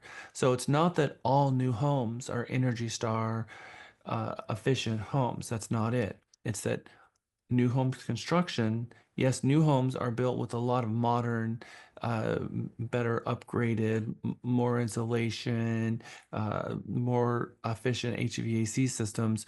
That's true that there's a baseline that new homes are more energy efficient, but there are also some new homes that are Energy Star homes. And those new homes really stick out as a Energy Star home because they are 30% more energy efficient. So we also have lead homes. We're going to talk about those in a moment. Here are some energy efficient features. Energy Star appliances, well-sealed windows and doors, possibly solar panels or solar shingles, water saving features, energy efficient lighting, high R value insulation and double glazed windows in low E, which really helps keep the temperature differential from outside to inside under check. You put your hand on a single pane window on a 110-degree day on the inside of the house and you're liable to burn yourself. You have a double pane window with with a low E rating, and you put your hand on it, and you're not going to feel the warmth of the sun on the inside at all because of the refraction of the sun. It is a considerable difference and not just a small one. You'll also notice when you have radiant barrier and the way that they built installations with attic fans in the attics, that you walk into a home that was built in the 80s and 90s and it's liable to be 115 degrees in the attic. And you walk into an attic on a home that was built with radiant barrier and an attic fan, it's likely to be in the 70s or 80s. And that is a big difference. Imagine having a huge, gigantic hot pocket above your house, and then you have the air conditioning on below it. It's a constant fight between what's in the attic and what's in the house. Having the HVAC and the attic temperature down is a big difference. I don't know if you've ever been driving down the road and it's a hot day outside. You notice, I wonder why all those birds are sitting on that roof. And not any of the other roofs. And you can tell because radiant barrier is going to push the heat back up, and a bird's not going to like that. But if the heat is insulating, the birds can sit on top of that roof and it's not going to superheat them. So that's also an indication that really what's going on up there, what's happening thermally up there at the top of that house, that radiant barrier is literally reflecting the heat away from the house and back up again, keeping what's under it cooler. And that is a really big deal because most of the time our HVACs and our water heaters are in the attic. And if you're superheating the actual HVAC unit that's being used to cool the home, that's going to really struggle. And that thing is going to be continually running, continually cranking, trying to keep the house cold when the actual unit itself is surrounded in a 115-degree room. That's a difficult proposition. So the units are really struggling to keep going. They're going to end up having a shorter lifespan for the units themselves, but also you're going to burn a lot more electricity in that. So buying a energy efficient home that doesn't have a 115-degree attic, obviously the appliances are going to have a longer lifespan, and the house itself is just going to feel cooler. Has anyone seen this red sticker before? Does anyone know what it is?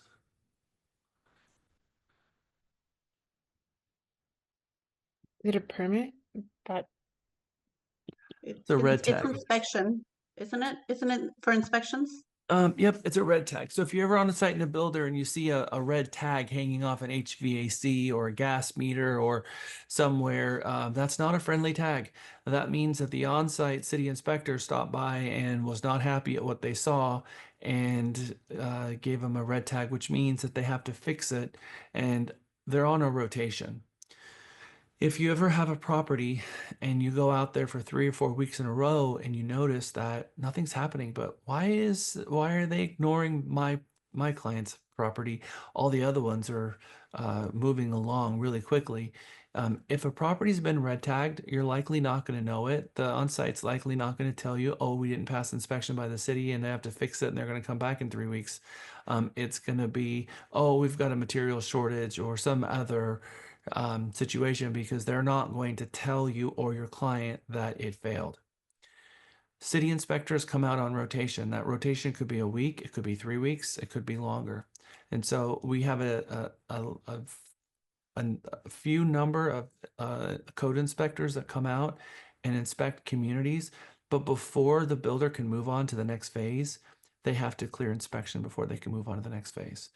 And so walking the property and knowing what those red tags can be helpful in both sharing that information with the inspector, but also not alarming your client, but understanding why. Inspectors also sometimes are wrong. Sometimes they're just in a grumpy mood and they're looking for a reason to make things difficult. But sometimes there's real problems. So what is interesting about the new home process these days is there are so many layers of inspections. When Oksana says you got 5 or 6 inspections going on, what she means is there's so many different people looking at it. The builder oftentimes will have a phase inspector that they pay for to make sure that their quality of product is at the level that it should be that they expect. Because the builder themselves might have a general manager, maybe a president of the company or a CEO of the company that has a very high bar for quality. But they don't get to go inside every single home. So a lot of them will have an inspector, and that inspector will be looking at the homes to make sure that the product that's being built is the product that matches the mantra of the firm, of the broker. I mean the builder. And look, guys, some builders have employees that are building the homes. And then some builders contract out a subcontractor that are non-employees and they're independent contractors. The builders like Highland Homes that are all employee owned, that is a different kind of builder because you got people who are going to retire from that company that have worked for them for a really long time. They get a good wage, and the product that they build is sometimes far superior. So the red tag is a thing. Permitting must be obtained from local or county offices before construction can begin and through every single phase. Subcontractors is a nightmare for the builder. It's probably one of the most difficult aspects of what they have to manage. People getting hurt, people showing up on time, people showing up at the right place, and matching people with materials. It is a lot of logistics. Imagine if you have a new home community and you're building 20 homes. You have to have masonry dropped off at the right time. You've got to have sheetrock dropped off at the right time. You can't be pouring a slab and have the sheetrock arrive. That's not a thing. The sheetrock has to happen after the building has been framed and the envelope has been put on. Then you put the sheetrock inside on the floor to store it. So they're constantly moving supplies around. They can't leave supplies on site for too long because they're likely to be stolen. So it's a difficult job, but they do it and they do it well most of the time. The builder, as a general contractor, schedules the work of the subs to maximize productivity, and it is like an air traffic controller, how everything is lined up in the sky, waiting to come down and land on the property at the time that it's needed. So the on-site is meeting with, like Oksana mentioned, the on-site meets on a regular basis with the general contractor that's in the neighborhood or the superintendent. But who is a superintendent? Most of the superintendents want nothing to do with the real estate agent. They don't want that communication. But that's not to say that you can't make a relationship with that superintendent and know who they are in that community and be able to reach out to them or know where they are in the community and just, ask a question how things are going. Most on-sites will update you once a week, which is plenty enough update for anyone. You don't need an update every day, and a once a week update is quite frequent. And a lot of times they'll even drive by the property because they're inside that community, and they'll take weekly photos and they'll email them to you or text them to you. So then you can share those with your client. Something that's fun, I'm going to have Lisa talk about after our next break, is a fun idea that she takes her clients out on new construction and something cool that she does. But also, as she's talking about that, when your client decides to contract on a property, always a new construction and it's a vacant piece of land, I always take a picture of them in front of the dirt. And then every time they're out there, I take a picture of them. And so you can see the progress of the home. And then I build a really cute little book for them. And I give that to them at closing, which is the home being built in the different phases, which is really cool. So you're going to need kind of decent photos for that to happen. If you're aware of doing that ahead of time, you can make sure that you're getting right photos. But if you try to piece that together as an afterthought, it might not turn out so good. So you might want to have that as a forethought if that's something that you're going to do for your clients. They love it. So the superintendent usually oversees all the subcontractors' work. They're managing the people. Site preparation, which is preparing the dirt, whether it's going to be the lot grade or preparing for the framing of the foundation. Then they're going to have foundation and slab pour. They're going to build the frames. They're going to put in the subterranean piping, which is the gray water pipes. And then they're going to bring the forms and then they're going to pour the cement. Then we have framing phase, exterior siding phase, HVAC, major mechanicals, plumbing, drywall, then cabinets, tile and flooring, and landscaping. If you were to break down the 8 major phases of the building process, this would be it. Prepare for the lot, foundation and slab pour, framing, then do the exterior siding, then HVAC and major mechanicals, then plumbing, then the drywall and paint. After that, they install cabinets. Then they do tile and flooring, and then landscaping at the very end. Landscaping is a test question of when do they do the landscaping. Do they do the landscaping really early on so they can take root, or they do the landscaping at the very last moment? They do the landscaping at the very last moment, and they usually typically will not warrant the landscaping. So it's your job to keep it alive. Builders face a lot of competition.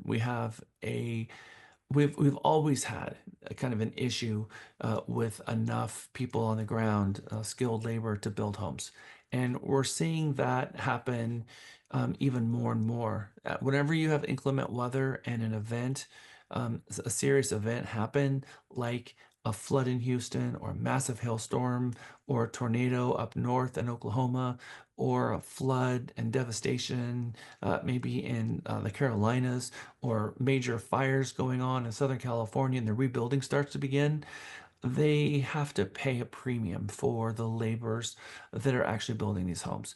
And so roofers, for instance, will leave the Austin area and they will go to an area where there's a lot of roofing business, and they'll make a lot of money. They'll make a premium, and they've got a lot of work ahead of them, a lot of work to look forward to keep them busy.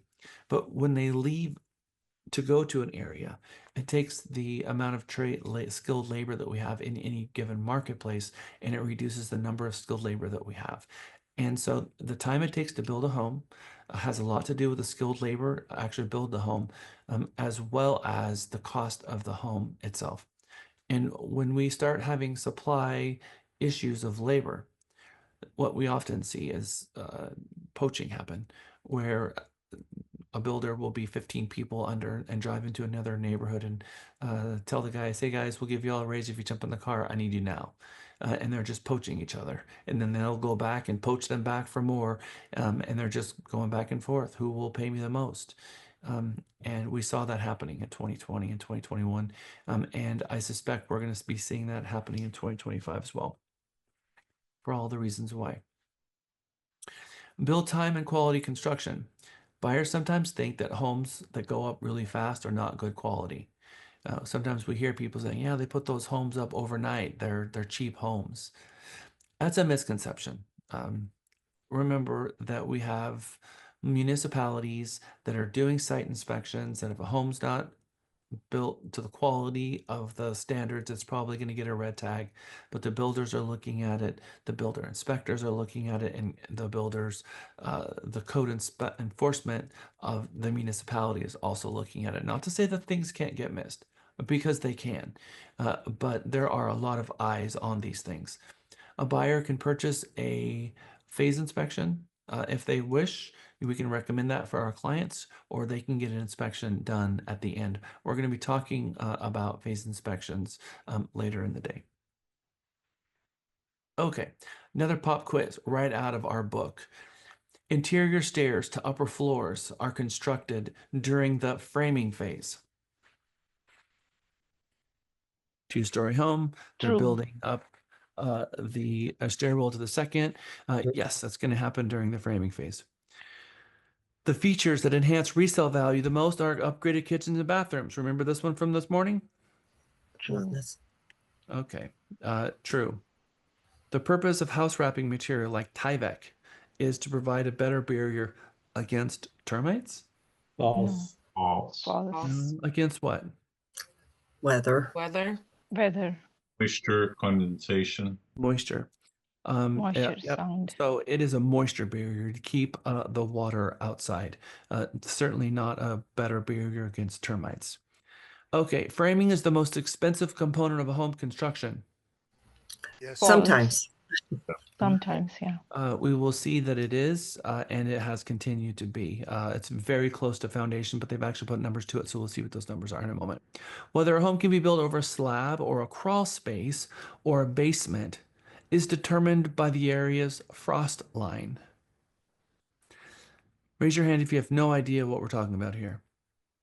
Okay, see those hands? Those are Texans. No idea. All right, so ground freezes. The frost line is how far in the ground that it does freeze when you end up with negative 15 degrees for an extended period of time in areas like Chicago. When you have, there's always moisture in the ground. That's just a thing. And when things freeze, that expands. You've got convexing and concaving. The ground is convexing and concaving. So when the ground freezes, the ice crystals freeze and the actual ground bubbles. That is why you have basements. They literally have to remove the dirt under the house. So when the ground freezes, it doesn't lift the house 5 feet off the ground and destroy it. And so in areas that are prone for very, very cold, sub-zero temperatures for extended periods of time, then they're going to rip out the dirt underneath it, cement it out, and then put the house on top of it so it doesn't destroy the house. That is what they call the frost line. So yes, whether or not they build a slab on the ground or have a pier and beam or build in a basement, all has to do with the frost line. Number 6, builders like to do landscaping early in construction's process so the plants can really take root before the new owner moves in. No. False. Yep, that's just crazy talk. They're going to throw in all the landscaping at the very last moment. Something that you can recommend as a add-on to your clients that no one's thinking about is paying a landscaper to go to the property. They're not going to like this, so we're not going to tell them, but what they don't know is not going to hurt them. Have a landscaper go at the end of the day before they put down the sod and pick up the flashing and the roof tiles and all the stuff that's all around the dirt, because they're not going to do that. They're going to throw the sod directly on top of the beer bottles and the beer cans and the big pieces of flashing and the actually huge pieces of shingle or even 2x4s and whatever, and they're going to throw it over the top. And forever you have this dead spot in the lawn and you can't figure out why. And later you find out that there was a 12-inch by 6-inch piece of flashing that was superheating and destroying the roots of the grass. So something that we can do is help prepare the dirt and pay someone, $75, $100 to go out there and prepare the soil. They're not going to know what's going on, but I always recommend my clients do it. And you can pay one of the people that's in the neighborhood. Drive around the neighborhood, find one of the landscapers, slip them some cash and say, hey, can you make sure that all the dirt and stuff is picked up away from this property so that when they plant the lawn, all that stuff's gone. They're more than happy to do it. So builders like to do the foliage and plants and grass at the very last moment. Okay, building phases. What is the very first phase? Now, this is going to be the 10 phase one. We talked about the 8. So this is going to be broken down a little bit more. The book that you have, the NHC book, talks about the 8 phases, the 10 phases. And then I think the last one is a 14 phase. So we've got 8 major phases, and then they start breaking them down as you get into the book and the chapters. But really there's 8 phases, which we went over. So obviously it's going to be the lot prep. The second is the slab. Third is framing. Fourth is insulation. Fifth is wrapping the exterior, plumbing, drywall, finish out, including landscaping, including cabinets, and then the final inspection, COO. What does COO stand for? Certificate of occupancy. Yes. And why is that important? The city inspection. Because no one can live in the home until you have COO.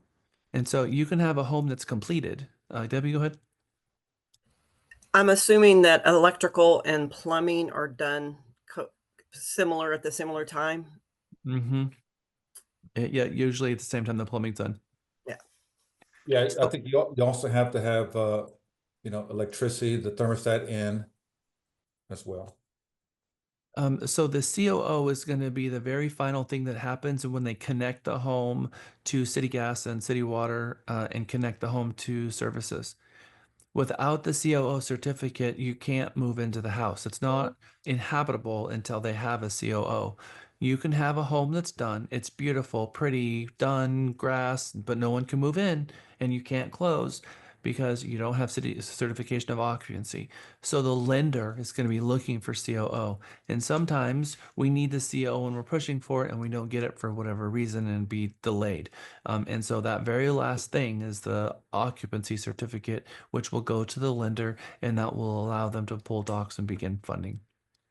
So framing. Framing is, hold on, 17% of your budget. Foundation, very close, 11% in the budget. Exterior walls, 7%. Plumbing, 5.8%. Counters and cabinets, 5%. Flooring, only 4% and 5% of the build cost is the flooring. HVAC is 4%, interior trim and mirrors 4%, windows and doors and stairs 4.2%, drywall 4.1%, shingles on the roof 3.5%, paint 3.1%, and all the rest of the stuff is 17%. And so that's going to be your appliances and the rest of it. And so framing is the number one expense by about 5.5% versus the foundation. Monitoring the build process. We're about to go on break. I know that happens so quickly these days. Breaks just keep happening so quick.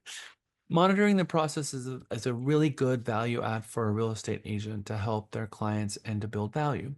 Monitoring construction progress begins by asking the builder or the sales rep for a timeline of the building phases and to point out which of the builders require a sign off for. Sometimes they require the buyer to sign off on certain phases too.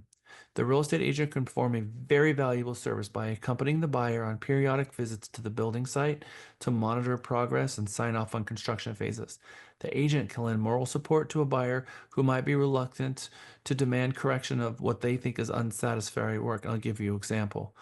The quality of a 2x4 in 2025 is not the same quality of a 2x4 in 1985. And if you go back to 1960, a 2x4 was 2 inches by 4 inches. And today, a 2x4 is 1.5 by 3. And so the 2x4s today are smaller. They're usually Douglas fir. You see a lot of cracks in them. And what they would consider a defect 2x4, especially when the knots in them, a buyer might walk out there and start saying, nope, this is sub-quality work. Look at all these 2x4s are split, and start telling the builder how to build the house. We have a very important thing that we must say. The builder owns the home until the buyer buys it. The buyer has absolutely no jurisdiction to tell the builder how to buy the home. The buyer, however, can choose not to buy the house, but the builder is going to tell the buyer not to set foot on property without the on-site, because their insurance is not going to like it. They can step on a nail, they can twist their ankle on loose dirt, or something can fall on them and hit them in the head. It is a construction zone, and buyers really don't have any business going out there looking at the home over and over again and being out there on a daily basis. They don't like it. It's dangerous. They need to stay away. So we have to tell the buyers, look, Mr. and Mrs. Buyer, I know that you're contracting on this home, and I know it feels like your home, but it's not your home until you buy it at the end. Right now, the builder is building a home, and they're going to sell it to you, or they're going to sell it to someone else.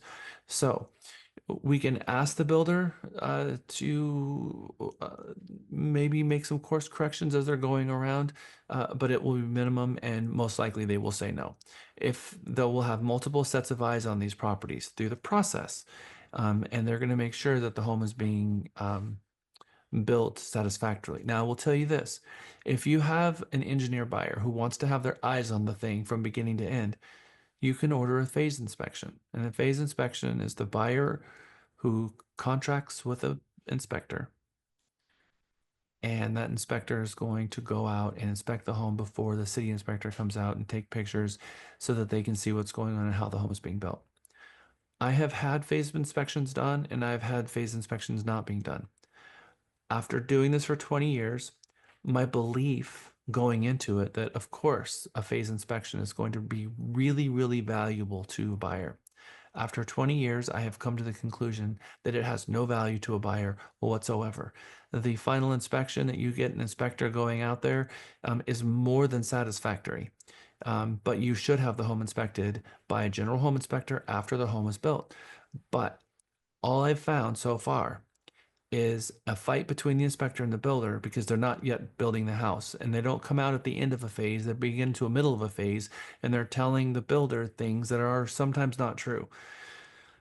So I have come to the conclusion that phase inspections are not helpful, and most of the inspectors that used to do phase inspections They don't do them anymore. And they're conflict ridden. But I'm going to leave that to you and what you decide how you want to advise your clients. But if you have a client that's a super engineer and they want to be out there through the whole time, you can let them know about a phase inspection and see if there's an inspector out there that does them. We're going to go through the next 3 slides and then we're going to go on break. The walkthrough. During walkthrough, the buyer, the sales rep, and the construction superintendent accompanies the real estate agent. We are an invited guest. We're not the manager there. We're not the superintendent, and we're not going to walk around telling everyone what to do. We are the invited guest. If our clients has questions or you can see a confused look on their face, you can try to get the question out of them to make sure that they're voicing their concerns. But when we're doing our final walkthroughs, especially, they give you usually 2 rolls of tape, a green roll and a blue roll. And they're going to say the green tape is for construction related issues. Blue tape is for paint related issues. How many of you, by raise of hand, think it's your responsibility to go out there and put blue tape all over the wall every time you find an imperfection?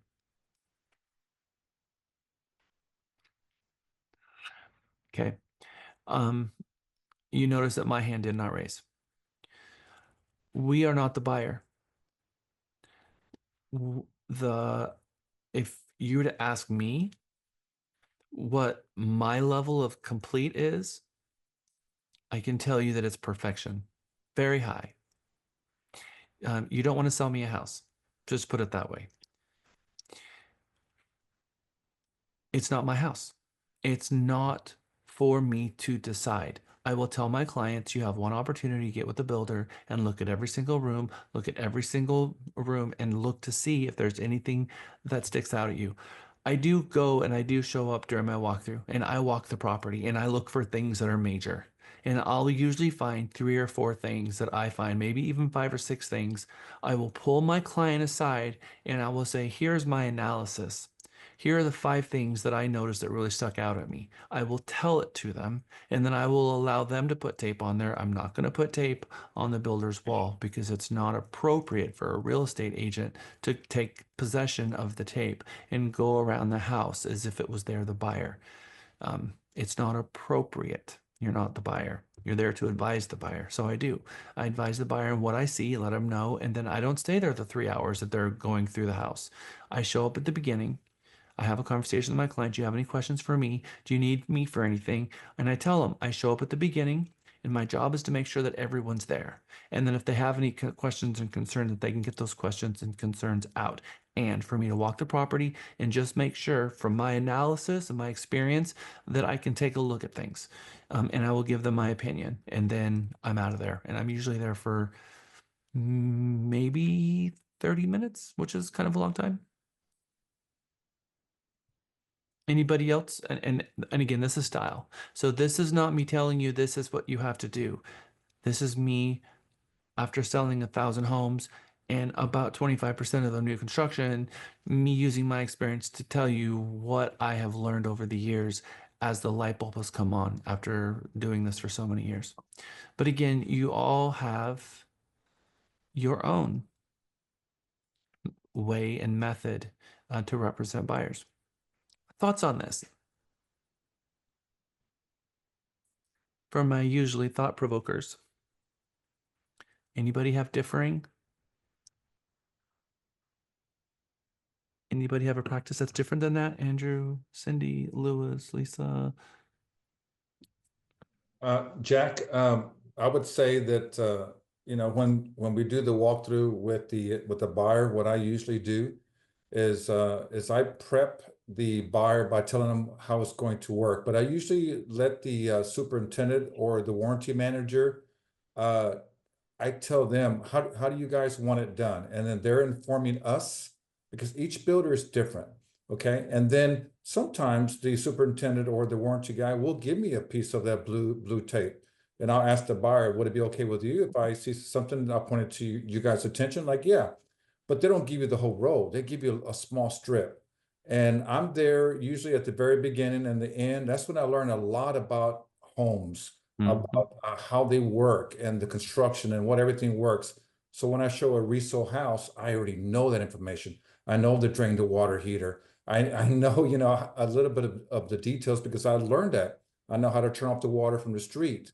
And so all that is knowledge that I need as a realtor. So and then the superintendent or the warranty person will tell them what the next step is, which is the final walkthrough to finish up the last list. So, I do it all. I enjoy it. I like being there. And at the very end, I ask for a referral, and I usually get it. Yeah, 100%. So, guys, I just want to make sure that you understand that you can be involved as detailed as you want. Um, After you've done this about 20 times, you will become experts at a walkthrough. They're going to walk the property, show the client how to use the thermostat, show the how to use the appliances, what is in the home, any of the technology issues that are in the home, like smart home stuff. They're going to show them the attic. They're going to poke their head in the attic. They're going to explain to them how to change the air filters. They're going to take them in the garage and show them how to use the different zones for the irrigation system. They're going to open and close the garage door. You're going to walk every single room of the entire house, closets included. You're going to be looking for scratched doors and dented windows and dented window frames, um, gaps in molding, missing moldings, cabinet shelf doors that are crooked, cabinets that have transitions that are missing. And then outside, you're going to look at all four sides of the home and you're going to walk it. And then you're also going to look at the fence and you're going to look all kinds of things. You're going to look at the whole thing. And then there's going to be a list. And they're going to put a list together. And that list is what the builder has to do in order to close. And sometimes this walkthrough can be happening 24, 40 hours. And there can sometimes be a lot of things on this list. And during this type of walkthrough, you're going to typically have your home inspector there. And you're always ask the builder, do you allow third-party inspectors? Sometimes they push back a little bit, but so far I've been successful in getting a third-party inspector there. Oftentimes they will ask for, even if they've used this inspector 100 times, they're going to ask for their insurance because they want to get liability insurance from the inspector. Sometimes they don't, but most time they do. And then the staff at the inspector will send it to them, and then the inspector shows up a couple of hours, maybe in the morning before you do your walkthrough, or even the night before. But they're going to tell you when they're ready for your inspector to come. And when they're doing the walkthrough with you, they're usually trying to finish the home. So there's this time in which they're ready for you, but then you want to get your inspector there a couple of hours before you so that they can give you the report when you arrive. Then the inspector is going to give you the report. Then we're going to hand the report over to the superintendent. And the superintendent then is going to review the report, or you're going to give it to the sales manager. Most of the time, it's going to be the sales rep. Now, there are things on an inspection report, guys, that are upgrades versus things that are actually wrong with the home. We're going to talk about that when we get back from our break. And so the home tour, it's almost like a home tour that you're going on. And agents, sometimes, you walk in, most of the time they're going to take off their shoes because the house has been cleaned up and they've been cleaned, and you're going to walk the home with the on-site and the buyer, and they're going to learn all about the home. Like I said, I usually stick around for about 30 minutes. They usually do the walkthrough first with all of the items, and then they do the tape walk at the end. And then again, whenever issues show up on the inspection that they're willing to fix, that are actual issues, not upgrades, and all the things that the buyer found, they will put this on a list. And they're not supposed to close on the home until that list is done, but they can escrow them sometimes. Sometimes they want to close and they're going to force you to close. And there's a contract. There is a provision of the contract that talks about what percentage the builder will consider the property in order for it to be deemed complete. And we have to ask the builder what that is. I'll tell you a story that happened to me with D.R. Horton. I was I was serving on the board. They had me in Chicago for 7 years in a row. I was in Chicago for NAR at the NAR building doing different things, whether it's leadership training or whatever. And I was in, actually, this time I remember where I was. I was actually in in Canada with Matrix, CoreLogic, the builders of our MLS at a CoreLogic conference for CTX MLS. I've been all over the world with them, but in this time I was in Vancouver for Canada for a Matrix conference. And I got a call from my client, Brainy. Hey, Jack, I'm at closing. Where are you? We're set to close in 3 weeks. No. They called me yesterday and told me I was closing today. I happen to have 3 DR Hortons under contract with 3 different clients. And an hour later, I got a call from Andres. Andres, hey, Jack, I guess we're closing today? What? I'm in Vancouver. And my clients, I mean, they always like me to be at closing. And it was the last day of the month, the last day of the quarter, and they wanted to close, and they forced us to close, and they closed on all 3 of them, and I was out of town, and they escrowed. We hadn't done walkthroughs. One of them, I mean, it was a nightmare. I was furious. In any event, 6 weeks later, and there were still some things that they didn't finish, but sometimes they do stuff like that, and we don't have an option, and the builder forced them to close. So sometimes you get thrown for loops like that, and now we're just gonna have to be pestering the builder to finish it because the contract stipulated at what point, and if they didn't close, the builder said it would be $100 per diem a day if by them failing to close, and so they all went to closing. All right, it's 3:16. We're gonna come back 3:26. When we come back, we are going to be talking about the difference between an upgrade and a defect that might show up on your inspection report. See you back at 3:26. Welcome back. Who'd have thought that we'd out here where we need you? Here where we need. Welcome back. Welcome back. Welcome back. Welcome back. Welcome back from our new construction class over the history of Mega. This is the 15th time that I have taught this class. There have been times I pulled this out and put it back in, and pulled it out and put it back in, and replaced it with other things. And so Mega 14, I put it back. Mega 14 said it was one of their favorite classes, and so I left it in here for Mega 15. New construction is a really big deal. It's an entire day. It's a 7-hour designation, so it's an NHC designation. But it also means that we are done with the designation at just about 4:30. So because it's a 7-hour day, not an 8-hour day. So we are almost done with the NHC, and then we're going to be dealing maybe some more phone calls.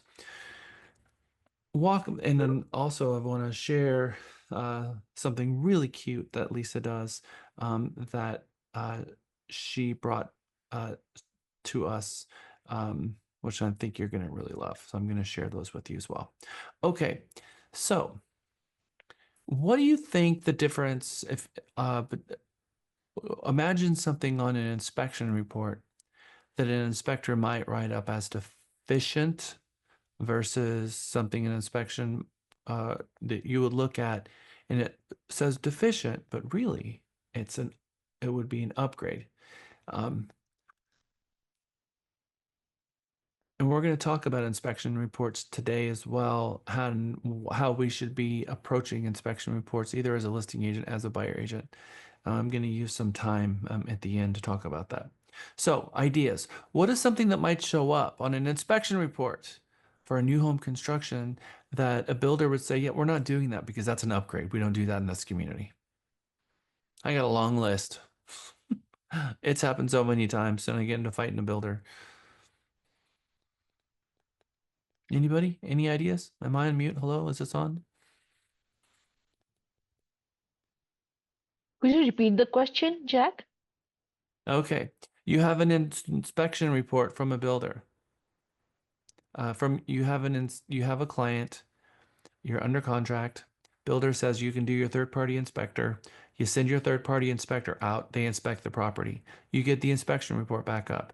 And on the defects section where it says that there is defects, they have listed things, and you take that list to the builder and they circle some of them and say, not only are these not defects, but these would be considered upgrades. What are some of these things? Mario. Um, oh, sorry. I was thinking floor, like the tile or wood, maybe that. Nope. According to FHA and VA, flooring has to have to exist in a home. So they're not going to get a certification of occupancy without flooring. So that would be required. Candy, good idea though. I don't know. I was just trying to think of like what would look bad, but it's actually an upgrade. And I was thinking sod, but I know that's probably, I mean, that's landscaping. So Inspector's not going to care. They may. We're going to talk about what part of what conversation the inspector has about sod. Mario? You have that part? I think I heard this in school at Champions. Roofing. Nope. It definitely needs to have a roof.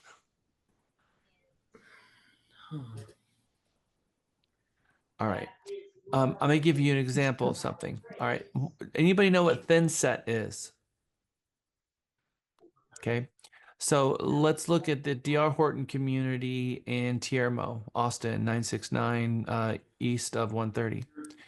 When they pour a foundation, it has rough edges. You can sometimes see little pieces of rebar sticking out. You can see little rocks where they had the gravel in the cement that they were pouring the foundation, and you can see the edge of the slab. It's not very pretty to look at, not at all. Well, some builders will spread on a very thin layer of thin set, which seals the edge of the slab and makes it all look pretty.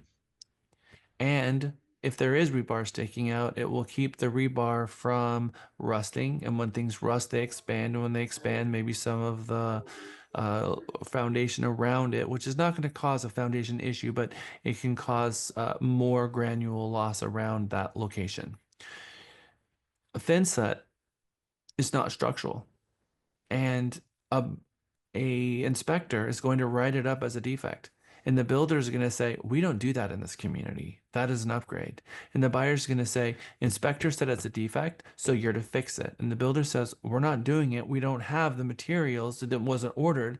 Go look at every other house. We're not going to do it. So then you get in a fight between the agent and the builder.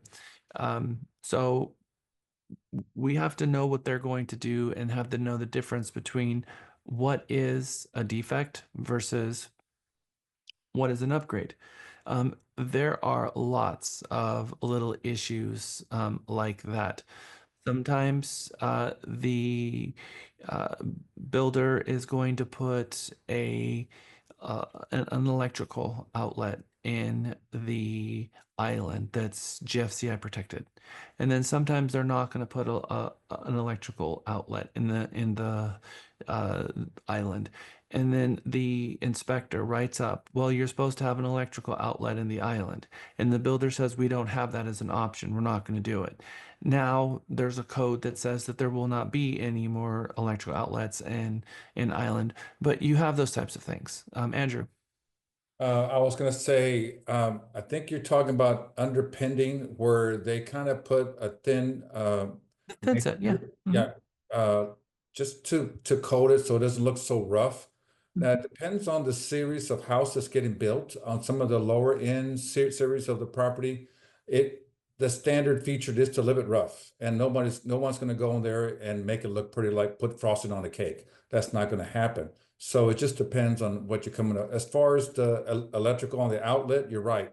The new code states that's not going to happen anymore. Even on my brand new house, we were asking about that and like, nope, we cannot do it. That's illegal. We're not going to do it. No master electrician is going to ever do that because of the new code. So, okay, we're not going to have electrical outlet on our island because we have a sink in the middle as well. So, oh well.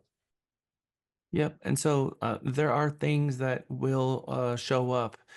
You will have an inspector say, uh-oh, the builder used screws to screw in the pull down ladder.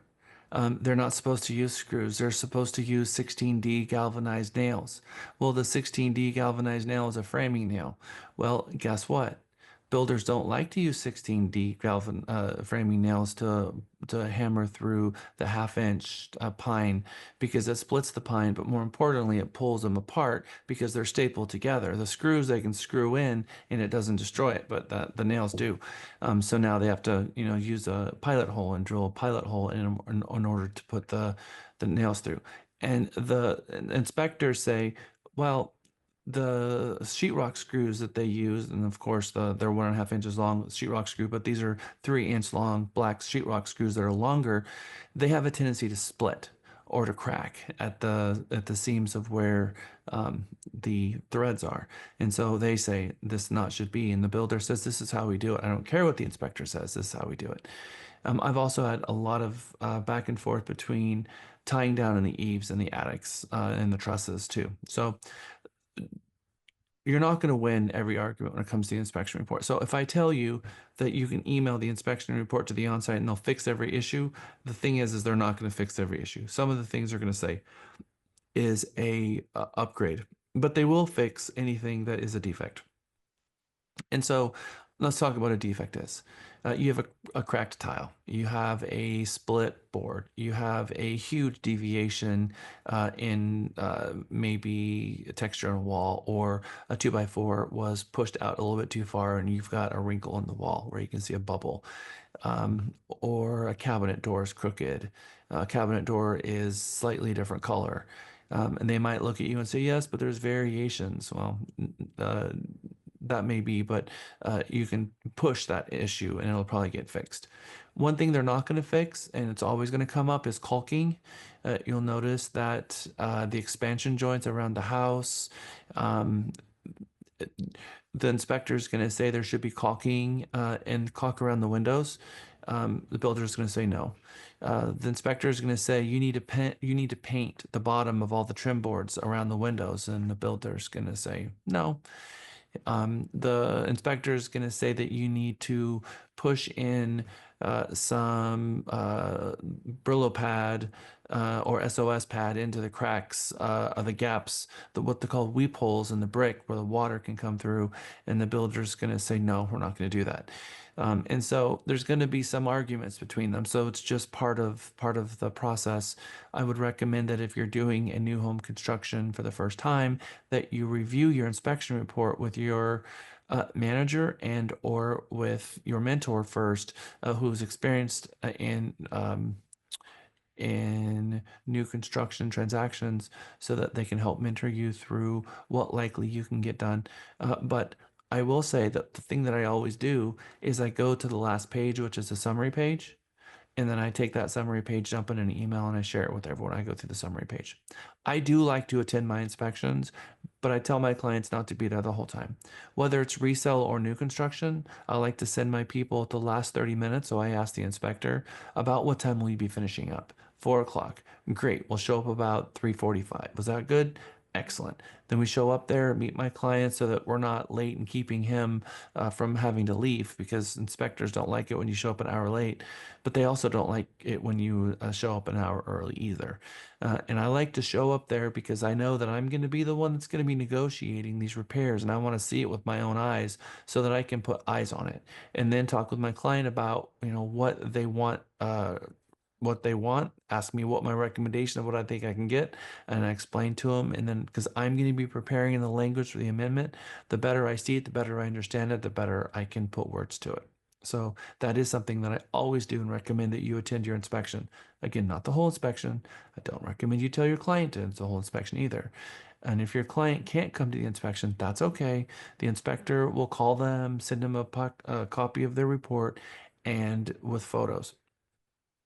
I'll ask the inspector questions, but just like anything else, I let the inspector do their thing and do the presentation to the client. And when they have questions, I will interject.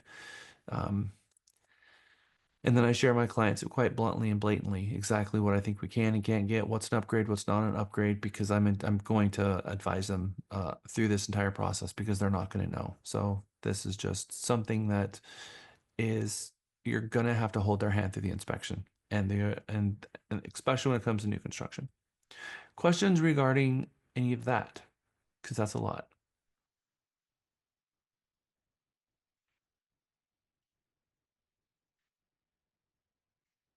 Something that Lisa does, what I think is super cute and fun.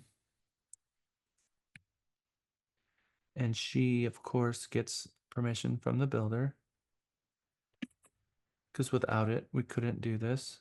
I'm going to share the screen, and I'm going to let Lisa share with you.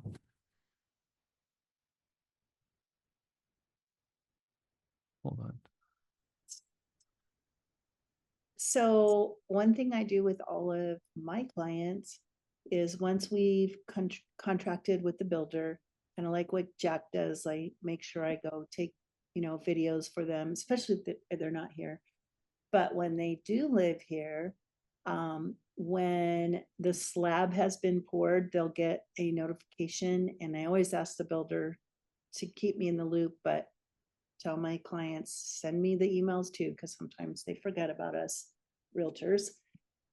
And I will arrange to meet them either for breakfast, lunch, or maybe a sunset, like a little, I don't know, cocktails or something on the slab. Did you want me to share those pictures, Jack? Or Am I not already? Oh, you know what? There we go. Yes. I keep forgetting this thing flips. So these are some of my clients that I met. The top one with the couple, that was actually their view out there in Gerald. Cindy Thompson at Lennar sold that house to us. So I set up a little cozy charcuterie board and some champagne. And Cindy did come. I always invite the on-site as well because I feel like they were a part of it.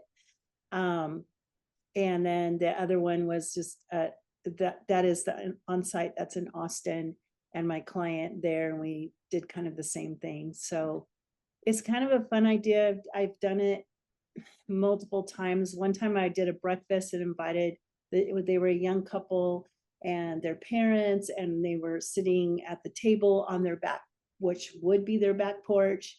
And then we had somebody drive by and asked if I was the realtor, and I said yes. And they asked if I did this for all my clients, and I said yes. So would you like to buy a house? And that was a really great way just to pick up more clients. But it was just a nice touch because they remembered that moment, and it was really kept them super excited about getting to the closing table, because there's so many things that go on during that process that can be really stressful. And this was just kind of a back to, this is why you're doing it. And they always love it. And we have this super fun, and it's another photo op. So Super cute, super fun, extra little added touch that just adds class and fun and builds a relationship, those lasting kind of relationships you have with your client. Also presenting them with the book of the home, how it's been built, is also a really big deal. So you can see this takes a little bit of time, takes a little extra effort, but the experience that she helped her clients with is pretty profound. That's something they will never, ever forget. And so you're looking for that cute little extra. Well, there it is. These are the types of things that take a normal experience and escalates it to a completely different level now. And this is actually what we're talking about in Mega, is what can we do to really make your client stand out and have and become huge raving fans of yours. Debbie.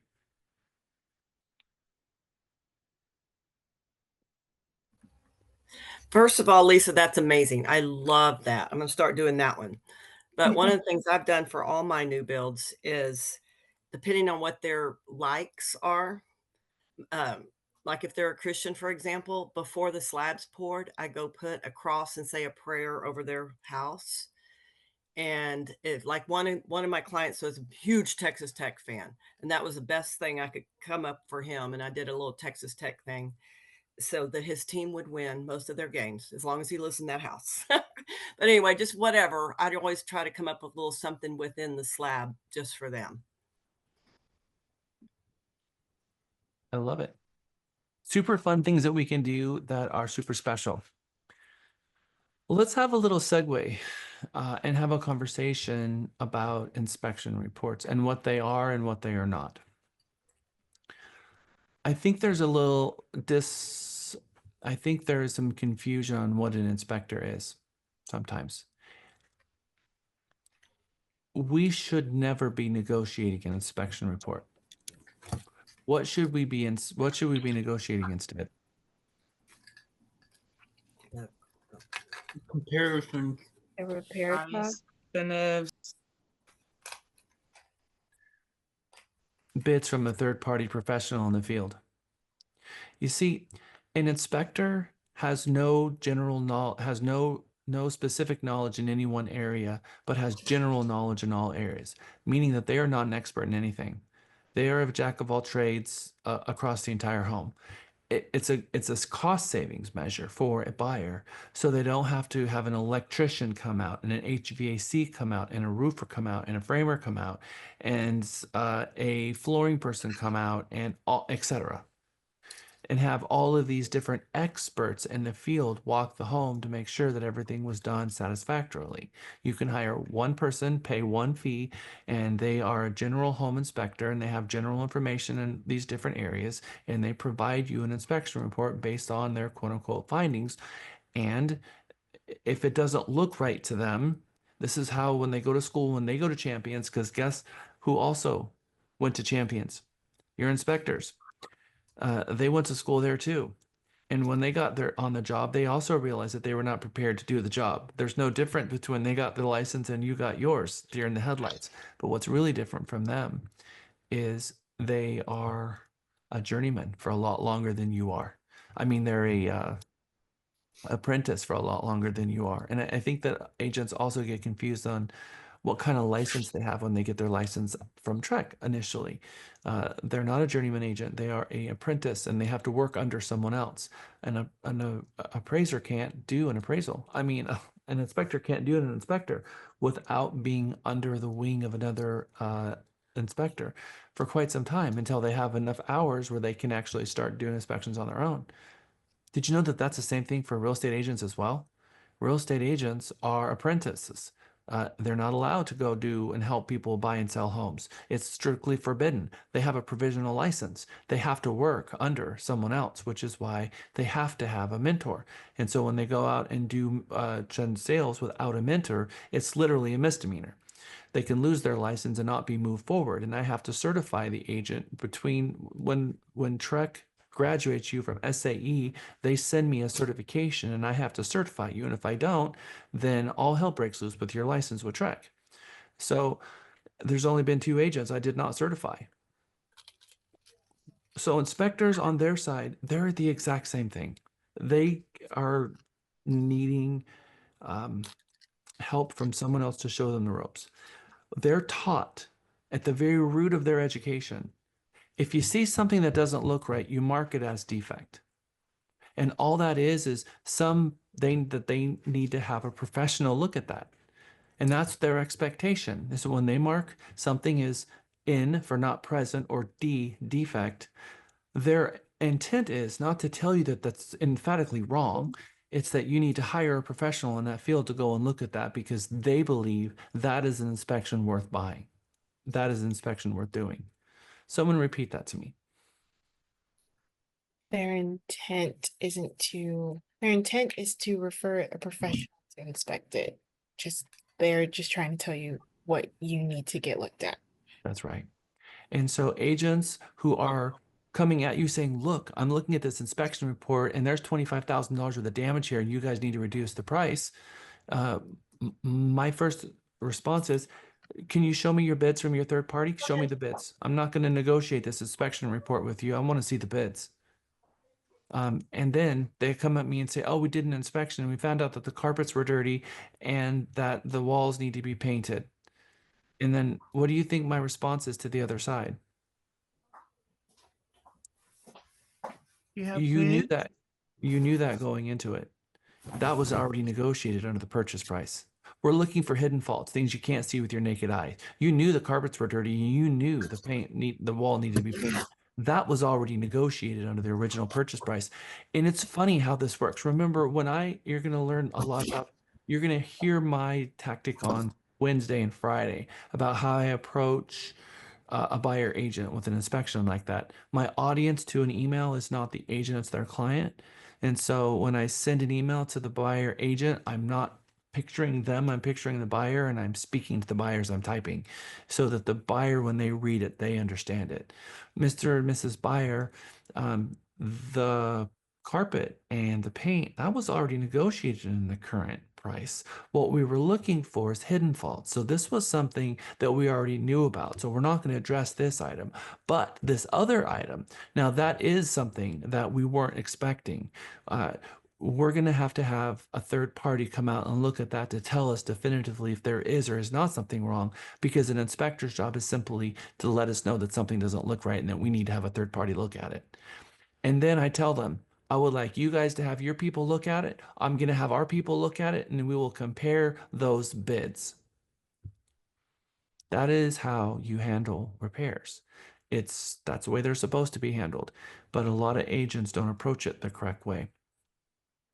My recommendation is you do it that way. And I can tell you hail damage is a big thing. A lot of your inspectors who didn't go on the roof from the ground, they're going to look up there and say, "Yeah, I see something going on up there. I'm going to write it up." And then you have a adjuster come up, and the adjuster says, "We don't see anything wrong with this roof. Yes, it's 15 years old, but it's working as intended, and we don't see any defects. There's no pitting going on. There's no discoloration. You don't have massive granular loss. The shingles are as intended." And then they have a roofer come out there, and the roofer says, "Oh no, these whole things need to be replaced." They have another roofer come out and say, "Oh no, yeah, this is fine." So you need to have a third-party contractor that you can trust, because does the roofer have something to gain by replacing them? They certainly do. And the person that I find that gives me the honest answer 99.9% of the time is the adjuster. I trust an adjuster over a roofer all day long. Before I list a property, and I'm sitting at the table with my seller, I always have a conversation with them about the shingles. "Mr. and Mrs. Seller, when's the last time the shingles were replaced?" And then they're going to say last year. I'm going to say, "Great, fine." "Mr. and Mrs. Seller, when was the shingles replaced?" 2018.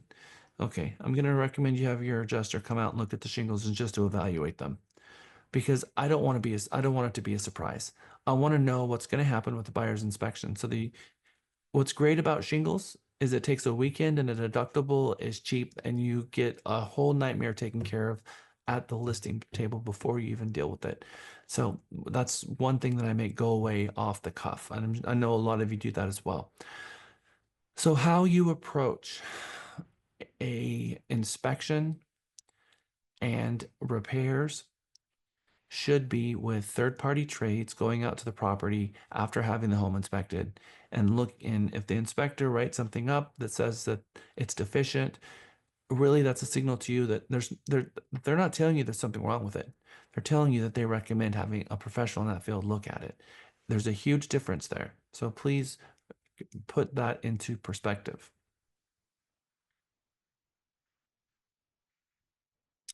Insurance.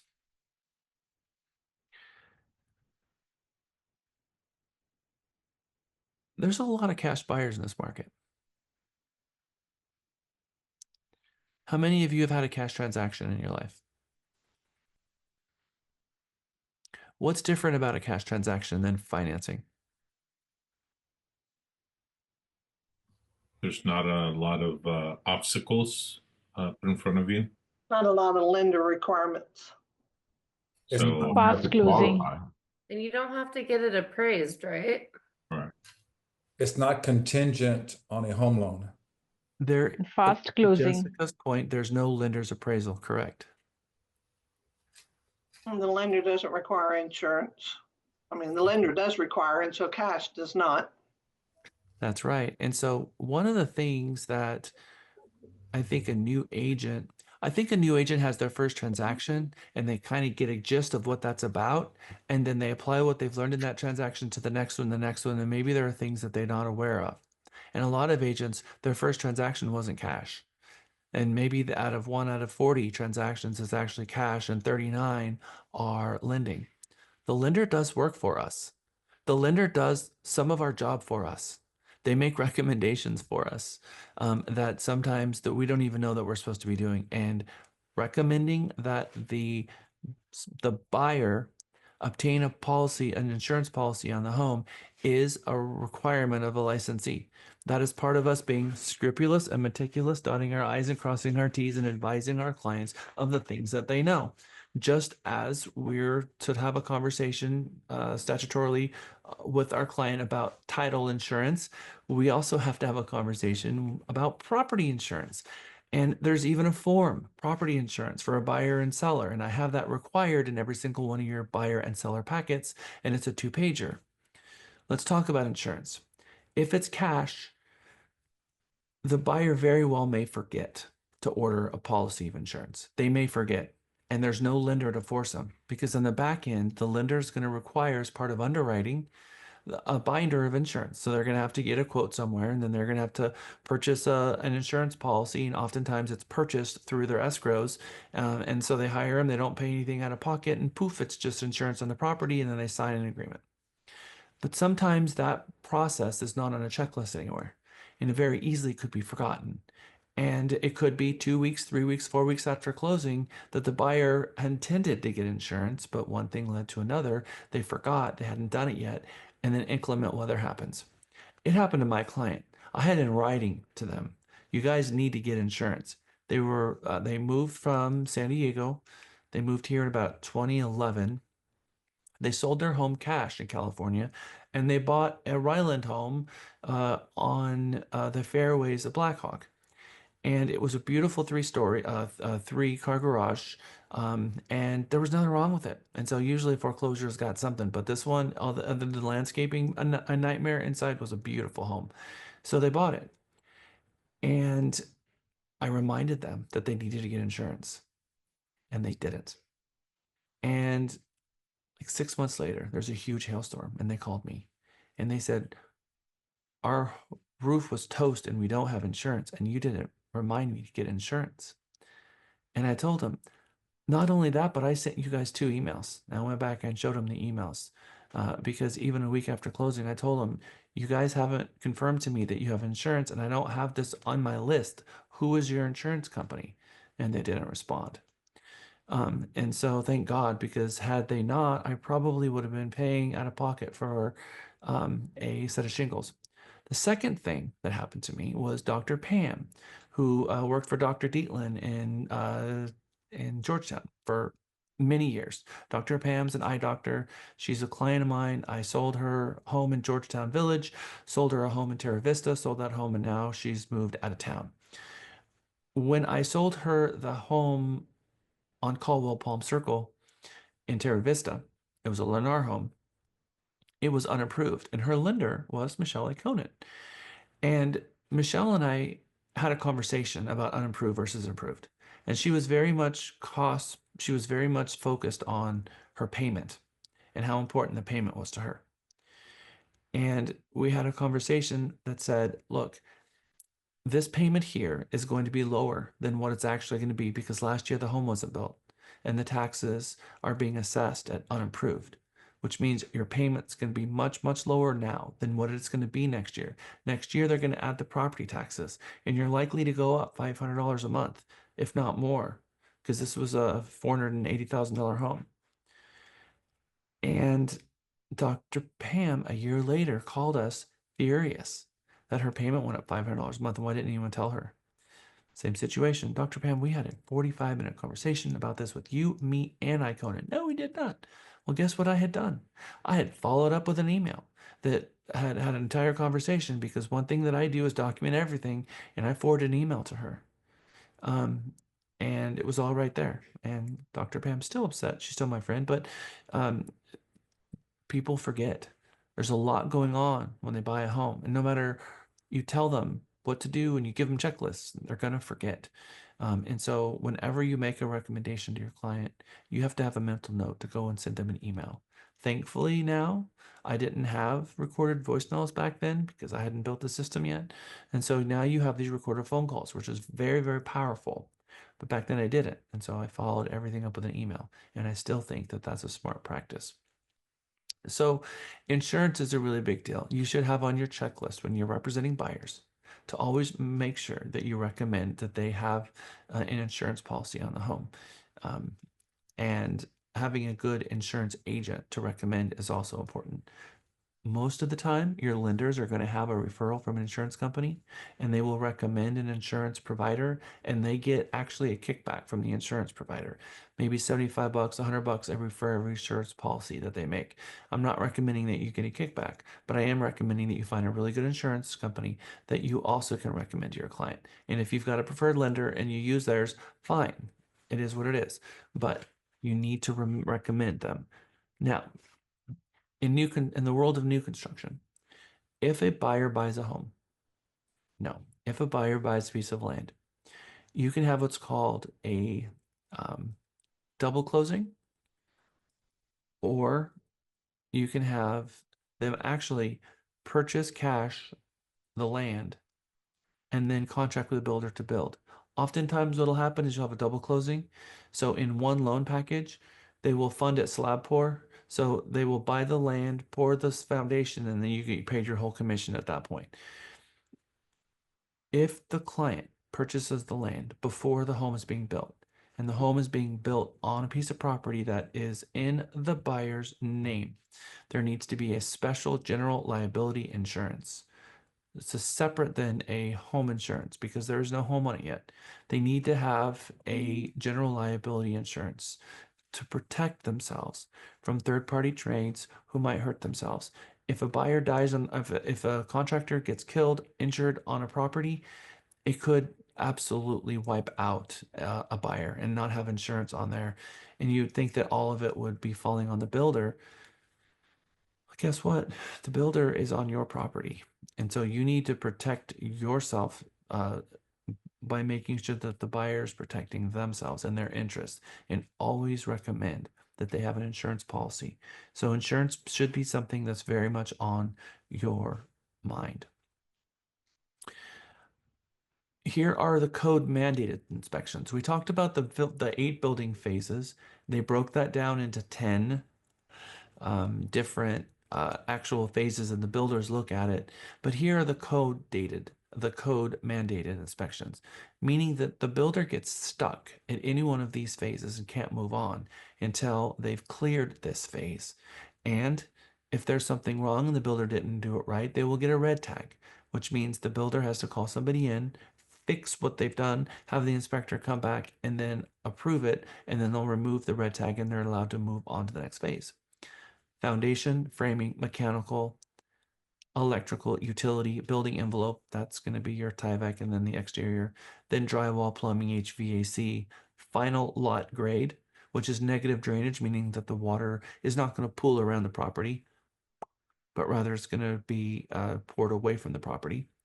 Their final inspection, and then the certificate of occupancy, which is really 2 different steps. So in these 12 steps, sometimes if you do a phase inspection, the phase inspection is going to try to get out before each one of these phases are being completed so that they can ensure that before they start the next phase that they've had an opportunity. So by the time they finished one phase and before they start the next, that they're able to come out. Now they're typically not going to come out 12 times. They'll usually come out 3 or 4 times, but that's between the inspector and the buyer. My recommendation is that you talk with a couple of inspectors, take them out to lunch, and have a conversation with them about phase inspections. Have a conversation with your clients about phase inspections, and decide if that's something that you think you're going to recommend, and how much it costs. Sometimes phase inspections, they will also add that they'll come in at the 1-year mark and they'll inspect the home again. What do you think some value is for the inspector coming back at the 1-year mark? And it's actually the 11-month mark, to be specific. What is the value of the inspector coming back in 11 months? What possibly good could come from that? Anyone? House The shifting. house is settled. But what value is it for them to come back in 11 months? To Is the check builder going to things do out anything about before that? the builder's warranty. Yeah. Thank you, Latanya. Yes, the builder offers a 1-year warranty. where they will fix anything, settling cracks, nail pops, cracked tile, anything, but they're not going to deal with grass. They're not going to deal with trees or shrubs or any of that, but everything else is warranted. So yes, we always recommend that the buyer bring the builder in and fix anything, but the builder's not going to go inspect the house and say, okay, we're going to fix everything we find. It's break fix. So the buyer has to provide a list to the builder. And the warranty department of the builder is difficult to, at best, to deal with. And so it's really nice if you have an inspection report. An inspector goes out and looks at the home to make sure that the home is working as intended and aging as intended.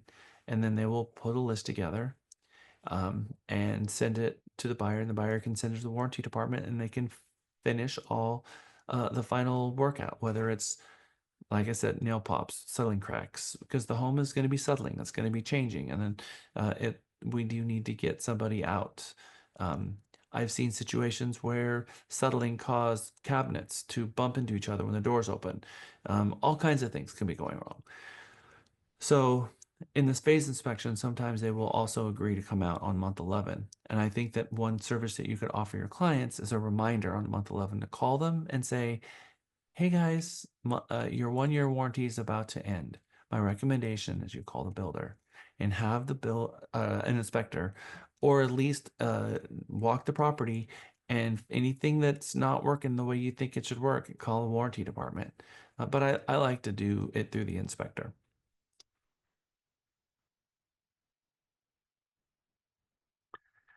Ready or not, here we close. We're going to take a break. It's 4:06. We're going to come back at 4:16. When we come back from our break, we're going to have a conversation about what is substantially finished in a builder contract. What does that look like, or what is that language? And I'm going to bring up a contract, and I'm going to actually show it to you. See you back at 4:16. Welcome back. Who'd have thought they need ya? Here where we need ya. Here where we need. Welcome back. Welcome back. Welcome back. Welcome back.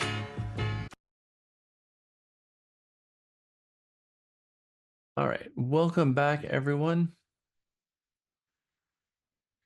We're going to spend a moment talking about the builder contract. What gives you the authority to advise your clients on contracts? And what contracts do you have the authority to advise them on? Some of you agents have been in the business for a long time. Chime in. I was going to say that when we help a consumer buy a brand new construction, it is our duty to preview the sales agreement to make sure that their names are on there, the legal description that they're buying the property, and everything that was promised in writing is in the actual agreement. This is a contract that we're not going to be able to modify because it does come from the builder, and the builder has their attorneys that are there to protect their interests. But the least we can do is make sure the price is right and some of the other terms. So I like it. What I asked was a little different, but I like your answer. Your answer absolutely is true. I'm not going to say it's not true.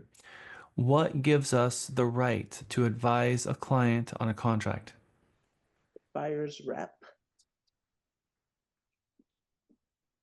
Let's say we have a buyer rep agreement. Cindy. So on builder contracts, I kind of do Nope. it in Nope, nope, nope, reverse. nope. Don't. What? I want my question answered. Answer it again. Ask it again. What gives an agent the right to advise their clients on contracts? Trek. What does Trek say about agents advising clients about contracts? You can only advise on the promulgated forms. That's exactly right. So you as an agent have limited power of authority by Trek, thank you, Cindy, to advise your clients on promulgated forms because Trek has deemed you competent on those forms because you've had 3 hours training on those forms. Because you've had required training on the forms, then you're allowed to explain to them one thing and one thing only: how to fill it out. We're not allowed to advise on what happens when the parties are no longer behaving and we're going to enforce rights on the parties, because that's the definition of the illegal practice of law. So is this a TREC promulgated form that we're looking at here? It is not. This is a 134-page builder contract. Does an agent have the authority per TREC to advise their client on a builder contract? No. Under no circumstances are you to advise your clients about a builder contract, because it is the illegal, unlawful practice of law. Okay. So what can we do? We can ask the builder on-site questions and have the on-site explain the contract to the buyer. I've never had an on-site successfully do it. The on-site is not going to ever, not once in the history of mankind, has a on-site taken a buyer through 134 pages of the contract and explained it to them. They don't know it that well either. And so the on-site is not a contracts expert. It comes from their contract team to the buyer. And if the buyer has questions, the buyer needs to read it. And if the buyer has questions about what their rights and remedies are to the contract, what is our statutorily required duty? Get a lawyer. Refer them to a lawyer.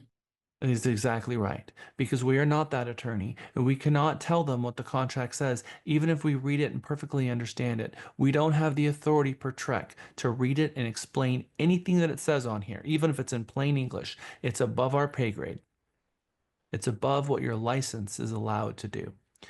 So there is a lot of questions. Now, we can ask a question. Okay, so what are your questions, Mr. Buyer? My recommendation, Mr. Buyer, is that you ask the builder these 5 things.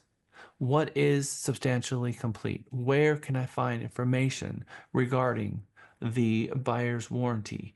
And so I have questions regarding the contract here towards the end. I've got about 10 slides to go, and we're going to see what questions that we recommend that the buyer ask the on-site so that they have a clear understanding of what it is that they're buying. But this contract is a very long contract, and there's a lot to it, and there's different provisions that says the same thing in different ways, which means it could even conflict with each other based on situations that pop up. And you'll see at the very end, I'm guessing it's the very end. The very end is where all the warranty stuff is. The 1-2-10 warranty. And that's going to take a big chunk of the pages and explaining to the buyer what their rights are in terms of the warranty. So, Mr. Buyer, you need to have a good understanding from the builder of what when you're going to be forced to close. Are you allowed to have a third-party inspection? And do you have any questions in the contract? Because I can't review this contract with you. If it's a TREC promulgated form, yes, you can walk them through it and you can explain the contract, but you cannot explain this document to them. That is one thing that I need to impress upon you guys. So if the buyer has questions, how do we approach it? Send them to the on-site or refer them to a lawyer.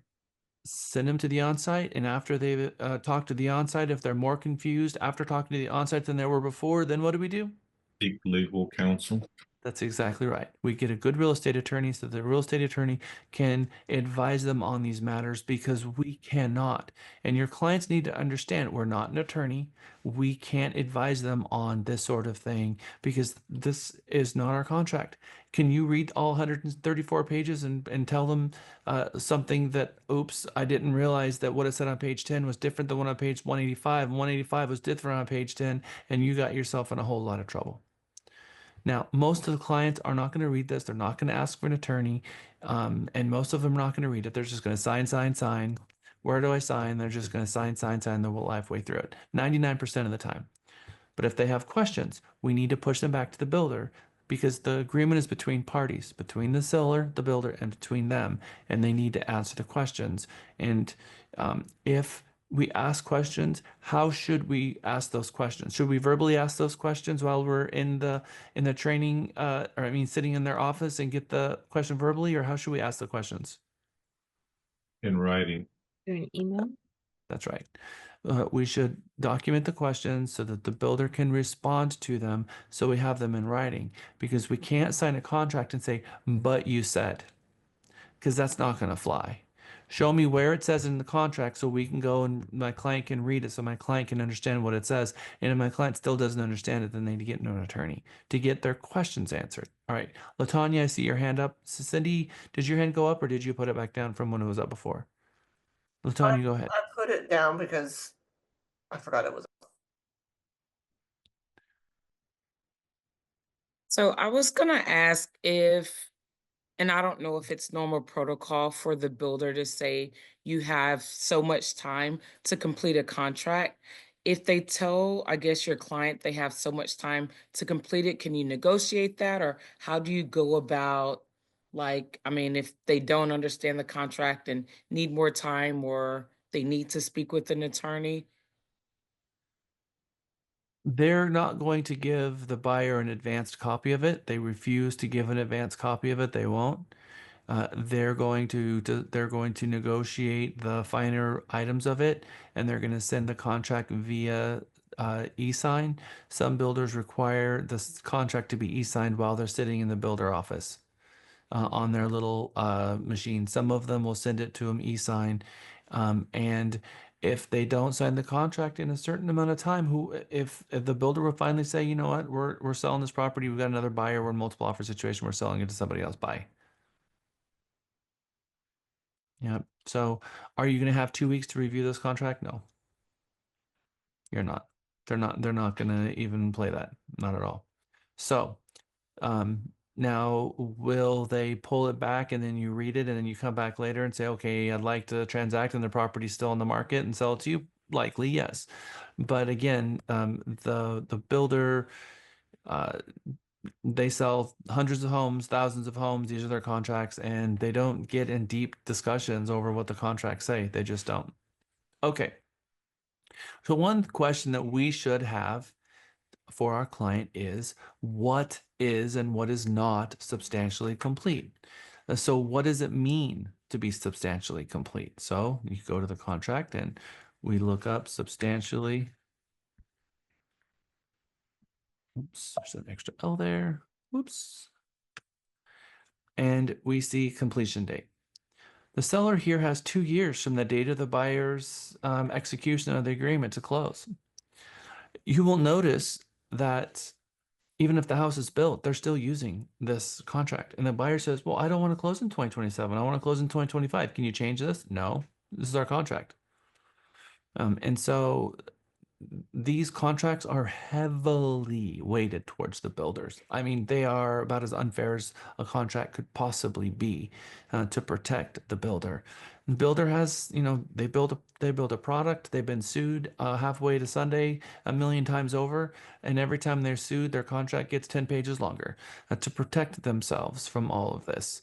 So when I talk about substantially complete, I ask the builder, there's going to be 5 sections in the contract of what substantially complete means. But so someone has to read it and explain it to the buyer, or the buyer has to read it, or the onsite has to read it until the buyer understands what does substantially complete mean, or what is substantially finished.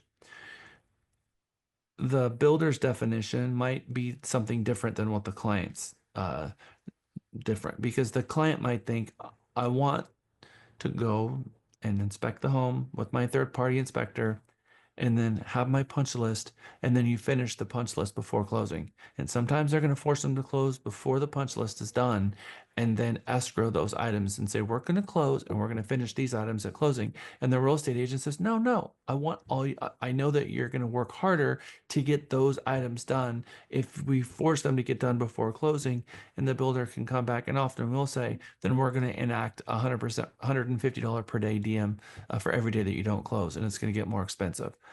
So we are not representing our client as an attorney. All we can do is explain to our clients these type of pitfalls. And when we see our clients struggling with this kind of stuff, then we know how to better advise our clients the next time we get into a transaction. So I'm really focusing on the things that I've seen as a broker and as an agent that have come back to us over and over again. And one of these things is substantially complete. So you want to make sure you advise your clients on that. Buyers expect perfection when they buy a new home, but there's no such thing as perfect.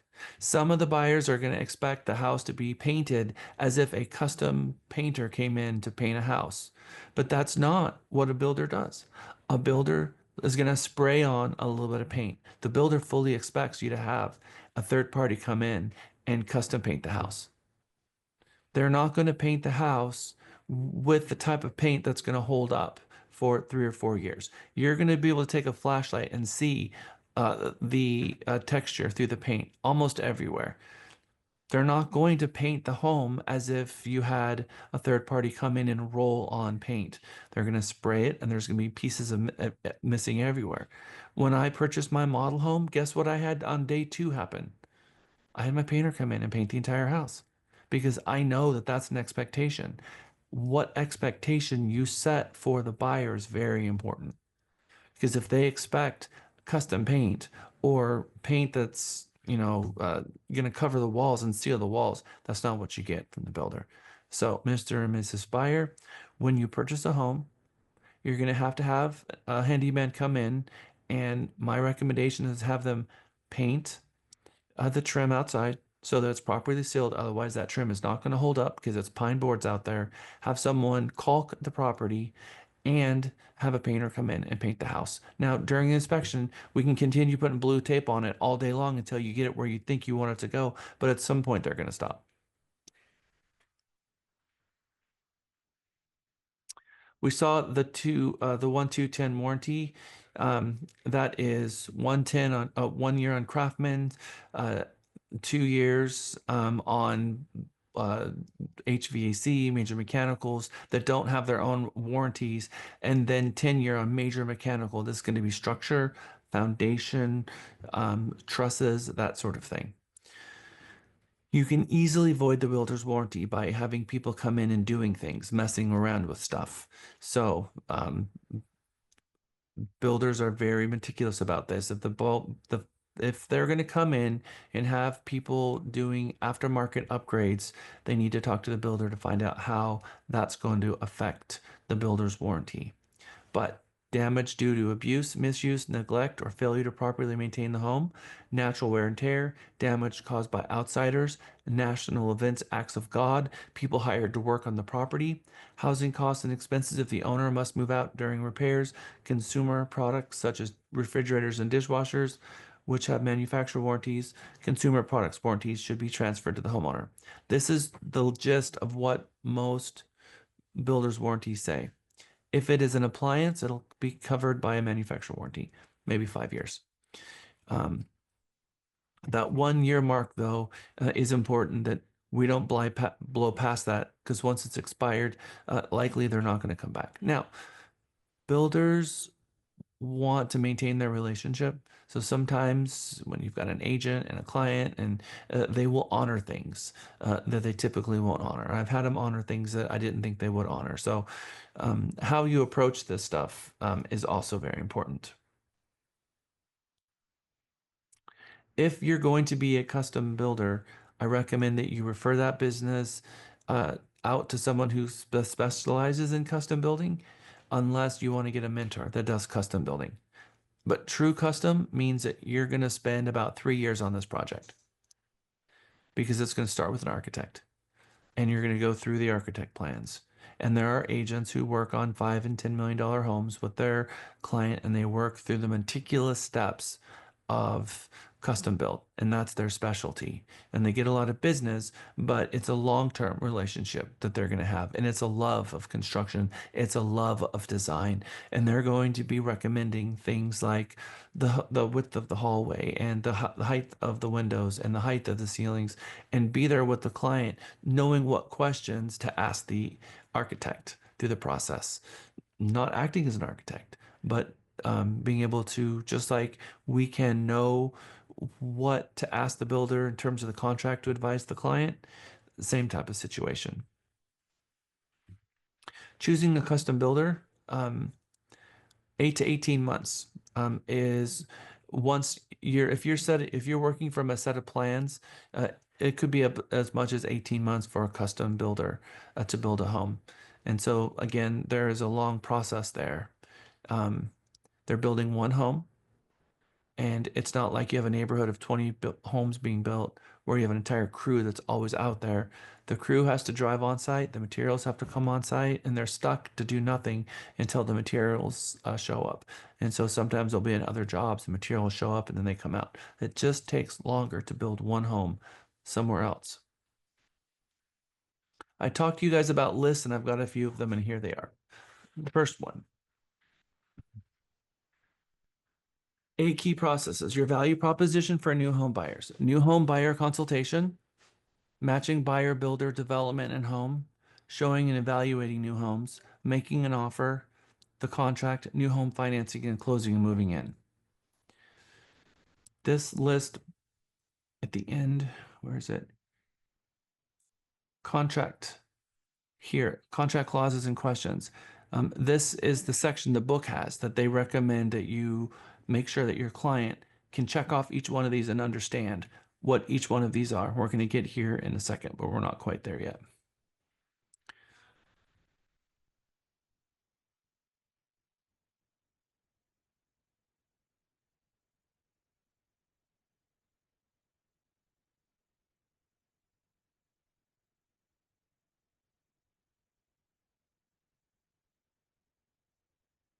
All right. So, day in the life in a realtor. These last 5 pages here are my recommendation to you to pull it all together. First of all, wear your name badge and dress professionally. Make an appointment so the sales rep can know that you're coming and they can give you and your client the time that you deserve. Introduce the buyer and yourself upon entry and why you're there. Ask for an upgrade sheet. And everyone asks me, because I used to just rattle this off, and so I put it on the slides so you have it here. These are the things that I want to walk away from when I'm meeting with a new home construction builder. I want their upgrade sheet if they have it, a lot availability to show what they have available, the floor plans, as well as a price sheet. If we're going to go tour a home, I always just like to throw in, I always ask permission to come along for the ride. I know that may sound ridiculous, but that sends a message to the on-site of the level of respect that I have for them. And obviously they're like, yes. And so usually the on-site will offer to drive. And so I'll ask them if they want me to come or just follow in the back. And I don't, I have absolutely no issues driving. Discuss features, upgrades, and when you are with your client, don't dog the builder and their product. You know, you guys don't have crown molding? What, in this community?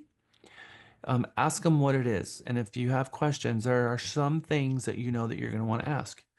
There should be a list already in your mind. So I've got them on the next slide, but there are certain things you're going to ask for each time. You're going to ask about sod. You're going to ask about irrigation system. You're going to ask about washer, dryer, fridge. You're going to ask about blinds. You're going to ask about a garage door opener, because these are all things that you can't guarantee that's going to come with the home. And then you're going to ask, what are your standard features? What are your incentives? And if the home hasn't been built yet, show me what the floor plan looks like and what are the options for this floor plan in terms of 1.5 story, 3-car garage, that sort of thing. So there's a list. Please don't just drop in. You should be making an appointment. Don't come off possessive and keep calling them your buyer. And don't say, I'd like to introduce my buyer. it's remember in a scenario where your clients are standing, you're representing them, and sometimes agents embarrass their clients in front of the onsite. This is my client, Mr. and Mrs. How would you like to be called someone's buyer? These are my clients, Mr. and Mrs. Jones, and they're interested in your community, and introduce them and step back and let them do their job. They're going to ask their phone number and email address. And they're going to call them afterwards. Know that that's going to be a thing and don't be offended by that. But also remember, you can't divulge confidential information about your client. Here's my clients. They've got 2 kids, and they're going to be moving here from California. And if your clients want to share what's going on with them, that's okay. But don't tell them where they're moving from. You introduce their names, and when you're on the phone ahead of time talking to the onsite about your clients, remember what's confidential and don't divulge confidential information. Agents sometimes they divulge too much information, forgetting about the confidentiality natures. If your client wants to share all that with them, great. That's perfectly okay. But we cannot. And don't, as Oksana mentioned, don't treat the sales rep as an adversary. They are on our team. Buyer agents working the resale market are accustomed to working with sellers who are emotionally involved and often overlist their properties. This is not the case for the builders. The real estate often thinks that their role in negotiations for the builder is to get a lower price. Incremental back and forth negotiations are part of a new home sale. Do not promise the buyers on new home constructions that you're going to save them money because you don't know if you're going to get them off their price. Instead, try to negotiate, instead of trying to negotiate price, which you can negotiate price sometimes, what are the incentives on using your preferred lender? And what are some of the extras that you can negotiate? Because that can be a big deal. Now, I'm not to say you can't negotiate price, but don't promise that you can get them off a price and then you set an expectation for the client and you get there. And now the client thinks that you should be able to get a price that you're not able to then get. And then your clients have lost faith, both in you and the process, and they think the builder on site is not being fair. So we shouldn't set a wrong expectation in going in there because sometimes agents don't know the value that they have and they think their only value is to slice off a price of the home, and then they can't do that. And then the buyer thinks either the agent didn't do a good job or the builder's not being fair, and now they don't want to move forward at all. So don't set the wrong expectation because it could be priced very well. Most builders use their own contract. Let the builder explain the contract to your buyer and listen. Ask questions when you have them, but try not to interrupt when they're doing the contract stuff. But make sure you do make sure that if you haven't heard certain questions being asked, ask. Some on-site sales agents have more experience than others. If you see the on-site salesperson struggling, don't correct them, don't throw them under the bus, but ask for a copy of the contract and see if you can get it for your client to read it. Make sure your client understands what they're reading and make sure that they understand what the earnest money is, what the close date's going to be, what they deem as complete, and then what is the buyer's right as to a third-party inspection and an anticipating closing date. These things are things that your client should walk away from this builder appointment having a full understanding of.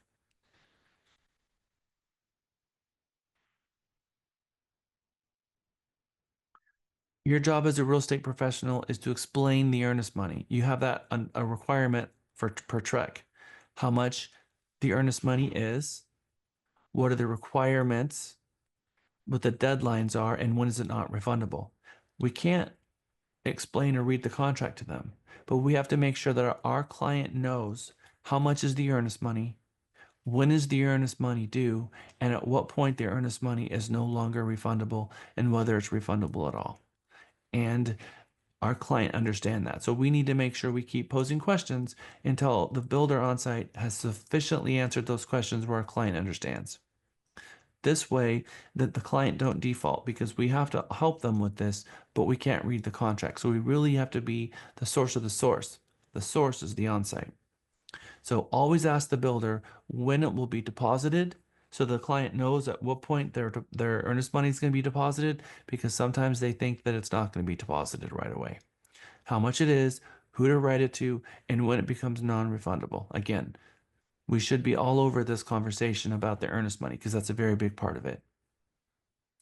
In the book I gave you, which was emailed out earlier on the weekend regarding the new home construction book, on pages 104, 105, and 106, there are some really good pages in that book. I am going to bring them up on my screen.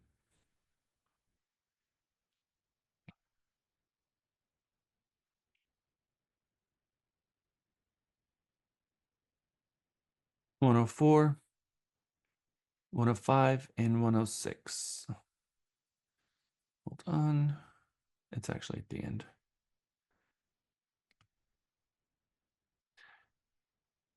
One 129. Ask the builder sales rep. Questions to ask the sales rep.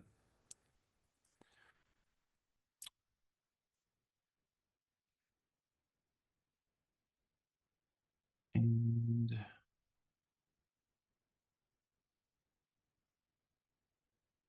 there is a list of questions in here for their contract.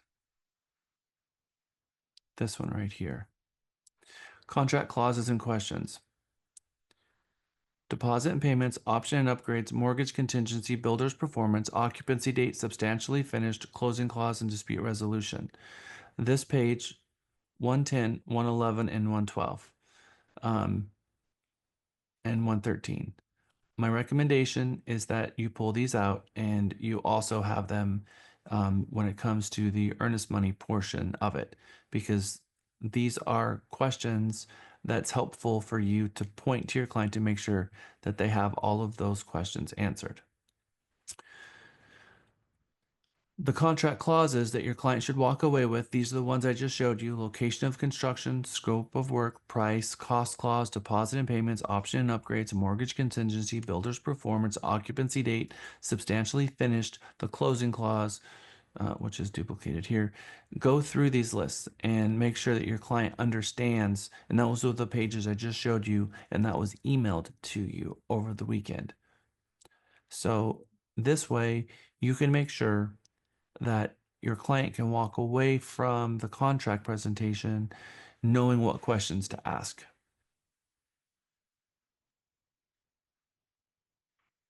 We have 3 more slides.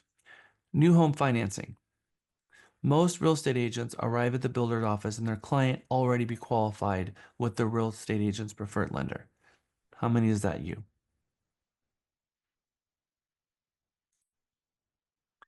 Many builders require that the buyer use the builder's preferred lender. We spoke about this a couple of times today already. The builder is able sometimes to take a loss. They're able to provide discount points, incentives, special financing. So again, I want you guys to not be offended when the builder requires the buyer to get double apped, and to expect the buyer, let the buyer know, look, when we go out to the on-sites, when we go out to the builders, if you want to submit an offer on one of these properties, they're very likely to require you to to apply with their own lender and to pre-qualify you. You don't have to use their lender, but they're oftentimes going to offer an incentive if you do use that lender. And sometimes that incentive can be very, very substantial. So then we have to look at and shop them against each other, because sometimes the discount they're offering you is because they increased the interest rate. And it looks like they're giving you $30,000, $40,000, and you're like, wow, this is a huge incentive. No other builder can do that. But then you look at what they're actually giving you, and the payment is much higher because the rate is higher, and how much you're going to pay over interest over the next 30 years is substantially more. So we need to look at the two things. What is my down payment and what is my monthly mortgage payment? Look at those two things across both of them. And that way you can really see what's going on. How much down payment and what's my payment going to be for both? And if you look at those two pieces of information, you can quickly get an idea of what's going on. So make sure that they walk away from those two things. Walk away understanding the down payment, the closing cost, what the cash to close is, as well as the payment, monthly payment. Right. Make sure you remind your client at the appropriate times to file their property tax exemption with their appraisal district and which exemptions are available to them to file for the property. This is a huge value add. Once they close on the property, we should call them back and help them file their homestead exemption, because that's a really big deal.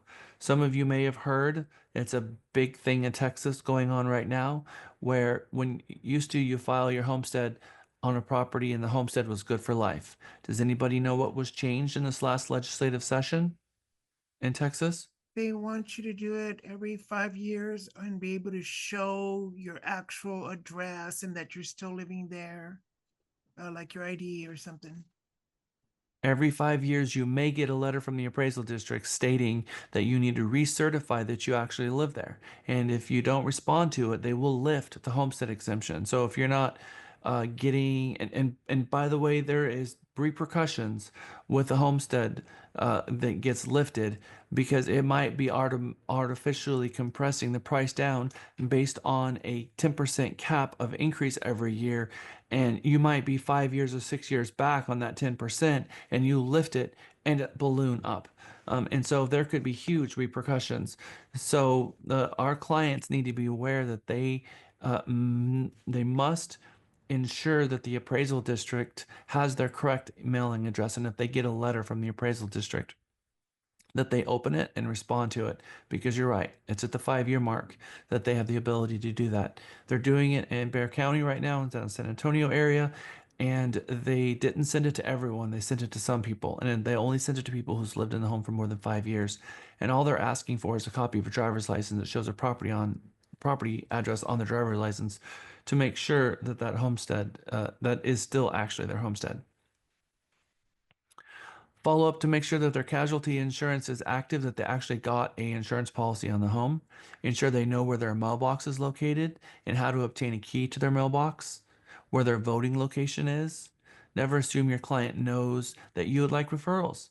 So always have that discussion. Do you know anyone that could benefit from my services, and ask them for the referrals conversation. Schedule an in-home visit about 3 weeks after closing just to check in on them. What do you need? Do you need landscapers? And just have a conversation with them about the 3 week part. And then on month 10 or 11, around then, remind them about the 1 year warranty, so that you don't forget about them, because it's a huge value add. And what a huge travesty that would be for them to pay for representation, all for that representation to forget at month 10 to have their home inspection, when the builder could have come in and fixed things for free. Closing and moving in. Final slide. Help your clients understand the startup costs, often overlooked because a lot of times the buyer is they don't have a lot of cash up front to buy a home. Blinds are a really big deal. A lot of times builders, they don't offer blinds.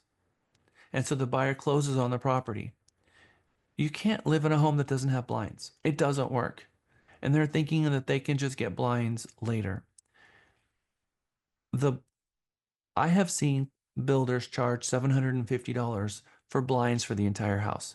That would have cost $3,000 or $4,000 for a buyer to have blinds installed. So if they have a blind package, and that blind package is $400 or $500, and they're like, no, I don't think I'm going to do that, explain to them what they're passing up by saying no to that, because they're better to not have a refrigerator than not have blinds. And also some of the other stuff that, maybe they cannot have the garage door opener and have blinds, because as much as painful it is to have a home that doesn't have a garage door opener, if you plan to park in the garage, it's more painful to have a house that doesn't have blinds. And so we need to make sure that we're advising them through this. And then making sure the punch list is complete of all major and important issues prior to closing, if at all possible. The builder's sense of urgency to address punch list items after closing is not the same prior to closing. I mean, you think the amazing amount of work I've seen in 2 days between the punch list and closing, it's like they could have built the entire house in that 2 days. The amount that they're able to get done in order to get the property ready to close on a punch list. I've seen them paint a house. I've seen them rip sheetrock off a ceiling and redo it. I mean, I've seen some amazing things. So the builders they'll bend over backwards to get everything done to close. But again, sometimes they will force you to close, and they will punch list the items after. Okay, it's 4:54. I am going to film your exam and send that out to you so that you have it. I know it was a long day today. I thought I was going to get you out of here at 4:30, but it went on a little bit longer. I'm going to stick around for about 10 minutes to answer questions that you may have coming into Wednesday. Wednesday's class is going to be me going through the contract, letter, paragraph by paragraph, word for word. So you're going to see it all. I am going to be sending you a homework assignment tonight, which is to go into Builder's Update and update your photo, update your company logo, and get all that information set up. So a screenshot of that in Teams is going to be worth some extra credit points. But again, I'll send that out to you in the email. There's also a bunch of sheets that I'm going to send about today's class. Some of these handouts will be emailed to you that I recommended, and the punch list items. So expect that as well. It is 4:55, so officially class dismissed. I see some hands up. So start with you, Mr. Gavin. Yeah, I was wondering where we could get the slides from today. I got the handbook, but I was wondering where the slides are. So I updated the slide. So if you go back to the email that I sent and you click Mega 15-10, you will see the slides from today. I replaced the slides from that link. And also, we're doing Lisa gonna announce the points. I love that idea. And I'm ready. Wait, I got to get to that slide, Lisa. Hold on. We can't do it unless I'm on the slide. Get through Jack off his game because I was ready this morning. Ta-da! Okay, did you want to recap from the last time or? I would love to because I still have that screen pulled up. Okay, everyone. I am super excited about our points. We have, hold on. Yep. We have in 5th place, Alexa. In 4th place, Giroux. 3rd place, Cindy Bell. 2nd place, and 1st place, Phillips. Phyllis. Force. I'm super excited. Good job, Phyllis. Okay, so now there's a little bit of an upset. In 5th place is now Cindy Bell with 14,400 points. 14,400. Okay, nice. Sorry, Cindy, didn't mean to give you a heart attack with 1,000. And 4th place is Sunshine Flores with 16,025 points. Good job, Sunshine. In Top 3rd 5. place with 16,550 points is Akila Wright. And in 2nd place, we do have some upsets. Yeah, 2nd place, because that's You're why. not upsets. You all should be happy. I'm an upset means that someone got thrown up on the Yes. leaderboard. It means that, yes, that they've changed positions. Yep. So 2nd place with 16,700 points is Gavin Walker. Nice. Good job, Gavin. And in 1st place with 18,575 points is Phyllis Force, still holding strong. Okay, let's start over. 18,000 what? 575. Okay, good job, Phyllis. Excellent job. All right, we got Phyllis, Gavin, Akila, Sunshine, and Cindy, which is our same 5. No, we have Akila. No, it's the same 5. It's just changed orders. All right, good job, everyone.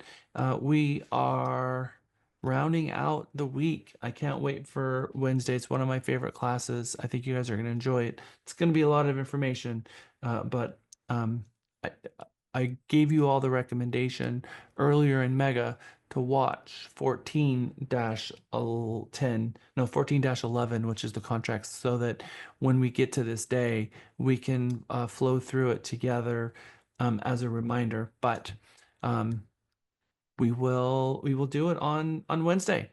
Mary Beth Ray, hello. Hi, I have a question. So once my mega is over this week, are we still going to have agents chomping at the bits to hold our open houses for us?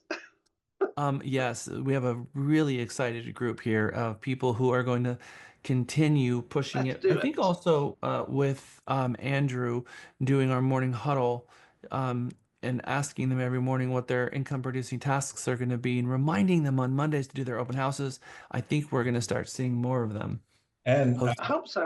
Okay. and not only that, but our coaching is going to start in February. So that of their plan and also their business plan is going to include open houses. So yes, keep that up, please. Yes. Oh, okay. I just wanted to know. Thank you, Maribeth. Juliana. Awesome. So I know tomorrow is tomorrow supposed to be a makeup day? Mega Mini. Yep. Okay, so Mega Mini counts as the makeup day? I don't know anything about Makeup Day. Okay. I'll just text Lisa. Is she still in here by any chance, or did she leave?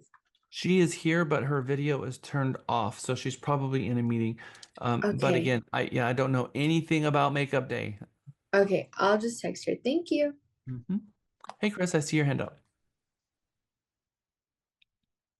Yes.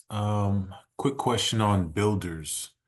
Yeah. For elderly couples, if you will, could they request for the doors to be accessible?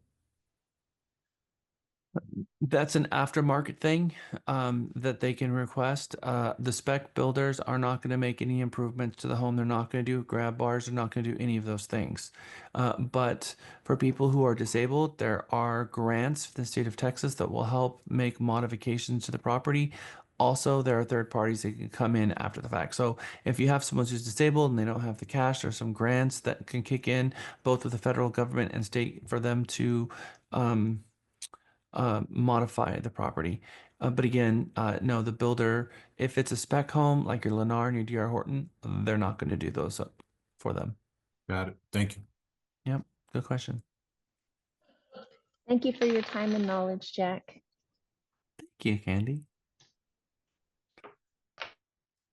Gavin, I see your hand back up. And Chris, did you have another question?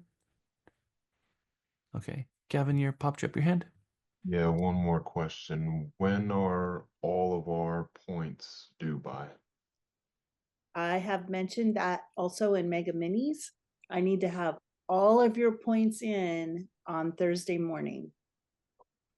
All of them. Because How does Thursday that count? is, Do we pre-put in the Fridays then? How does that work? well, Jack doesn't usually give homework for Friday unless you are this time, but the But what last, about the attendance though? well, yes, I will count the attendance. Okay. I do that anyway. And don't forget that Thursday is the UVP, so you'll get the credit for the Mega Minis and your UVP. We had some questions regarding Makeup Day, which I don't know anything about. So can you answer that? It's Tuesday, and I've Alright. already sent an email out to those of you who are missing the time that you need to make up.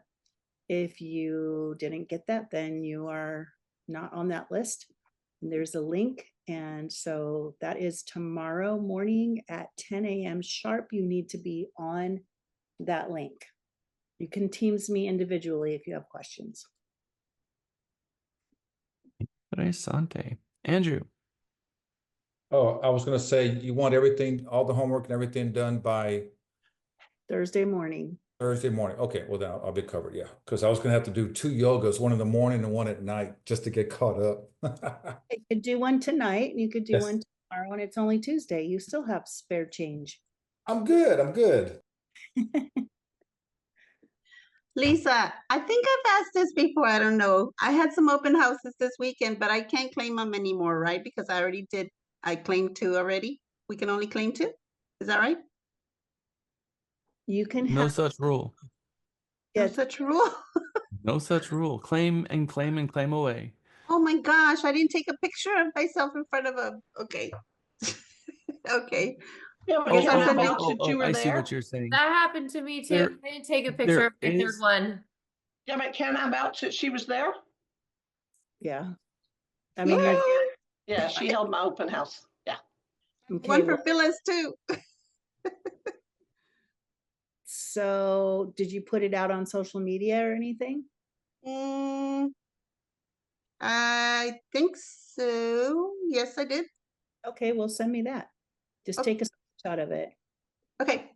I mean, that's what you should be doing anyway, so that's awesome. So there you are. There's your proof. Okay. Yeah, I Thank thought you. there was only a limit of like 2 I per. know. I thought there were only That's 2 what that we were allowed our to. point tracker said. Okay. So, Sunshine, you asked me a very different question. Oh. You asked me a very, very, very, very, very different question.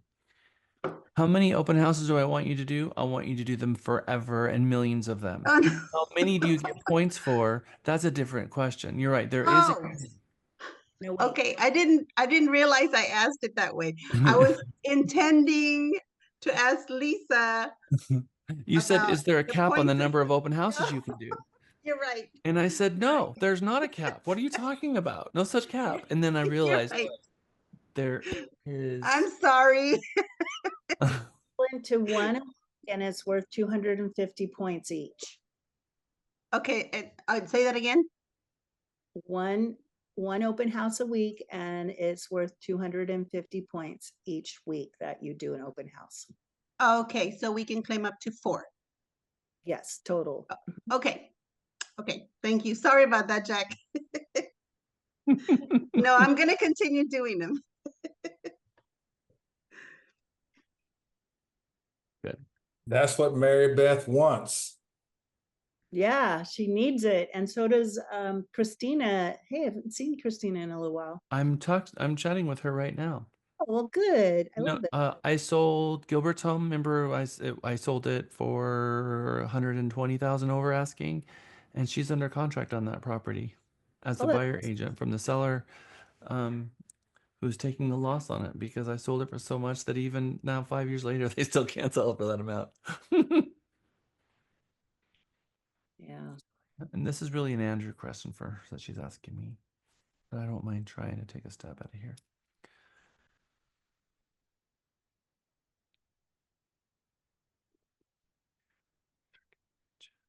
Thanks a lot, Jack. Have a good one. See you Bye, tomorrow. everyone. If you guys have any questions for me, feel free to ask. I'll be here for a little while longer. See you guys. Bye-bye.